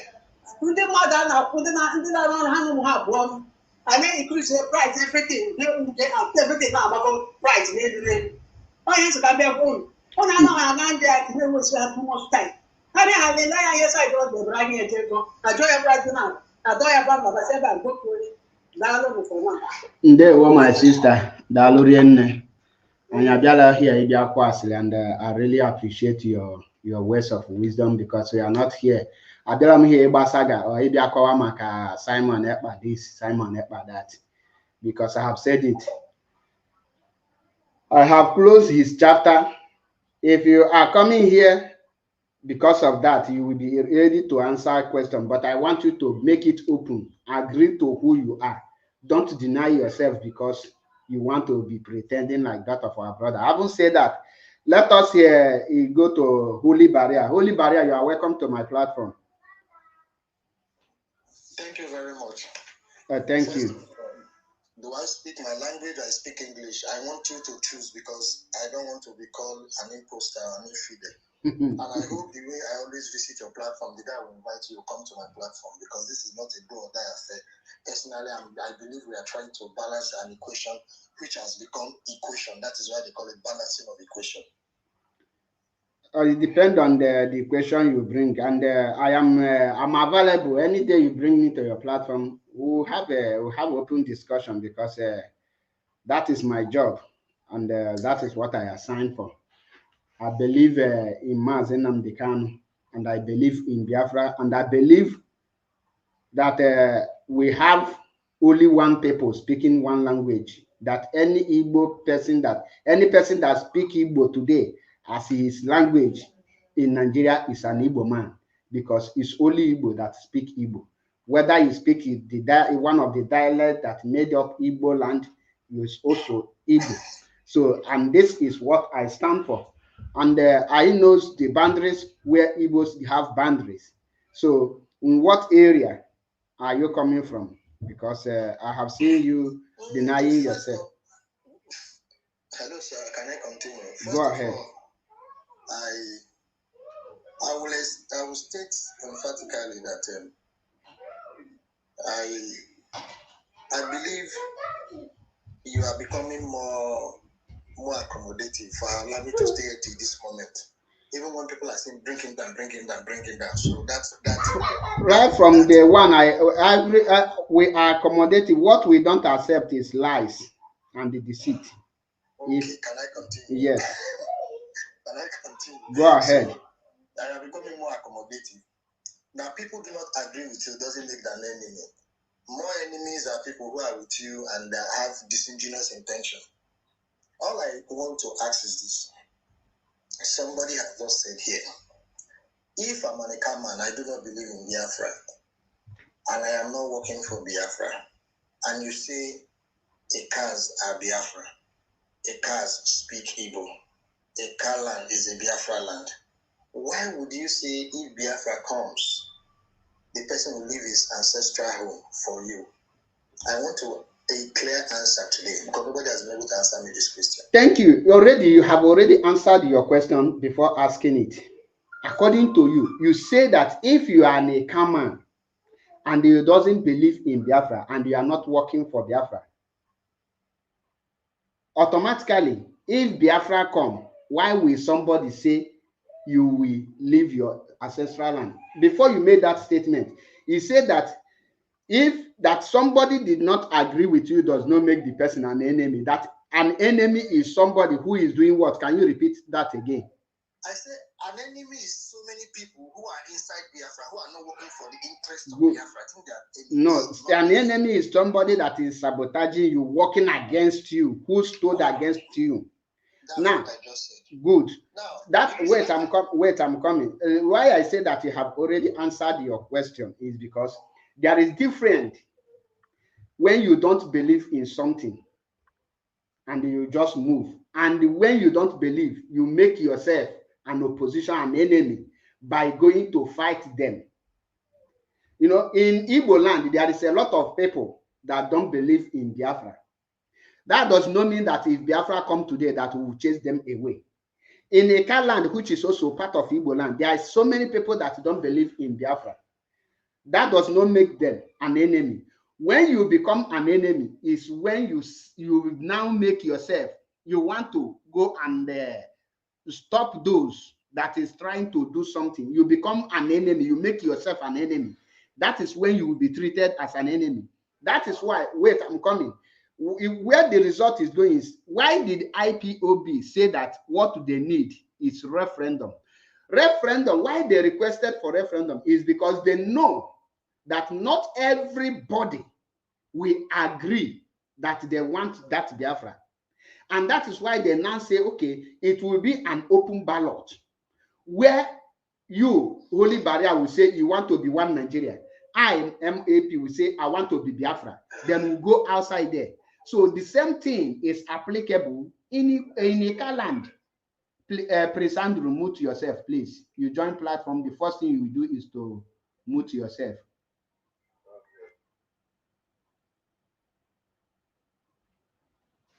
Now, you see that sorry, I just deleted something. I will put it back. Now, you see that the open ballot paper have given you the chance, people to decide and make their decision. And the majority will always carry the vote. If by tomorrow we put a referendum in Ika land and the Ika people say they don't want Biafra, they will not be part of Biafra. The majority say. But if majority say they want to be part, then they will be part. It is all about referendum. So nobody will chase people out. The people who will chase out are those who make themselves an enemy, which you have already defined the meaning of an enemy. You did not agree with me or have a different opinion does not make you an enemy. You only have your own opinion. But when you make yourself an enemy will also sabotage. Is the enemy of Nigeria today that put Nigeria where they are. That is the truth. Thank you. Do you have any other question? Yes, I will make my final submission. The reason I add this question is that sometimes when you have healthy discussion, you will actually know what people have in mind. Mark, I am most grateful for you to have answered that my question. Who made Ika land and Igbo land? Is it an assumption? Your work statement, is it based on fact or Ika people? Just like I believe I'm not an Igbo man. You have had a consensus statement coming from all part of Ika land, submitting their ancestry to the Igbo. Or now, you just assume because there are few people who answer, or many who answer Igbo language, who answer Igbo name. Thank you. Thank you. First of all, how do you know people? How do you identify people? Can you give me 5 characters of identifying an ethnic or tribe? Just 5. Number one scientific way now to prove a people is to consult a DNA. Number 3, knowing your ancestral root. Number 4, your culture. Number 3, your language. Number 4, what you people believe in. Listen, DNA is not part of knowing people because that DNA, when you say identify people, when you say one is culture, that one is well acceptable because DNA, nobody is carrying DNA to know a tribe. You only carry DNA to know your children or to know if you don't have, if you are lost and you are looking for your father. Are you doing paternity DNA or you are doing tribe DNA? So that DNA is not what we use. Wait. Ancestral DNA. Yes, but it's not among of what. Listen, wait. I'm coming. When I say how do you identify a tribe, you don't carry DNA. For example, if I want to know a tribe, identify tribe, which I am not part of, how do I know that tribe? I will go and carry out DNA on them. Such DNA exists. No, that's why I say if you are lost, you are looking for you. Listen. Let us not. No, listen.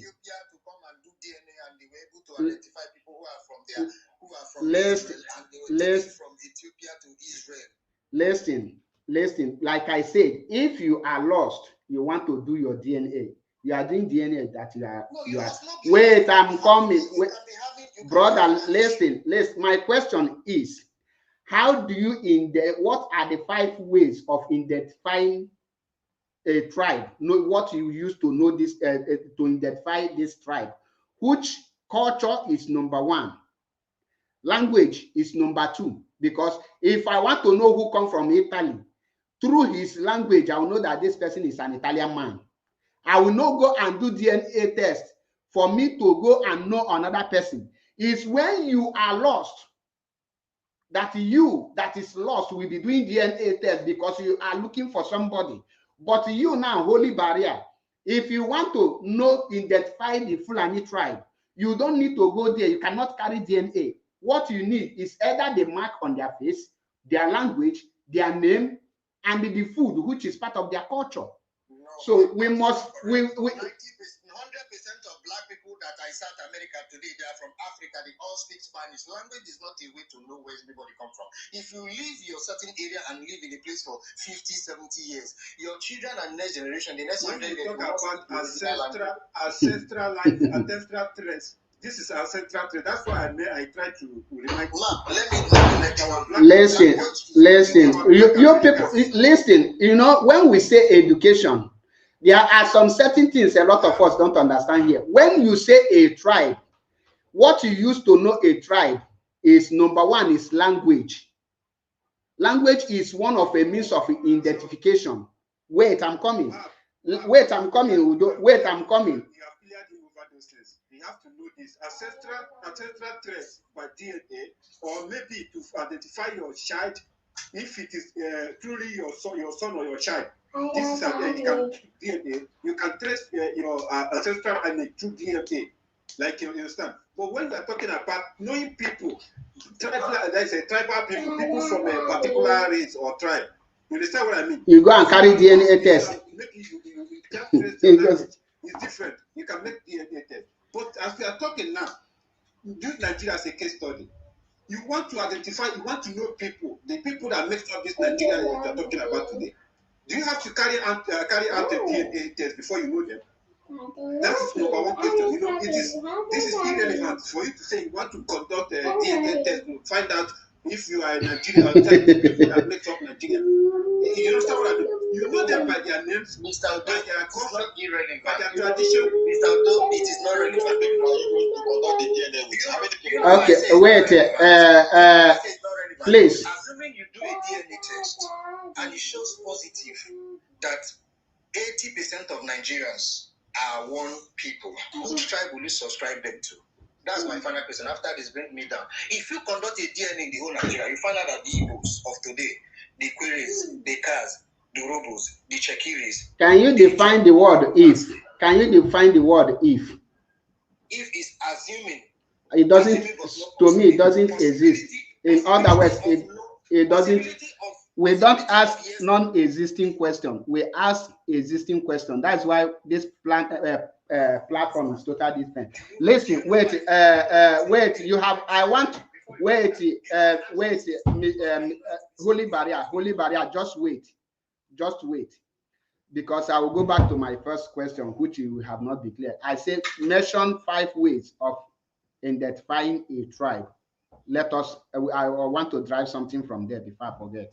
I answered you before now. Yes, remove that DNA. Just mention 5 things. It's the major one. Which is. But I made it number 1. No, I say remove it. Give me 5 ways, because that of this thing. Give me. I don't need something that will be going to scientifically to be proven. Give me something. Yeah. Wait. Calm down. Relax. I say remove all these things.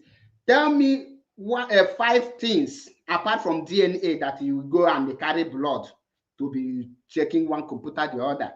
Tell me something you how to identify a tribe without carrying the blood going to scientific this thing, because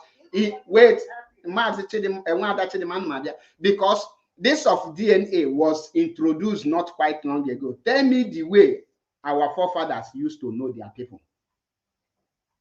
All the ways our forefathers used to know their people, DNA has proven them wrong. Wait, just give me only this thing. DNA is not is. Let me not look as if I'm running away from answers. I have answers. I am. Culture. Number 1. Ancestry, tracing ancestry. Number 2, ancestry. This is the question. No, tracing ancestry is not an because. Don't worry. Wait, I am coming. No, listen, Udo Cello. Tracing ancestry is my question. So tracing it, what will you use to trace it? Tracing ancestry is not what you use, because the word tracing is to find. How can you use find? I ask you, how can we find this thing? How do you know this thing? No, leave. Wait. Listen, I am specific in my question. No, tracing is not. That one is not part, and it can never be, because tracing. You can. What is tracing? Can you define tracing? I've given you the no analysis of tracing. Tracing is when your ancestry keep their record and you pass it to one generation to another generation. Another name for tracing is what? Another name for tracing is what? Another name trace. Are you talking about what in English language? Are you speaking Benin language when you use tracing? You said another meaning for tracing. Another name for tracing. What is another name for tracing? Are you talking about similarity? I say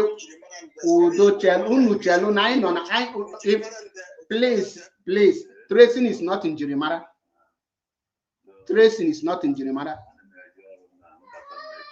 Okay. Now, what is another name for tracing? Another name, I didn't say similar or look alike. I say, what is another name of tracing? Because tracing is English. All of us know the meaning of tracing. That means you're asking me in my dialect. With that's English. Tracing has two English words, more than self. If you are not tracing something, if you want to use another English language, you can use to replace something, is to look for or search. Good. Search. Good. In other words, you cannot use search or look for as the character of finding of my question. That is why I tell you remove the tracing, because it is an English word. I know the meaning and I know this thing. And Chinedu Kande. My question is, tell me how to identify. I didn't say looking for. The question is already like, how do you trace?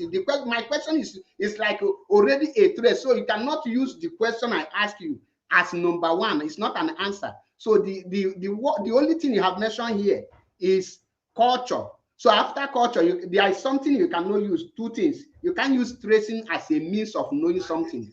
Identify. Even culture has another. Yes, but now let's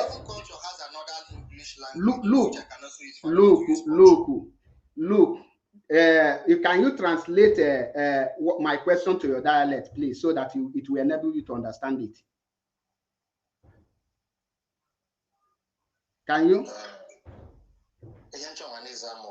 Apart from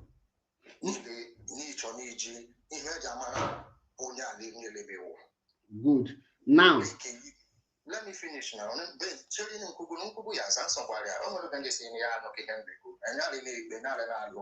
Okay? Exactly.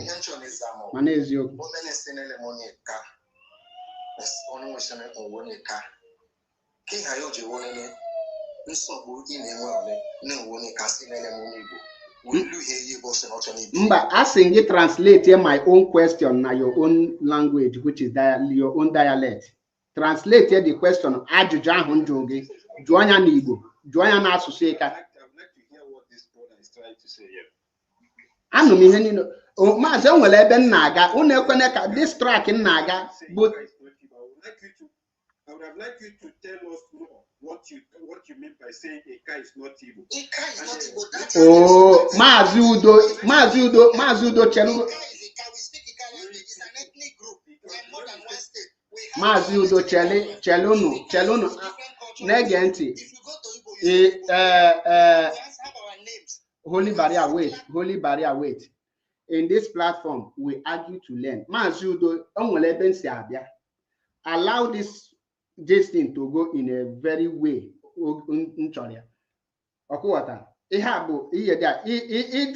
That question like that, everything so everything I miss here, allow us to take it one after the other, because once we take it after one after the other, he will understand me, I will also understand him, and everybody will come into conclusion for one thing. But if we rush it, why this, why that, you will see that there is no point it's going to come out here. That is why I asked my question. How do our people, olden days, know where this person come from? Let him give me 5 ways, which is our people used to identify where somebody come from.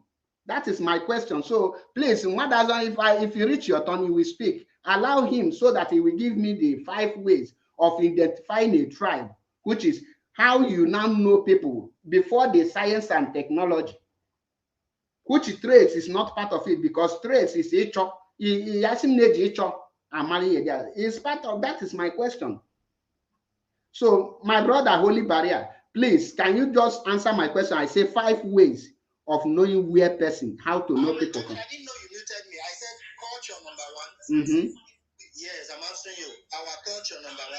Please, your voice is coming back. You are listening with another device, please. Please move to the device you are using, please.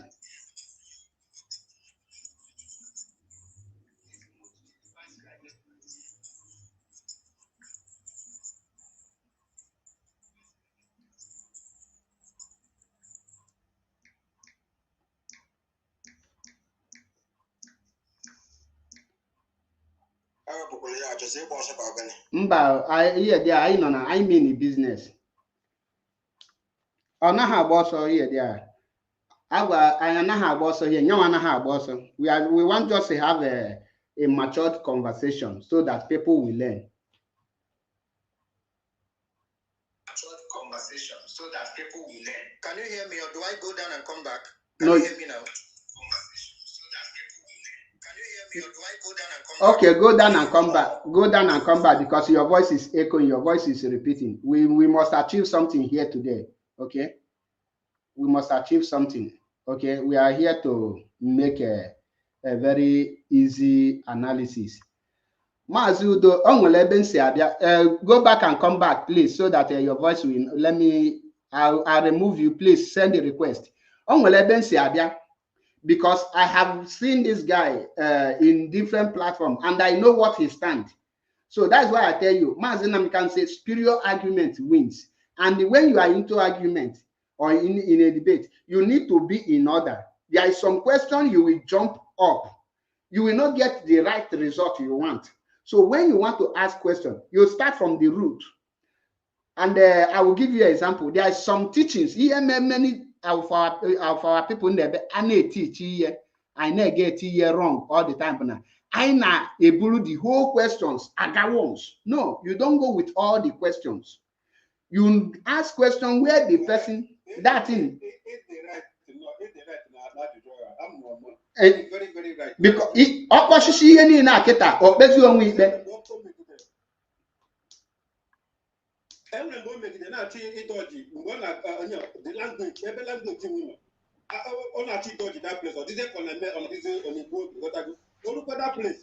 They make in a TNU or action goes to that place. That can you say happy or that day. We are taking. Go there, go to the language. Camera say but you make that place escape. Mazi, Holy Barrier, we are waiting for you. Exactly how you have been here this evening, you know, Kita. But exactly lecture, and you have a platform more batala this afternoon. And on a comment section now, again, Mechakwa Mepe, for me, who is very holy, or say holy, for me, go they claim and they will have right. That you are speaking people language. Ya no batala, Nandi to her. Anna, but Nandi will down there as Nandi Bremer for bear. So what am I trying to say? Odonya Bata. If like it, I say I got a question, we can maybe this platform again. God record the record because he was there recording. God recorded the record that was new Batala. Ewalara in Zoo government. So, in course, so now, all my language they get because they feel no one no. Oh, yes, you can talk I don't hear or you. Oh, you know when they talk, I don't hear. Many are back Mommy Chidima, please, we profound respect to you. I am not a spy. Please, I don't. Hold on. I've been sending my request. Listen, I've been sending my request, and it has not brought me back.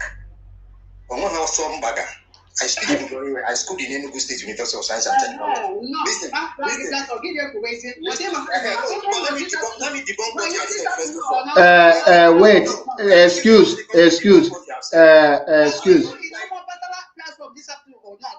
Answer me. Nwada Chidimma, awata m ihe ga na-ege ntị na this place enwere onye nchọka anyị nọrọ ọkụifu achọrọ m ịdị na confront most especially those people diverse opinion and mindset and mentality. Eba million and well anything you get record here gabalu because anything madu well here gabo an eye opener ebobu no jiaga. The people able get gasian na equally webet na against us. That is why Obu Kunu Chelo hapo here there. I believe a mass in Namde Kanu. Mass is a spiritual argument win. And argument ablonya neku everything are calm and in order. Then onyabu ne picky point. I'm not going to different debate. I jam ejogom quiz. So I meet gonna so many platforms. I am get counter here there. I'll be going on my platform before. So I'll the first time. On way here choka yamata. Mbobu ni na-eme program ọ bụrụ sọsọ ndị ahụ kwete ndị ahụ gị na ha matagoro ma move further. You have to allow a different opinion and this thing to come in so that you will know how you will now confront other things like that. Okuwata because ọ bụrụ na ịmụtacha ma ga-ejelo mee practical onye ga training gacha training ma ọ jelozi ịgba bọọlụ kezi the reason what you get the training. You train to go for competition, so you need to go. So I na cheta na amam no na ahụ onye ọbụla ọkụ mana butu na ebe ọnụ nọ onye ọnụ nọ with ihe dị azụ kene. So now let me use 1 minute to make a quick speech. Holy barrier, please don't address Nwada Chidima. Let's go straight to what we are here because it will bring unnecessary argument to us. So leave that area. Let us start where we stop because I wanted to close this program almost 2 hours ago, but because of one thing or the other, you can see I extend it because I don't like shutting people up or closing program while people have something to say. I give a listening ear to every rubbish and sense. So I pick my own point and I leave the ones that I need to leave. So let us go to the reason why we are here, which is my question. Let us go straight because there wasn't enough time to spend here. My question is, how do our people recognize where person come, the people's tribe, before the science and technology came into exist, which you mentioned culture. Remember, I say remove DNA test and the trace because trace is not anything to be traced. You can't trace anything to be traced. Is just a normal language, a word you can use to an action word or whatever it said or called. Now you say the culture. Now can you go ahead and say 5? Well, one thing is that I'm not going to make argument with this is your platform, okay? I have mentioned 3, but you will remove the 2 you want. When you want to answer me, you cannot choose not to address those ones because as far as I'm concerned, I deal on science. As a matter of fact, I'm an engineer. I deal on science. I told you DNA, but if you say you don't want to work on it, you can remove it. I have no problem about it. I won't force you to use it. I mentioned culture. I mentioned our way of life, the way we live, our ancestral worship, what we worship, what we believe in. You know, English is not our language. Can you mention those things you mention in your language? Let us hear. Oh, I should mention because because the 3 things you just mentioned last is one thing, which is you say culture. What is culture? The way of life. And after mentioning culture, you mention way of life, which is culture. Then after mentioning way of life, you mention way of living. So no, I said our way of worship. What I mean, way of worship. Is not culture. You are mixing it up. Good. Okay. Wait now. In place we have what we call Oloku that our ancestors worship. We have so many. Good. Now, way of worship and the culture. That is what I pick because what is culture?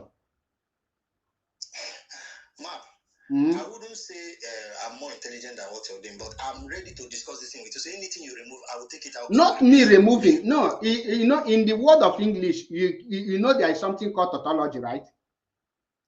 And what I've said here, wait, yes or no? Do you know that tautology is using 2 words that means the same thing? Good. And I can tell you now, the way of worship, what our ancestral worship is not our culture. Wait. Culture is the way of people. Yes, I agree. You with what you mentioned culture and you mentioned way of what, which is the culture. That is why I use the word tautology.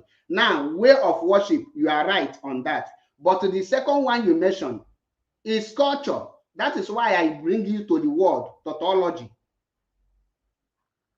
which you understand the meaning of tautology, using two different words that mean the same thing, which you just did here. And I don't want you to repeat it because people are listening to you. I am even protecting you because you said you're an engineer, brother. Our English is not our language, truth. So you mentioned only two now, which is culture and the way of worship. I say 5. I have mentioned 4 and I'm going to make it 5. You will remove the one you want to remove and what do you want to work with? Which one can you make? Can you be? Wait. Let us start from beginning. 1 is DNA, 2 is our ancestry, 3 is our. Do your forefather? I said our forefather. Our forefather never used. Listen. Hello. No, you are not answering my question. My question is straightforward, and you yourself know. I say, can you mention the way our forefather used to identify a tribe? I didn't ask you, can you mention how the Western world used to identify your forefather? Do they know the meaning of DNA? The answer is no. I said your forefather, our forefather, my forefather, who don't know about DNA. Mention 5 ways they identify tribe where person come from. That is my question. If you want to talk about my ancestors, our ancestors in your place, they do what they call Ibafa. Is it not ancestors? Is it not our people don't do Ibafa to identify person. No, I'm asking a question. Wait, listen. Listen. You know, you come here and we are here to learn, like you said. But what I am seeing now, you don't want to be straightforward to yourself. I said our forefathers to know person, to identify a tribe, no part of even Africa use Ibafa to get to know where person comes from. I never said that. I said why are you now bringing it? We should remove science. I said Ibafa of those days is a modern day science. Listen. My question is, you can't go away from this question. This question is giving you the questions and now. No, I didn't choose. I asked. That's because it will become difficult for you to answer. You have no DNA. And I asked, my brother, you are making things difficult for yourself because you know why you are running away from the question. I hope you know, because you know that question you asked me, you go answer it by yourself. Now, you know that if you answer my question, you have already answered your question. Why are you running away from? I said simple question. Can you mention the way our forefathers used to identify where person come from, his tribe, where he came from? Our forefathers, our forefathers never used DNA, which you yourself know. Our forefathers never used Ibafa. So even if you translate Ibafa as a modern science and technology, it still is not the answer. So can you go straight? Wait. If you don't practice it in your place, they practice it in our place. There are several things that happen. They will send people to go and consult the gods, and it was believed, it was taken, it was recorded. Holy barrier, listen now. Watch. Holy barrier, watch now. He was trying to talk something about caution. Listen now. Caution can be defined as all the ways of people, including acts. You understand? Including acts, benefits and institutions of a population that are passed down from generation to generation. Culture has been called the way of life for an entire society. As such, now it includes codes of manners, dress, like dressing, language, religion, rituals, and acts. So these things come together. Please, we just join you, mute yourself. Way of worship. Did you find way of worship there? No, that means it's a different entirely from what I'm saying. It is here. Your religion. Just you said you are. I don't know what you said. Religion is a meaning of where people come from. For example, wait. Do you say that religion makes you know where people come from? I said. No, you are trying to say something about a tradition. We are talking in terms of your culture here. Your culture encompasses a lot of things. Listen what it has to do with both your language, both your code of dressing, both your art, your rituals, and your religion. You understand me? Your religion also. So that is religion different from ways of worship? I don't think so. Religion is ways of worship. Your religion is the same thing with the ways of your worship. So these things come together with your culture. You understand? So you have your phone here. If you have another, you can see. I have another phone. I don't know what you're reading. I've never seen where religion becomes a part of culture. Your religion is there. Listen, your religion, culture can be defined as all the ways of life, including acts, beliefs. What is belief? Beliefs and of a population that are passed down from generation to generation. So if what you're reading is if in a community they are worshiping different religion, that means they are no longer the same tribe now. Listen. Listen. Let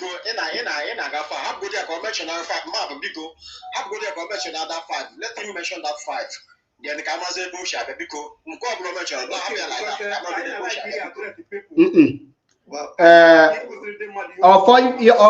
listen, if you unmute yourself, I will remove you. No, holy barrier. Holy barrier. Culture can be defined. I have my phone. Holy barrier. Holy barrier. Beliefs and institutions of a population that are passed down from generation to generation. Culture has been called the way of life for an entire society. As such, it includes code. Your code, you know what is code? It can be code of dressing, and also of manner, code of manners.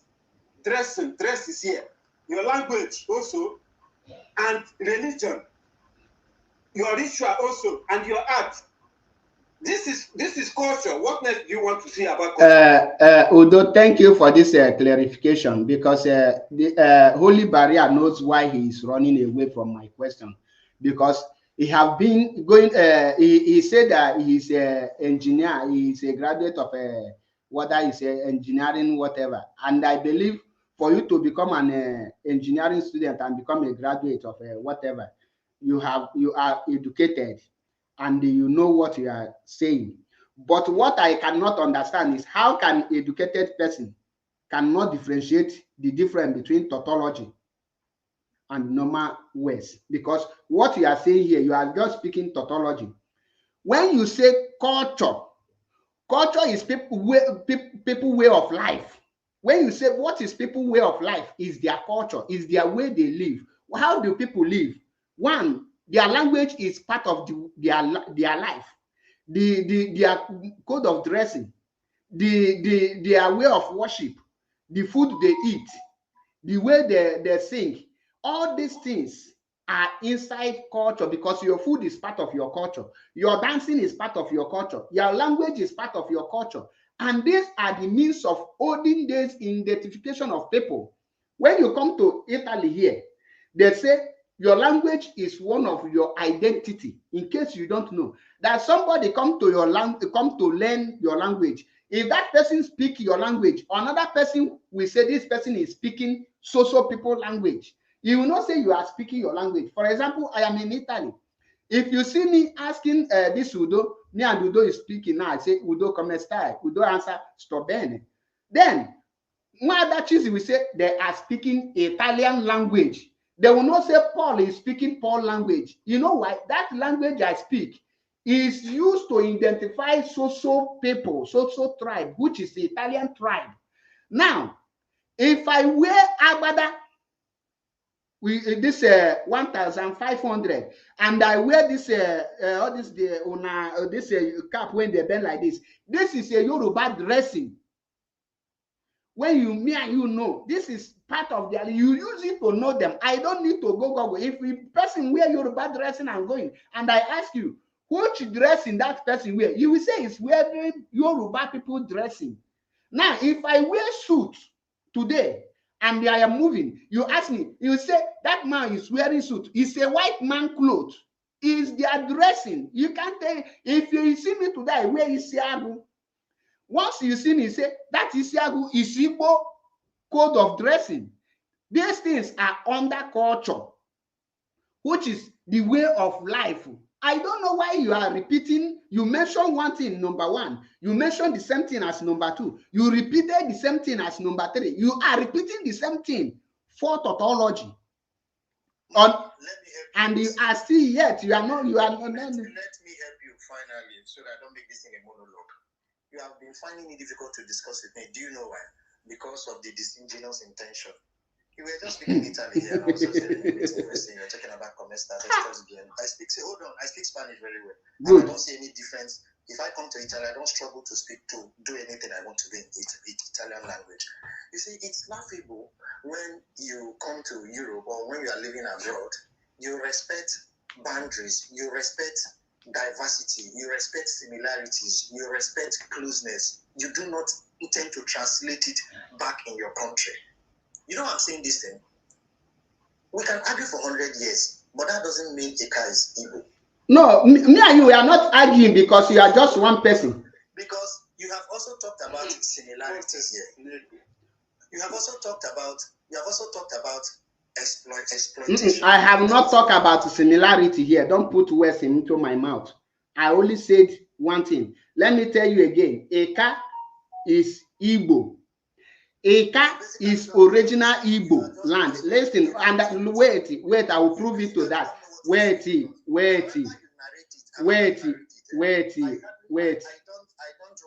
I am not listening. Wait, Holy Barrier, you will wait. Let us have a very healthy conversation. All right, I will wait. Listen, you know, the fact that Nigerian today, 99% of Nigerian, when you ask them history, they will start from 1914 or during the amalgamation of Nigeria to start teaching you history. That is where everybody got it wrong. Now, before the amalgamation of Nigeria, the question you should have asked yourself is which language was the Eka people speaking before the white people invade the Igbo land? We were speaking Eka even before Igbo even arrived. You are not speaking Eka. Listen, that is the mistake. Eka is just a community inside the Igbo land. And I want to ask you. See, the truth of the matter is that listen. Let's wait. If I make my analysis, I will give you time to speak. But what I can is just wait. Eka has existed for over hundreds of centuries before even the Igbos arrived in where they are living today. The language you speak, you call Igbo. If you want to know, it's majorly made up of Igbo, Ikwere, and other languages, which is not original. We speak our Eka. Eka is not a dialect. Eka is an ethnic group recognized by Nigeria. We have our language, and in Eka language, we have several dialects. Listen. It's a shame for you that you don't know where your father comes from. You are not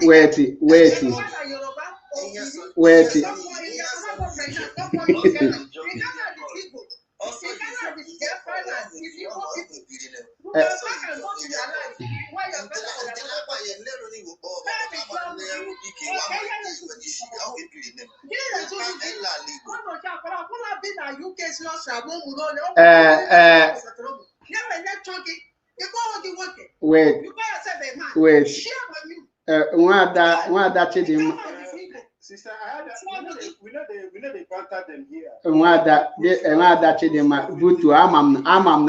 As a mother.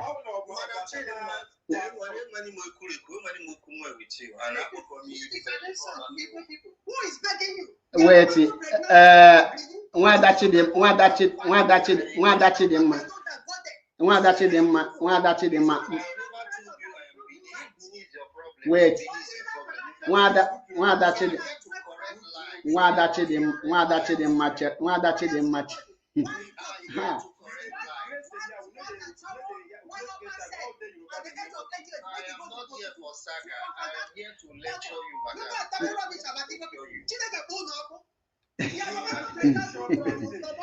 Wait. Wait, I have to mute everybody.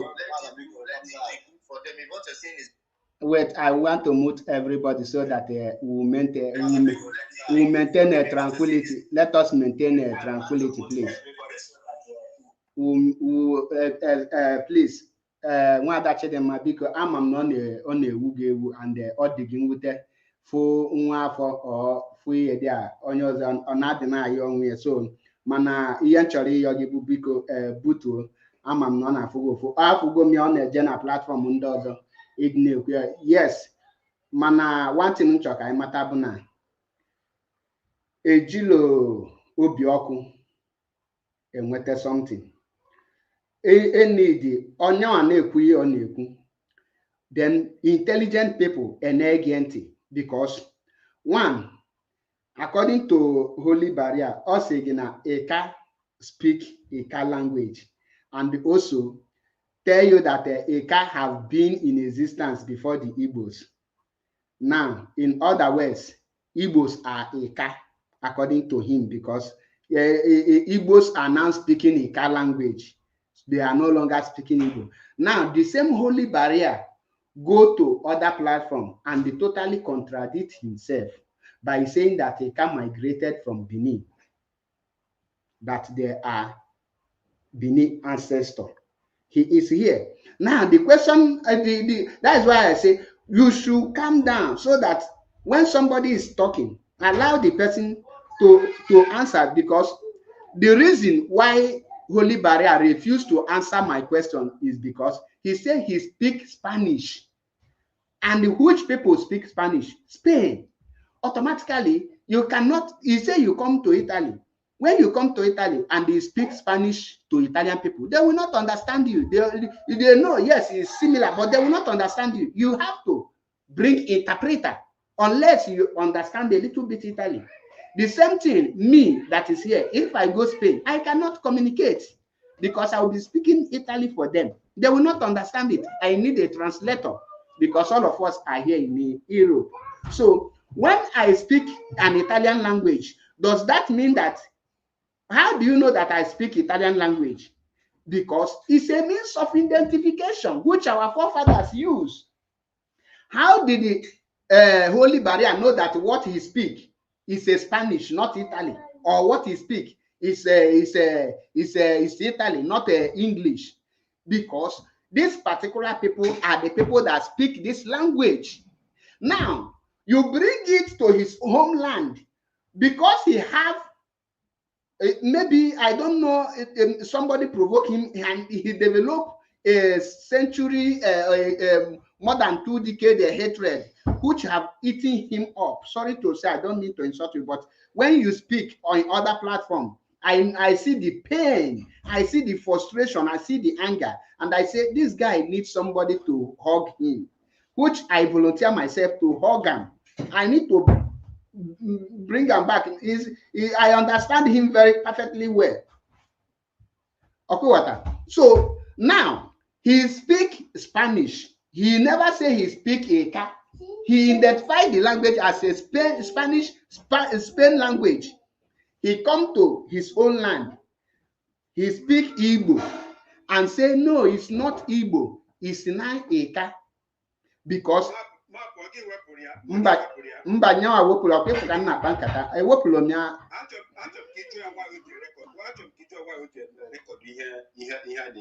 Mba, all right, anyị rekọd na nwaanyị ga-eji di anya rekọd anyị na-egbu mmadụ hie ebe a bụ mmiri nsị, ebe a mmiri nsị, anọ m na akwụ m n'ọkụ, so ihe o rekọd hie ebe ọ bụ na o postiri intelligent people nọ dị ga-agwa ya. He need to listen to that guy. We are all educated. That is why I refuse to take tautology from him. Because when you listen to him in the platform where he goes, those people was unable to identify the errors, the tautology. Why he ran away? Because he know my second question is, how did you originated from Benin? He don't want to answer that. Because if he answer, he come from Benin again and say that he is a automatic contradiction. That is why I say, in a debate like this, I don't rush people. I don't rush. I will use question for you to disgrace and bring that thing to the people. Now, when person tell that Eka is not Igbo, ask the person, which language is Eka speaking? Number one. Two, which culture is Eka people practicing? Number three, which food is Eka people using? Which way of life is Eka people worshiping? Once the person outline every Igbo's this thing, automatically you don't need to argue. So that is why you need to be able to know how to present the argument, because if you ask him why did you say Eka is not Igbo, he will start feeding you with lies, which I have seen him in different platforms narrating there. Let me check if your network remove him. So recording is not part of me. If you record, you know record. It's nothing to me. You can record from now till thy kingdom come. See, it's sort of unfortunate when I hear some people talk. Record for who do I want to satisfy? Maybe this is what most of these people do. Maybe this is what most of these people do. That's it. And each time I go down, because the thing is echoing, a very respected man, Momiche the man so bad, you are older than me, so even if it's I'm not going to respond. So forget it. Forget it. I am well brought up in such a way. I respect others. I don't know why you are allowing your emotions. I don't know why you are allowing your emotions. I don't know why you are allowing your emotions to I don't know why you are allowing your emotions to control. I don't know why you are allowing your emotion to control you as a mature woman. I will be here for nothing.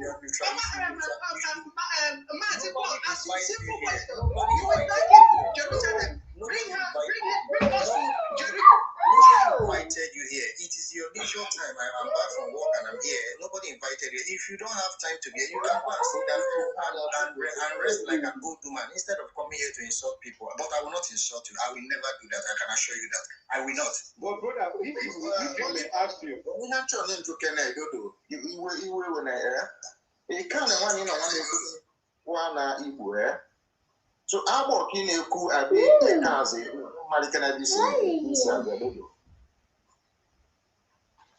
Thank you very much. Aleka Elalibo.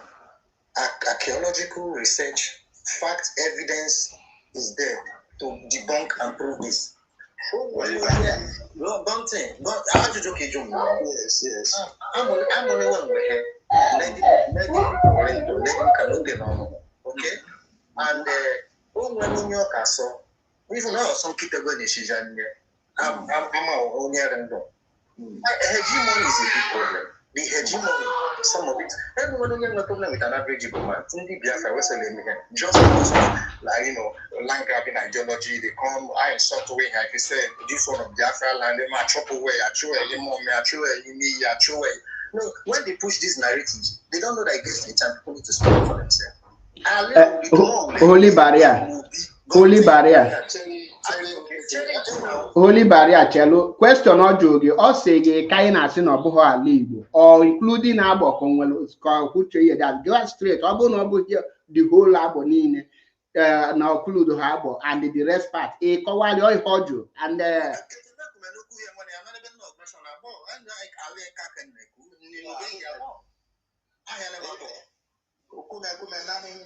But I have my ball. I think I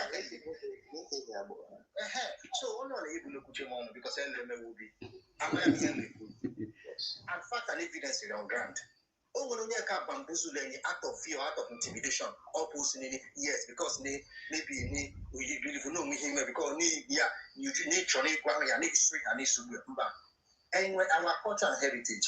Only can will be alio area will be.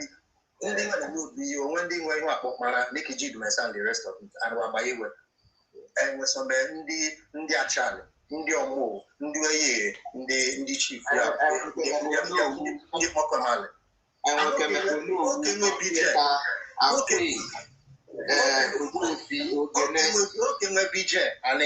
we're not seeing nowhere a unanimous statement from all all the traditional rulers in the Kalan, we're not seeing a Windigo. As a matter of fact, we are in Facebook, we are in social media. One day,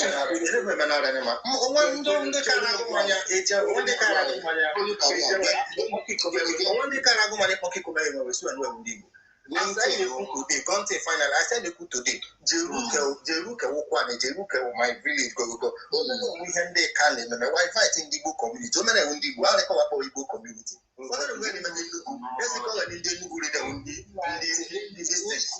Gente ni hanji when yari as no we come on tomorrow. Oh yeah, say immediately last summer I mean Eddie when you come about only bodo. The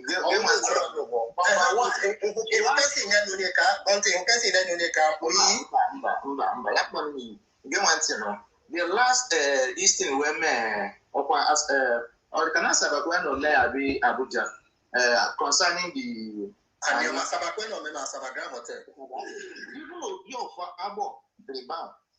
so many people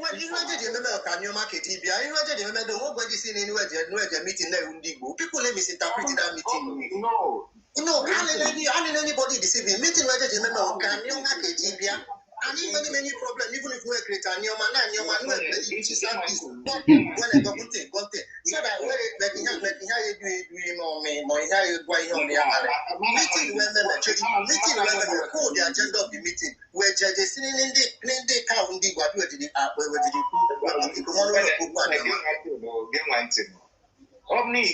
interview for the email like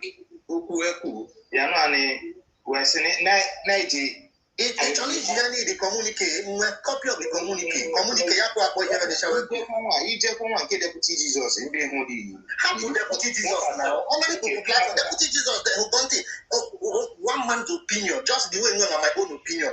I'm not speaking for the nature.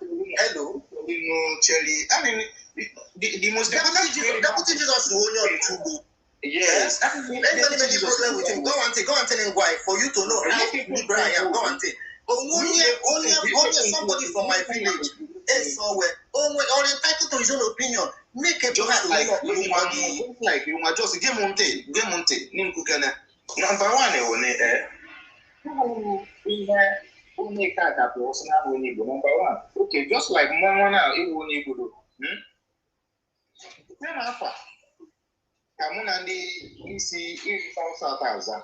Okay. Now you see that this. And as I Mecca. Holy Barrier, Cheluko, Kualand, idea. Holy Barrier, allow him. Let us maintain a. And the southeast as a Mecca. And you as a issue. In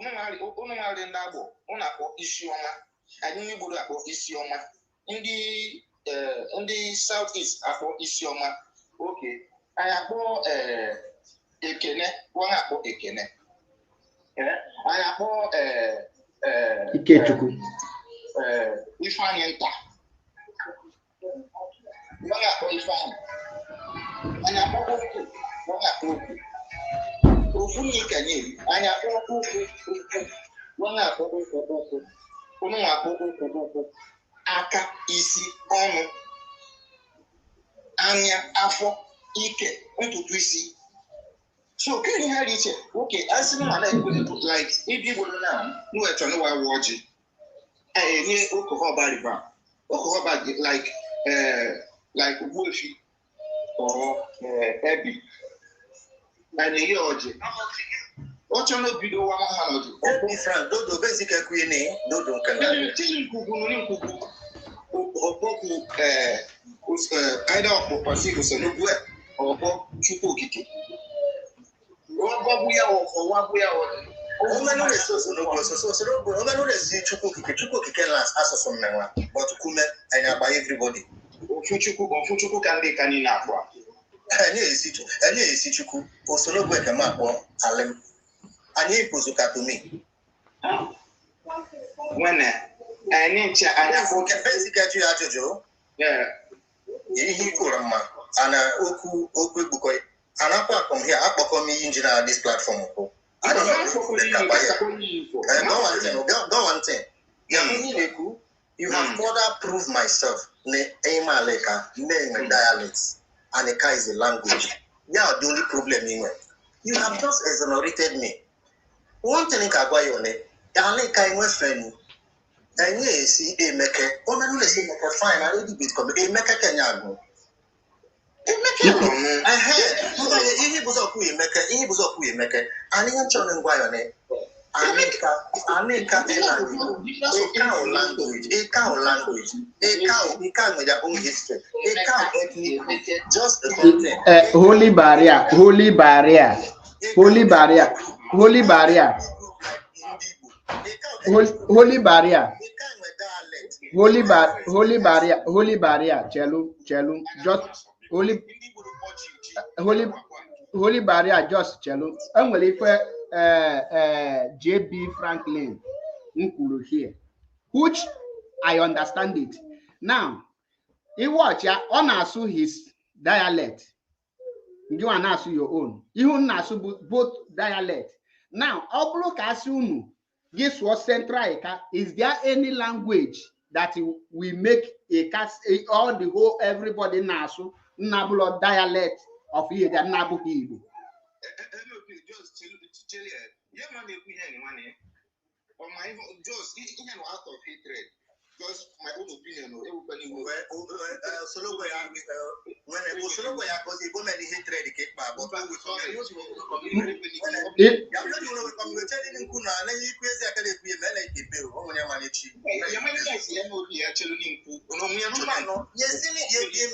the social media, you just characterize me. Let me defend myself. All the command now, all the command, no one manage. You see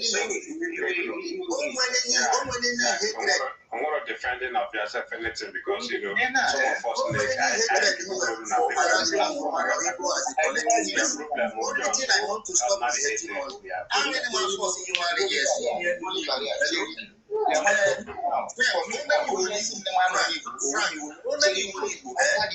Okay.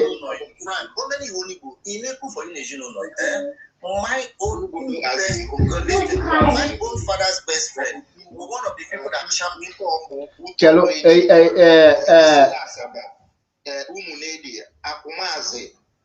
okay, for instance, now, everyone will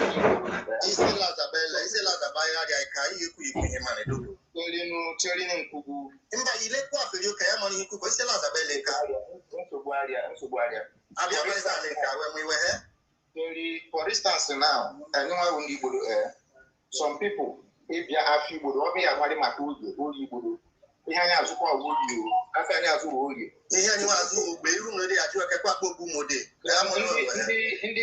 the Henazo, on the tube as we get. But for instance, now, anyone will need some people be able to do, some people are fine, do. But anyone now, even the Igbo, but others, like any of the East Lagos, or any other parts, they are quite Igbo. Some are Igbo. Oh, your friends did you consider me you want to engage in the Bokono? Because my family from one of my family, we only champion if I know a rector and great education. I'm a champion.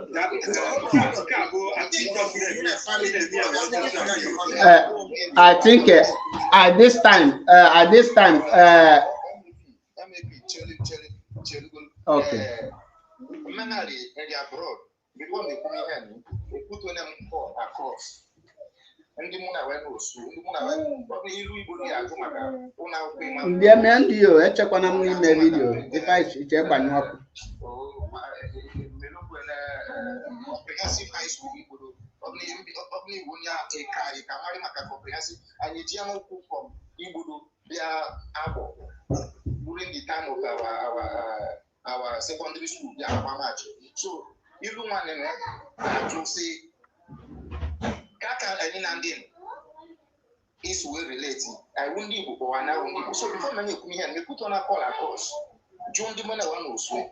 Are you not ashamed? Maybe social media and anywhere will say anywhere by Nibo. How does it sound? I'm getting no. I don't know what to say. On our gaze you kuna. You are also when I believe fully. Now I won't leave you. Why? Because when you don't see Bia and double to be precise. Double. Yamani Hikuko. I have my problem with you. You have my problem with you. Yamani Hikuko, when this weekend, because we are in you know here saying the you are contradicting yourself. You are also here trying to change our economy, saying what we make a lack Uji are control because we are part of those people that are trying to extort our history. Trying to extort our history, trying to what we call history assassination. I don't have any problem with that man. Hold on, I don't have any problem with that man. I dislike. I have never one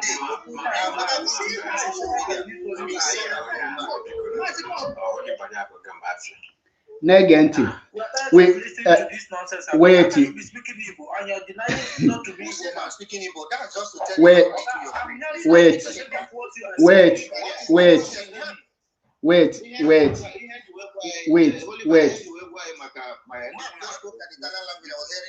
you understand my language, that doesn't mean I know. Holy barrier.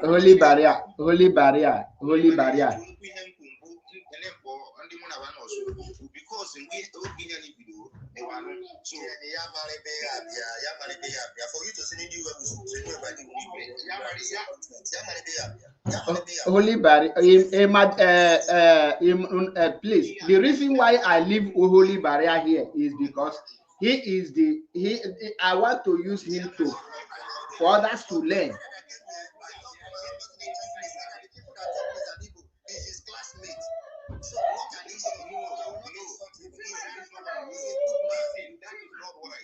You told me, you asked me, and you said, I should speak for myself and my family. I respect, but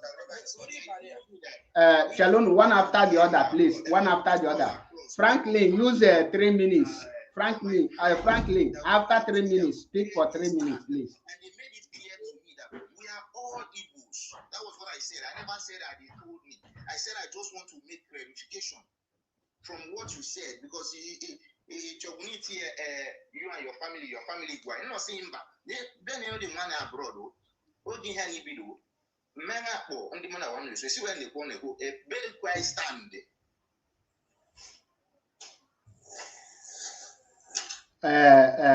JB Franklin, I think you muted yourself, but I think you have rounded up.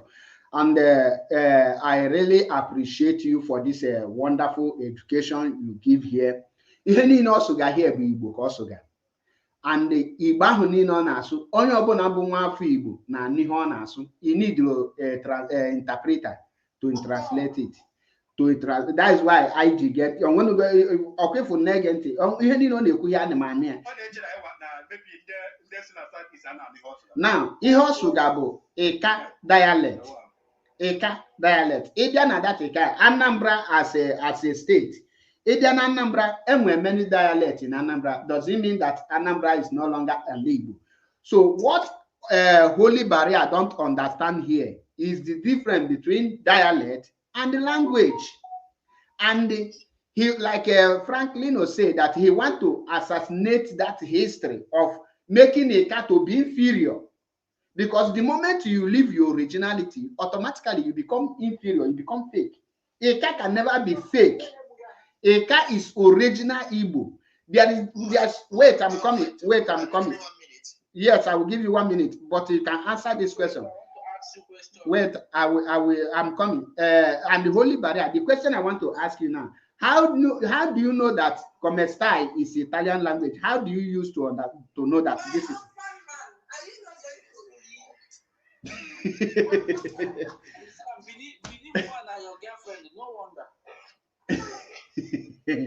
because please don't bring his family into this thing. Let us give that small respect. Hello, my brother. Please. For those who say I married Ben, if you want my wife to speak a cat for you, yeah, she's an Ekbaki woman. She will speak a cat for you. So you people can come to social media and just talk rubbish. Once people just wait.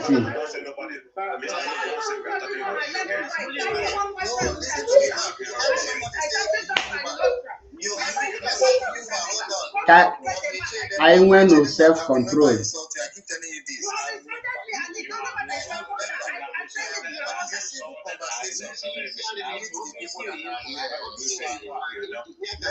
Let me say my final statement. Yes, because if you have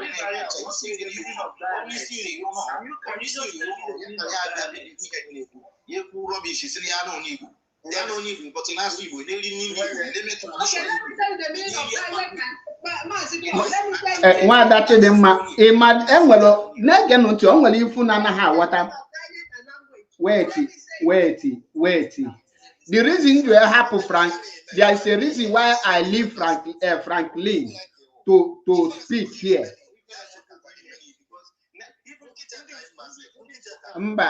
Holy barrier. When somebody wanted to insult you, I said no. So don't do that. What do you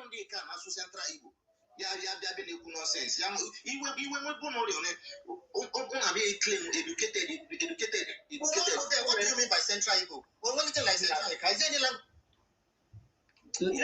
there any Yes, every language in the world has a central language. Please allow CY Don to make his submission. CY Don have not said anything since he joined. Please, CY Don, please.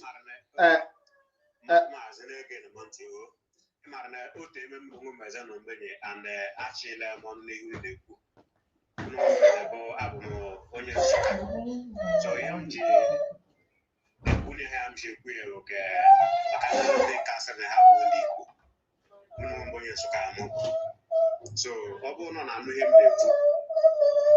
no yam no enye bosa na onye eka ma na gola bi nwe na onye igwe ma ni shot again for it.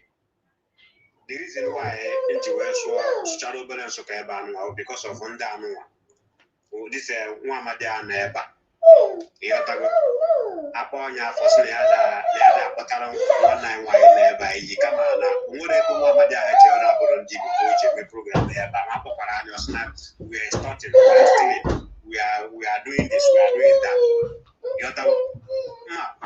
You've made the greatest mistake by bringing that man into your platform.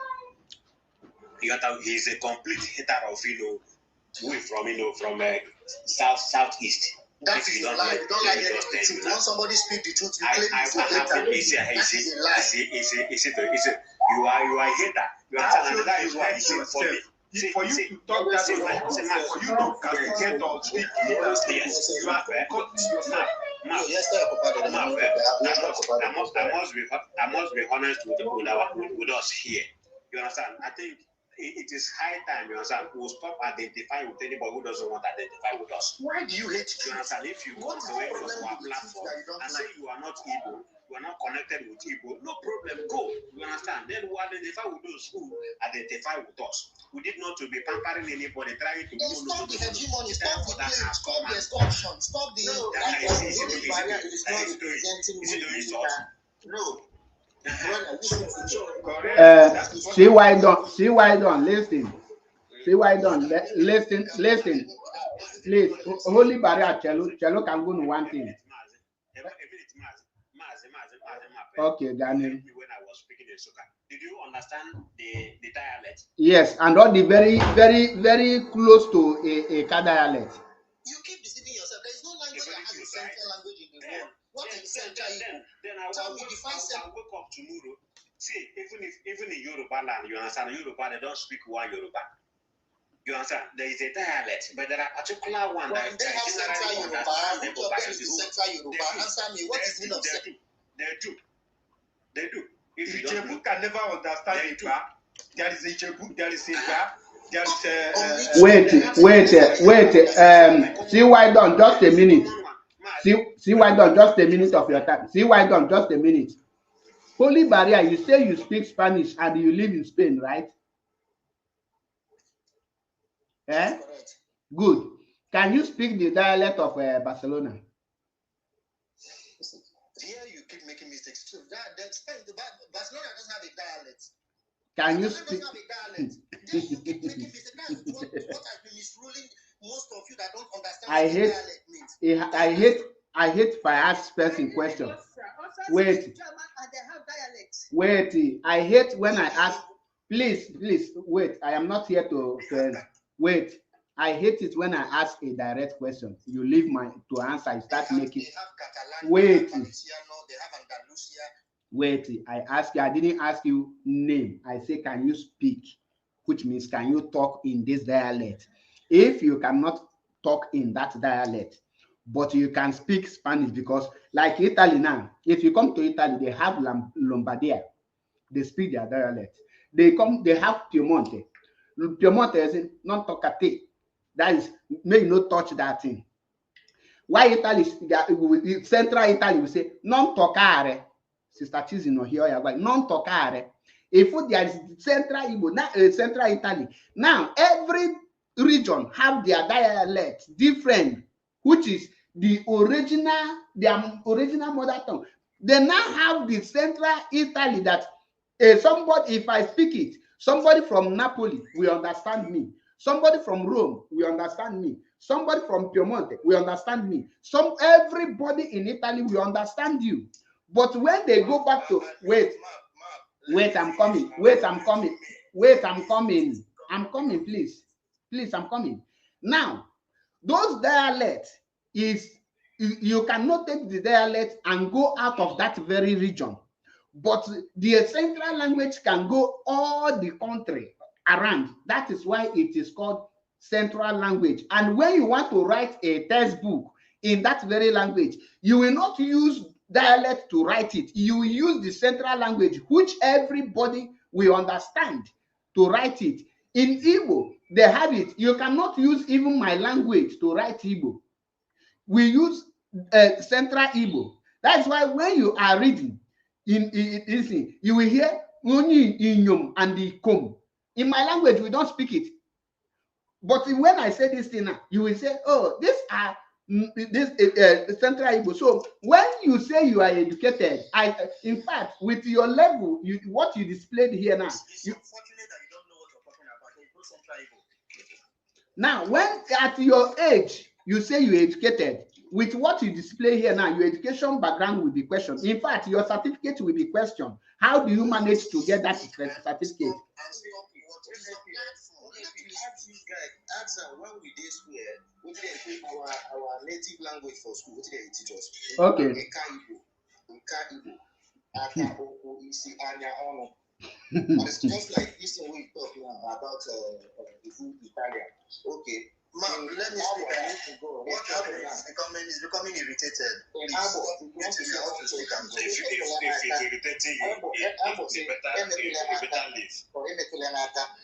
Come to what is the difference? Like the same thing goes to the southeast.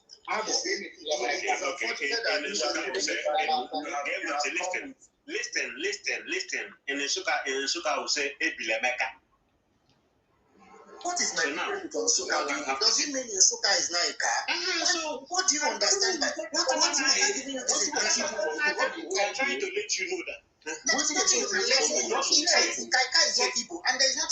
Holy Barrier, listen and learn. We are here to educate you.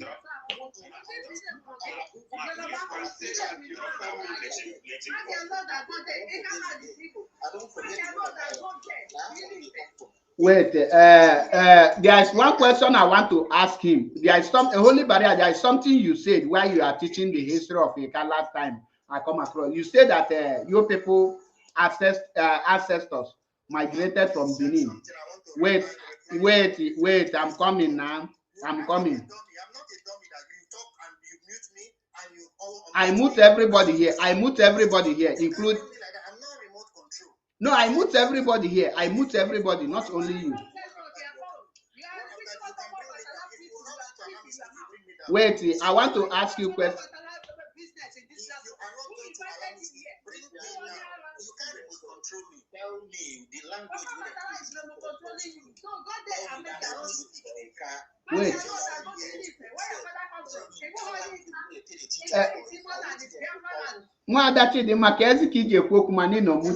If you are being honest to yourself, that language will they teach us for a what they call them. If you are being honest, answer me that one. If you are really being honest to yourself, I will keep telling you that you do not know yourself because there is no time they teach Eka Igbo in any school. There are so many schools in Eka land. We can. You see why I keep on mute? When a question is given to you. You understand me? I don't know where you schooled, and you are not the only Eka person here. Where you say that they teach Eka Igbo, go to Igbo comprehensive high school. The name of our principal secondary school. There is no secondary school in Eka language where they teach Igbo as a language. First of all, we can get anything on that. Eka Igbo. My brother, shut up and stop saying what you don't know. You are being stupid. Holy barrier. Holy barrier. How will you tell a man like you to shut up? Imagine. You have been insulted. Listen. Holy barrier. Wait. JB Franklin, wait. You know, holy barrier. I have been seeing you. Holy barrier. Listen. Nobody is a kid. JB Franklin. Just wait. Listen, holy barrier, listen. You know, I try to control myself because I have at times I will just be on comment section. I will be watching you exhibiting pushing out anger, frustration, and hatred against the Igbos. You cause them anyhow. I will just be looking at you. Even when you open your face the last time, I see your face. I was disappointed because not the kind of person I was expecting I saw. But I will not take because of that and say I will not give you a chance to speak. But what I cannot wait. Now you are here. I even go against my own rule because on a normal ground. Your platform and the other platform and any chance. But I wait, and because to show that I am different person, different species, and not only that, start will be the mocha, will be the mumma. I bring you here for me to educate you and for others to educate you because what you will say, you brought me, you wanted to indoctrinate me. No, I lectured you. Although you are supposed to collect more. Wait. Because what you are trying to get here is the pattern of your Motala program. Wait. We don't entertain news as you understand. Your voice has been sounding blah blah blah. You want us to follow it that way, but we are not here for people like we are not here to banter word. When you try to describe some kind of culture or whatever, I try to break everything down to you, and you say it since then. Now, I want everything that you even deposit from the camera. What I want you to do is your phone is not direct. Your phone might come from place. That does not represent the app.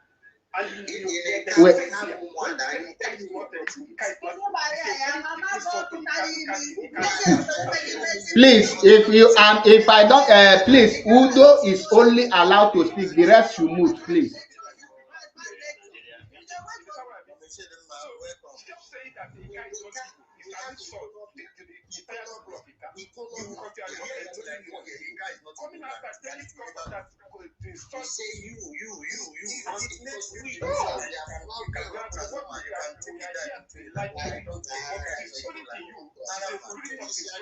Please, one after the other. Let Udo speak. I think it is time to take him down because I think we have taken enough of his nonsense.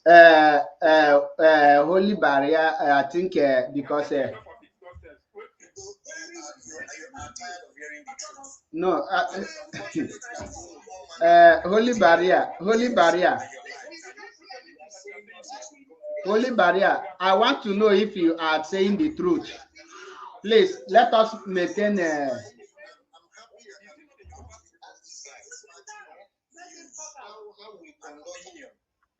You keep doing this damage, but we are happy that we are debunking it. Please, I mute everyone. If I mute you, please don't unmute yourself. Please respect that. Holy Barrier, you know how to do damage. No, I didn't mute you because I want you to answer this question to know how truthful you are. You say that Eka ancestors. Wait. You say that Eka ancestors migrated from Benin. Can you explain that more? Explain what you understand by ancestry and migration to me. Can you? That's the answer. You say your forefathers come from Benin. What do you understand by ancestral migration? Answer yourself. You say your ancestors, which means no. I say you should wait. I hate it. Listen. You see the reason why I keep on muting you. When question is directed to you, you don't want to answer it. Why won't you answer question if you are sure of yourself? According to your words, you say that wait, I'm coming. You, according to your words, come from your mouth. You say your forefathers, can you listen? I don't want to be muting you like a child. You are an adult.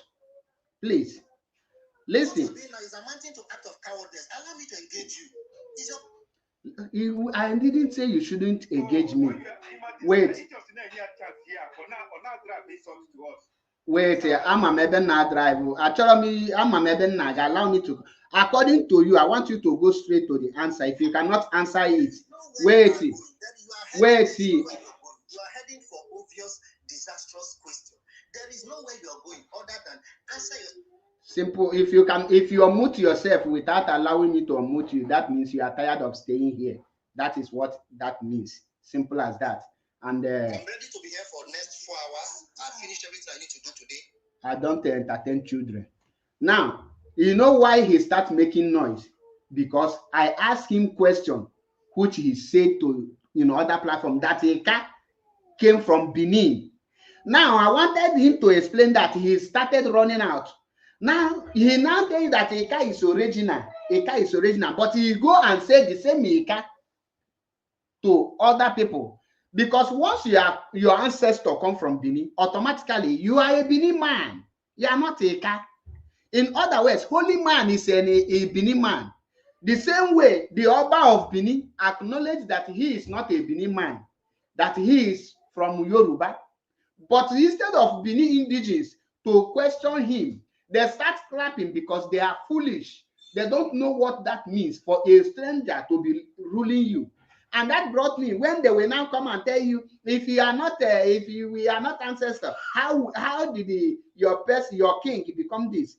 Now, Oba of Benin,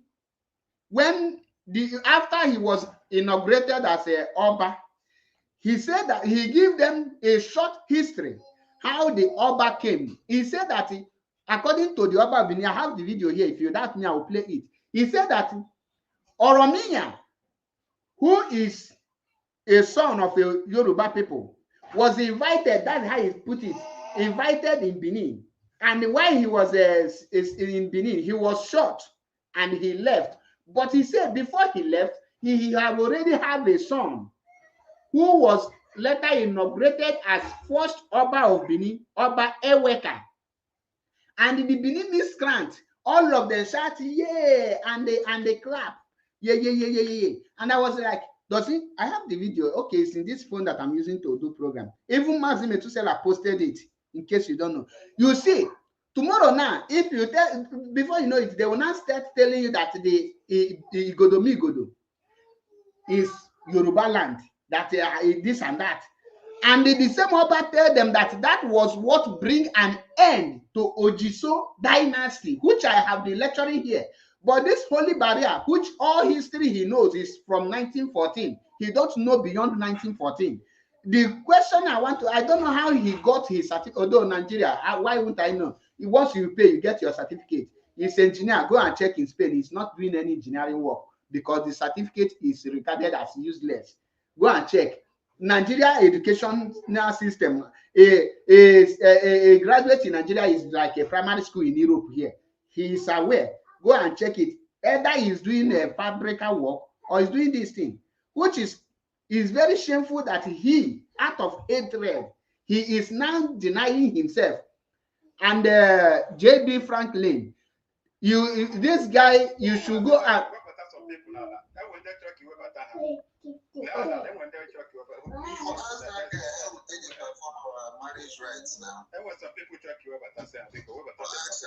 And Machonde because this boy, even when I watch me this afternoon for the first time, I'm so angry, so beat out them like this. I know him naked. That all the woman, and they preach it. Also, I got that. Go and make God. Even people are trying to change the history. History, and then I no, I won't get back at another person. Nigeria don't even have history. For you to see how stupid that guy is. I remember back there that's why he came to this platform today to come and form rubbish. Back then, when we were even allow him take you up this time talking nonsense. It's a mistake. We would have brushed him down. Let him record everything. Go and give the Azul government. I remember back then when we were little in Ibodo. Once we hear say Oba of Benin die, we know they go farm again. And even if we won't go, we'll go in group. Why? Because then they come for human health hunting where they will take bury their Oba for most of our Delta states, most especially Ibodo states. Now that time you go see say you go farm, you see their body without head. For Ibodo, no jokes.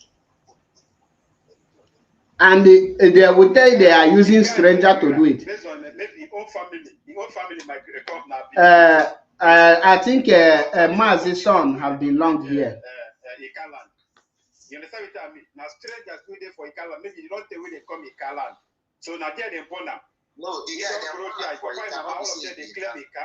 You know, just people like Fulani people. From my primary school to secondary school, what they teach us now Eka Igbo. Eka Igbo. So the guy them born up for the Eka, not be saying na Eka man. Yeah, exactly. This is the first question I asked him the first day he came here, and he ran. Because Kainya Mazi's son chance Koku because they have been in this platform for very long. Mazi's son, they were watching it. Good evening, and other panelists. Mr. Mark, you're doing a very, very wonderful job. It's not easy. I cannot stand this kind of people, to be honest. Because this guy, this kind of person, he has made up his mind. No matter what you're telling him, he knows the truth from what you're saying, but he has made up his mind that he will not understand you. So how do you deal with this kind of people? And this is the majority of Nigeria. This is their mindset. All these people that will tell you, yeah, go and make alliance with Fulani, make alliance with Yoruba. People that has made up their mind that they don't want to see anything good from you. They don't want to agree with you. You're going to go and make alliance with them. And where do you start convincing them? Just where will you start convincing these people that is telling you, if they don't know how to play politics, go and make alliance with this one, make alliance with this one. People that has made up their mind. This is the type of person, this whole there. This is exactly all the majority of Nigerian people. This is their mindset. Once an Igbo person is telling them the truth, they don't want to listen. They pretend like they don't know what you're saying. Deep down inside them, he knows you're saying the truth. But he purposely chooses not to accept it because it's coming from you. Who are you to tell them? Who are you to educate them? This is what they have in their head. So, Mark, thank you very much. Just keep it up. For me, I cannot. I can't stand this kind of people, man. Mazi, Dalorian, ma one thing in Chuck, matter here.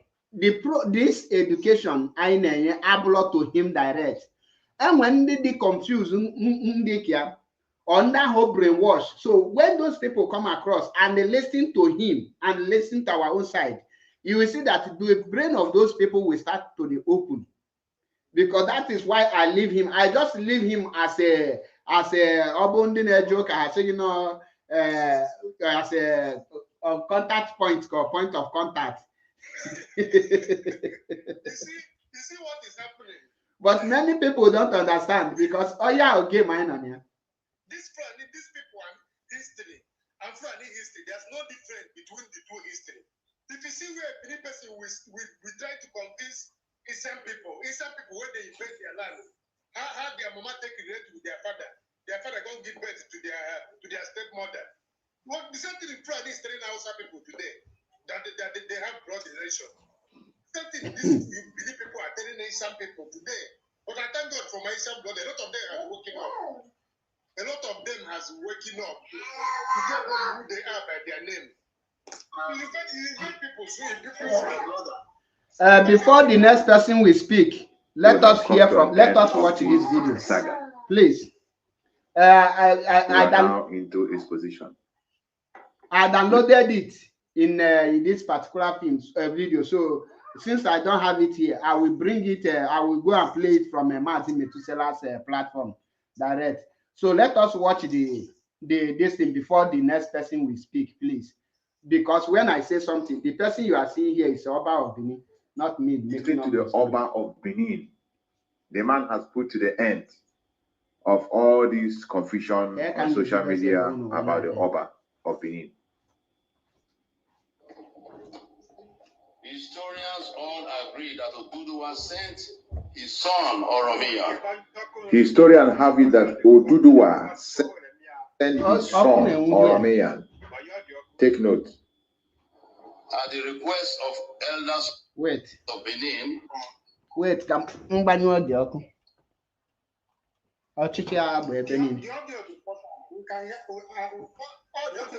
return with them as ruler of their. No problem. Okay, even self, I think I will. Let me first remove this. I want them to be seeing the face of Oba. Can you remove picture background? Most of us have forgot the thing now. You know now. Okay. For all the Benin,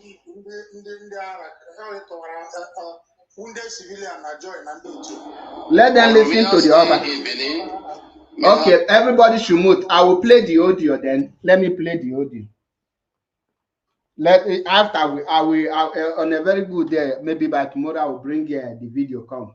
Now let us listen. He shot, but before he left, a child was born to him. The Oromia that was sent by the Oduduwa was shot in Benin. But before he was shot, he had a child. And where is that child now? Who was later crowned Oba. Who was later crowned an Oba. It is coming from the mouth of your Oba.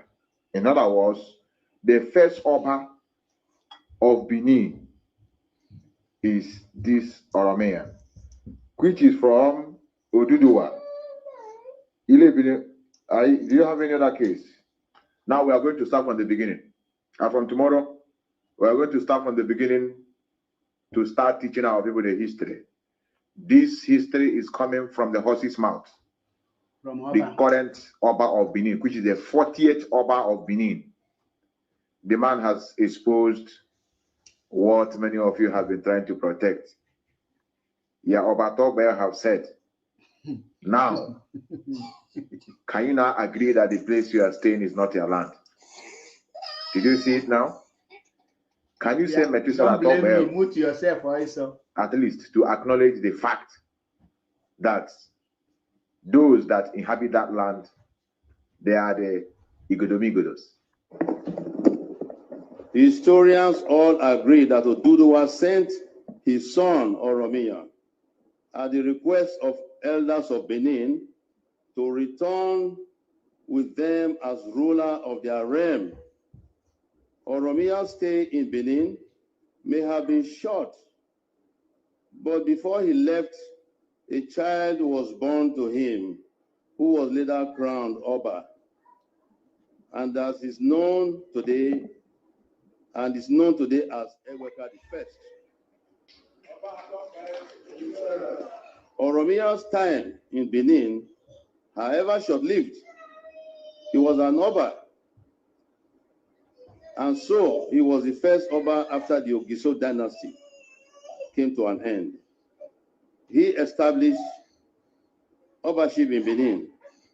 By implication, therefore, the listing of past Obas should therefore begin from Oromia, as it is listed in the Gariwa's book. Short history of Benin, actually making my revered father 39th Oba that reigned in Benin, if the listing is counted from and should be counted from Oromia. I therefore stand before you today as the 40th Oba of Benin.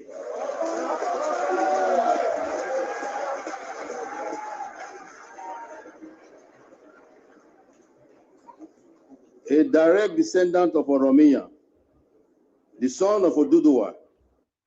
Wonderful lovers of freedom. Did you hear that?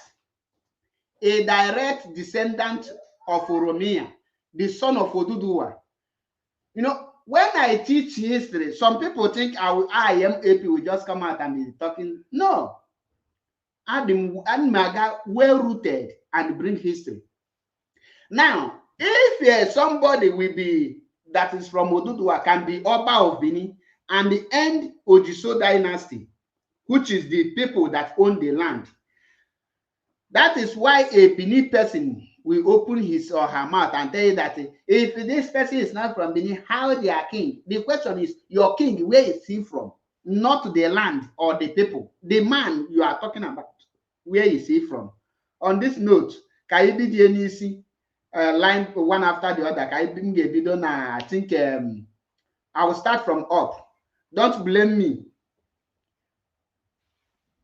Unmute yourself and use your 3 minutes. Use your time wisely. When we make a more use chat yourself. The person that made me to come up is that Binian Abori Baba. I don't know why this people in Igbo land, in Igbo ancestral lands, like from Ika, what is it called, from Ikoto, or Idu. When they put that fight there, most of our people, they began to run up and down, running here, scatter. That's why some of them start moving down to the Osimini Obaru, which is River Niger. And some even cross over, you know, just like the people from Ikure that say Ikure no people. These are just like the same thing that this Pama that came here now is doing. Like I said, the family of this guy that left now might be from descendant these Yoruba people that invaded Benin, this our Ikoto land. So it is in their blood to claim people's property of people's land. Before you say you are saying it cannot be Igbo, it cannot be Igbo. Yeah, can have okay now. Maybe when you mentioned DNA, person that is first of all can DNA test upon his life to confirm if indeed he has any trace in it by any Ikan people, because he as himself, his family might be among the Yoruba people that claim people's land in where they call Benin today. I thank God for this video of Oba of Benin for openly saying that he is a descendant of Yoruba. Oduduwa, or what do you call it? He can see that today. So I hope all these Benin people that used to run up and down, they have started knowing or hearing from that Yoruba at brain that they are all invaders. They even say that they end Ogiso dynasty. Ogiso, which is the indigenous people's ways of as a traditional ways that has been existent for since how many centuries. You know, since how many centuries? And now they invaded them. Papa, mute yourself.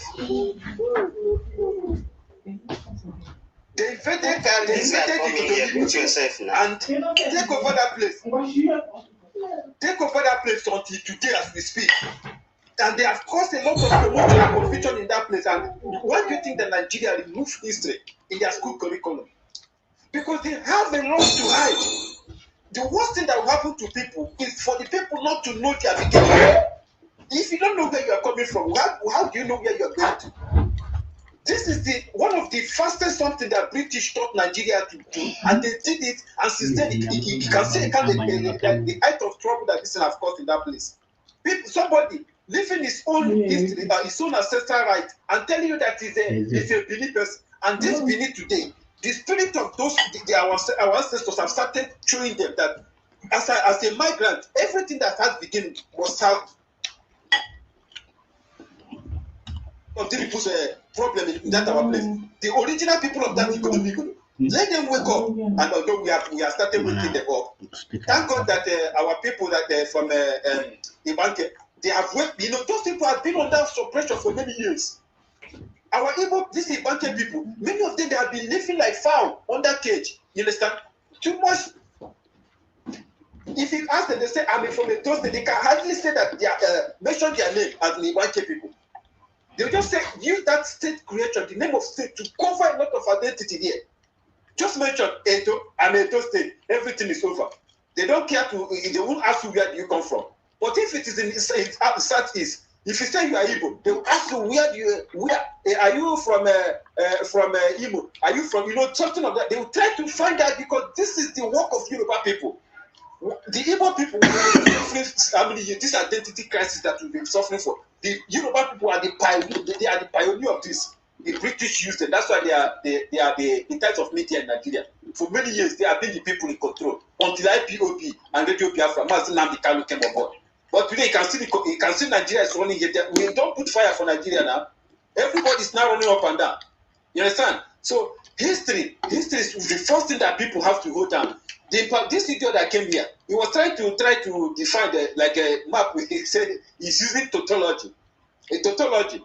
He mentioned one thing 2-3 times, and he's trying to say culture is different. And I go to this to Wikipedia to mention him also. But the hatred in that guy body, I thank God that God is exposing him. I don't want to go further, but I just want him to know that he's an invader in Ika land. The real Ika people knows who they are. I thank God one of our brother also come up here to speak the same language with him, the same dialect with him, for him to see that so let me stop here. I don't want to talk much. The people of Benin have helped us to settle most many cases that we've been fighting for many years here. Ndewo Mazi, Ndewo. Very simple. And I think it's my turn. I haven't spoken. all line by line now. Once a year, all your turn, man. Okay, Ganiru. Okay. Yeah, the Kumakao, Makawa Madiang. Because I've been following Wamadiang on most of the platform I got there. Now we confirm and a hater of e-books. And now we want Nigerian list. Would have come up with the issue of Biafra and KFO. He had back here and where Mazian Onya and Nia or Morokai Nonya should be one. Because stage more known like a stage one. If you want us to be brothers, we become brothers. It's one of enemy. You I have read I don't. All the time I will stop, associating ourselves with anybody who claim that that he's not our brother. If you call us your enemy, we call you our enemy, our greatest enemy. But that is why these people, they are really getting us because people trying to make them understand, see reasons why we need to relate with each other as brothers and sisters. But some of them, I'm not talking about all of them, a few of them, you understand. There is a particular profit that we the Igbos we are gaining from this people, or maybe in terms of individuals, they are far better than us, or maybe collectively. You understand? We are not better than Igbo in any way. Collectively, individually, no. So then, what is that is that is making it to feel so special that that will keep to continually trying to convince them to understand, to see where they are root.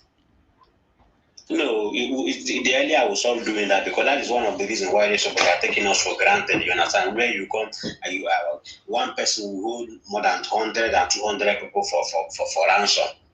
You understand? This person will come try to convince him. That one will come try to convince him. Who is it? Who the hell is it? So another advice I want to give to people because I know where he is in that spring where he is. I know he might be depending on who the Igbo for a survivor there. Or people should trace wherever he is in that spring and find out what is that young man doing. If there's any way we are feeding him that he's benefiting from it, cut it off. if you are supporting him in any shape or form, cut it off you as an evil person because he's an enemy. When you learn the book, I wish now most of us never and a full year up. When I say most of the programs about just if you know your way completely and a hater of egos, you could be afraid on if we are not getting our jacket. So sometimes I'm a phone as a paid agent. As down on Nigeria because you watch his international the story we see that our characteristics of Nigerian politicians. That is what one my dear we must say now we graduate and he left your country in Spain. Because Spain or Kubudan in a protect them in terms of natural resources. Mazi see why don't negant Mazi negant. If Rumi Henny na Nabayali ya Hantani never any government paid agent have. And when you're naturally confused and stupid. When you're natural hatred. Okuwata. These people, if you name me, Nigeria government and I select you. Nigeria government na for Hanezuzi ya Ochekwa Nigeria government in Achi. Before now, many of you channel when Bologu Udelebanya na somewhere in Nigeria government. Marco if okay be said Akefun on her name Bologu. Nigeria government no they pay these people. These people are naturally foolish and stupid. That is their problem. Believe you me. So when able Nigeria government to yourself, will you pay such an animal or ego? You pay intelligent people who can make sense, who can even be able to convince somebody, who can stand there, fat and figures. Because the reasons in the platform and you never confront him with question. The first time I'll be on this platform, also up there with you, enjoy one question or Baba. So today now, you enjoy happy in my platform, either with a different opinion and idea. I will welcome you for that debate with everything. The reason when Agam school or English can't jam on a school, Agam school, malleable school. That's why when I confront them, I deal with them with questions and answers. In what check up there here. The first approach question oji if you can dissect here but if you a question if you call na bayali if you not chole here you happy about other people force the stupidity of the person Hannah Chiso. You want to and I am your person because if and that's why I leave Frankino who is from Osoika to confront him because you want to make a people to be inferior and to be minority and usually we put the originality of Eka people and make them a slave in their own land. So all these Eka people to rise up and fish out the invaders, the Benin invaders, and chase them out or put them where they belong. The Eka people should stop allowing an Italian or Spanish frustrated immigrant who escaped from prison from Nigeria and they go to Spain to be telling them their history. That is wrong. In Asuibo, Igbo, Bini, go and check the history. Bini don't know the meaning of Apple. How? Go and check it. The history is there. Ndi kuzilu Bini keji Apple Bundi Igbo. Ask any Ashawo Bini. That is why most of the Bini people reach today, they don't know how to process apple. Santana. Yes. Not that I say, go and investigate. Bini join KKJ process apple. If you know my hair, because of only her. When you talk of illegal, yes, hammer processing of Gary. So these are the things our people now. So my brother, we are not begging them to be Igbo. What we cannot allow is for our own land to be taken by any foreigner, because not the people there. If the people say they are not Igbo, they will go to their way they migrate from and leave the land. That is because we cannot leave our land for any person. That's all I have to tell you. Mazi, continue. Okay, so like what I was saying, when I heard them when they were communicating in Aka language. So myself, I'm from Osuka. I have to come here, so I speak my own dialect. which was difficult for you to comprehend. You understand? You have to pay attention before you can be able to comprehend. So it doesn't mean that we, those of us who are from Nsukka or people from Ebonyi State, they will not deny their identity as an Igbo people because we have different dialects. You understand? So it's all the same problem you get. So my brother, I think that is all I have to say. Ndewo nwa Chineke. So that people can come in and Ndewo. Contribution. Thank you. Ndewo. Over to you, Mazi son. Yes, Mazima. Yes, what is going on now, my brothers? I don't want anybody to see it as something, or it's not an ordinary thing happening now. What is happening now is God making. God wants to destroy Nigeria, but He want to set everybody free. He wants people to know their origin, their roots before He destroy Nigeria. Everybody is going home. So all these things, many people is just doing. You will think it's just God is pushing them to make mistake, because lie can never last for a long time. All this lie they have told us in that country, the thing has expired, and God want to use this opportunity to expose everybody, tell everybody who they are. No matter how these people try to bring Igbo people down by character-wise, they cannot. They don't fit, because we're not telling anybody lie. What we're telling all our brother is true talk. Anything we're saying is truth, but they are the one trying to lie. And lie can never supersede the truth. It's just the truth. So no matter how much they push it, the more they push it, the more these people get to know the truth. The more many people push it, the more those people is knowing the truth. If you can see now, a lot of people are waking up, both from the riverline, both these people. They have seen that these people are really criminals. They don't make way for anybody. So now the people start challenging them. It will not take up to 10 years again. Believe me, everybody will know who they are. Then everybody will go their way. Believe me, this is what is about to happen. All these things, some people think it's coincidence. It's not. It's God making. It's God that just want to show everybody, look at who is your brother, look at who is a visitor. And the more the people are making it, the more people will understand that these people are lying. Because if you're not lying, why is it anytime people say that they want to go, you will say, go with their first step now. Ebola is not Igbo, Delta is not Igbo. That shows that they are lying. There's something they want to protect. There's something that is not real. They want to make real by force. But they can only fool a fool. But an intelligent people among these tribes, the more they make leader moves, the more the intelligent people discover these people are not genuine. This is exactly what is going on, but they don't know. It's like all these things Nsima is doing. The more Nsima is talking all those lies, the more God they vindicate Igbo people. He's just doing advertisement for Igbo people, because he's lying. And the lie can never supersede truth. It's impossible.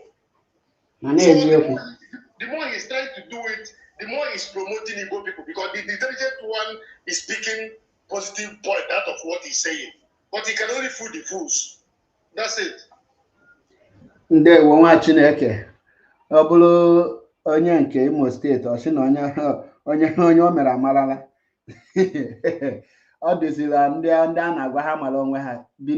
Oba of Benin is a stranger, and he confessed it. So it's left for the Benin people to chase him out from their kingdom, if they have any men or if they have ordinary common sense. But if they don't have common sense, they should continue leaving the Ile Binu, the son of Oromia, to be leading them. I wonder where he will lead them. You see the reason why he don't care. Even if that is why, even no matter how they buy themselves, they unalive themselves, the man can never speak, because he know that he never come from that place. But most of these people don't understand. So without taking much time, let us go to the Big King Joe. Big King Joe, are you there? Ndewo nwa Chineke. Ekele ndị na ihe na-eme, ana m afọ ya update steady. Mana obodo mmadụ niile ga-ewepụtacha time na-eme ihe anyị na-eme, ọ dịghị isi ike. Ndewo. I want to start by saying that truth is like gold. Truth is gold, and no matter how it is, no matter the level of the sand or whatever you use to cover gold, whenever you try to dig it out, you have to pull so many things out to dig out gold. So truth is like gold. You see this situation we are passing through now. It takes so many years for we to begin to unveil this secret. It takes so many years for we to begin to find out the truth. But the truth is that so many people are still blind in this struggle. Like most believe people now, some of them don't reason very well. They only believe, oh, we are Edo people, we are Gumi people. They don't reason very well. And the only thing they don't know is that when somebody tells you something, you have to go and make your own research to find out the truth. But none of them have done any research about it. Even if they do that, they have selfish interest over our those places they are dragging. You see those lands, those places, they say, oh, it's not evil, it's not evil. They have selfish interest on those people. If really Nigeria want to be sure if these people are evil or not, let them do referendum. Let's know who is who. You understand? And when you try to tell him, there's no Benin man that you try to tell secret or tell history about Oba of that Benin, that he or she will like to adopt from the truth you are telling him, except the one that is coming out from that royal family. You understand? That is what they will always adopt from. But it's obvious that at this century, at this 4th century, people are still like not even reason very well. You understand? Some of these our brothers that say, oh, we are not evil, we are not evil. I'm sorry for them, because if you definitely we decide to leave them by the side and let them continue the way they want, the type of minority and the type of suppression they will face through, the tribulation they will face through, they will not even like it. Even then, when some certain things in actually in Nigeria, but then find out that, oh, these people are Igbos, they will say, oh, let's calm down. You know, but they don't know that all these things they are doing, they just want to pull them away from their soul. They just want to pull them away from their power, from their soul, source of living. You understand? They don't understand. The majority of them don't even know their roots. The majority of them don't even know their family. The majority of them don't even know, if you ask them their grandfather, the name of their grandfather, they don't even know. Most of them are just born, they born them, they send them to their mother. They don't know their father. So why are we struggling with this people that don't know who for our father? That's very bad. You understand? So let's leave these people and just try to unveil the secret and the truth that we are fighting for. You understand? Thank you so much, man. You are doing well. Ndewo nwa Chineke, ndewo. And I ran Wagom up because of Anotagoma cannot pay my time. Mazi Gray. Gray, may we know you. Where you are is very noisy. Please make it a very snappy place. Gray, are you there?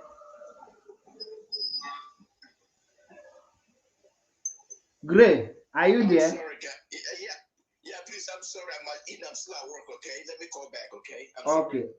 Okay, no problem. Yeah, I okay. think, see why can you make your closing remark? Can chachizi and keta because na go kwanu modo.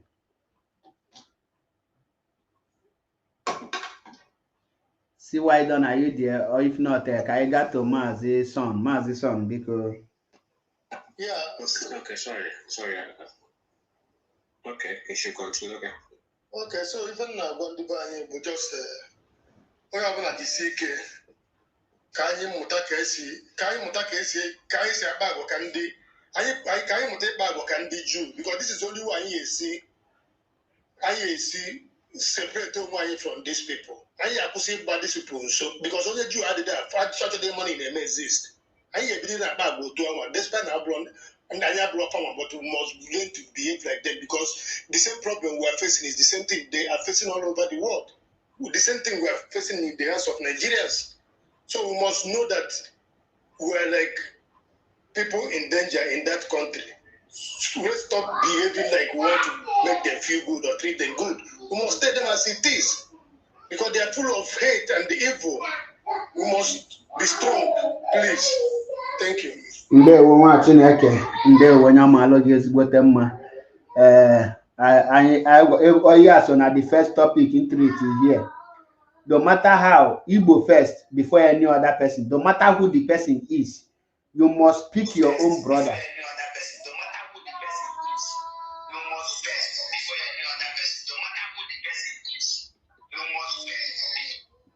So no matter who the person, and Ejimu, our sister, Nwada Chalugo, and our sister Nwada Njideka, were any example.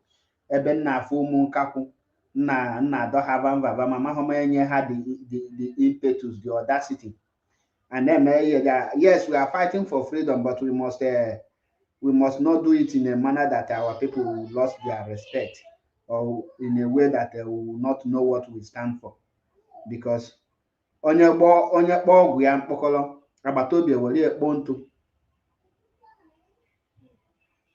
So on this note ka anyị na-apịachie n'ụbọchị nke taata nya mala anyị niile mma. Ndewonu.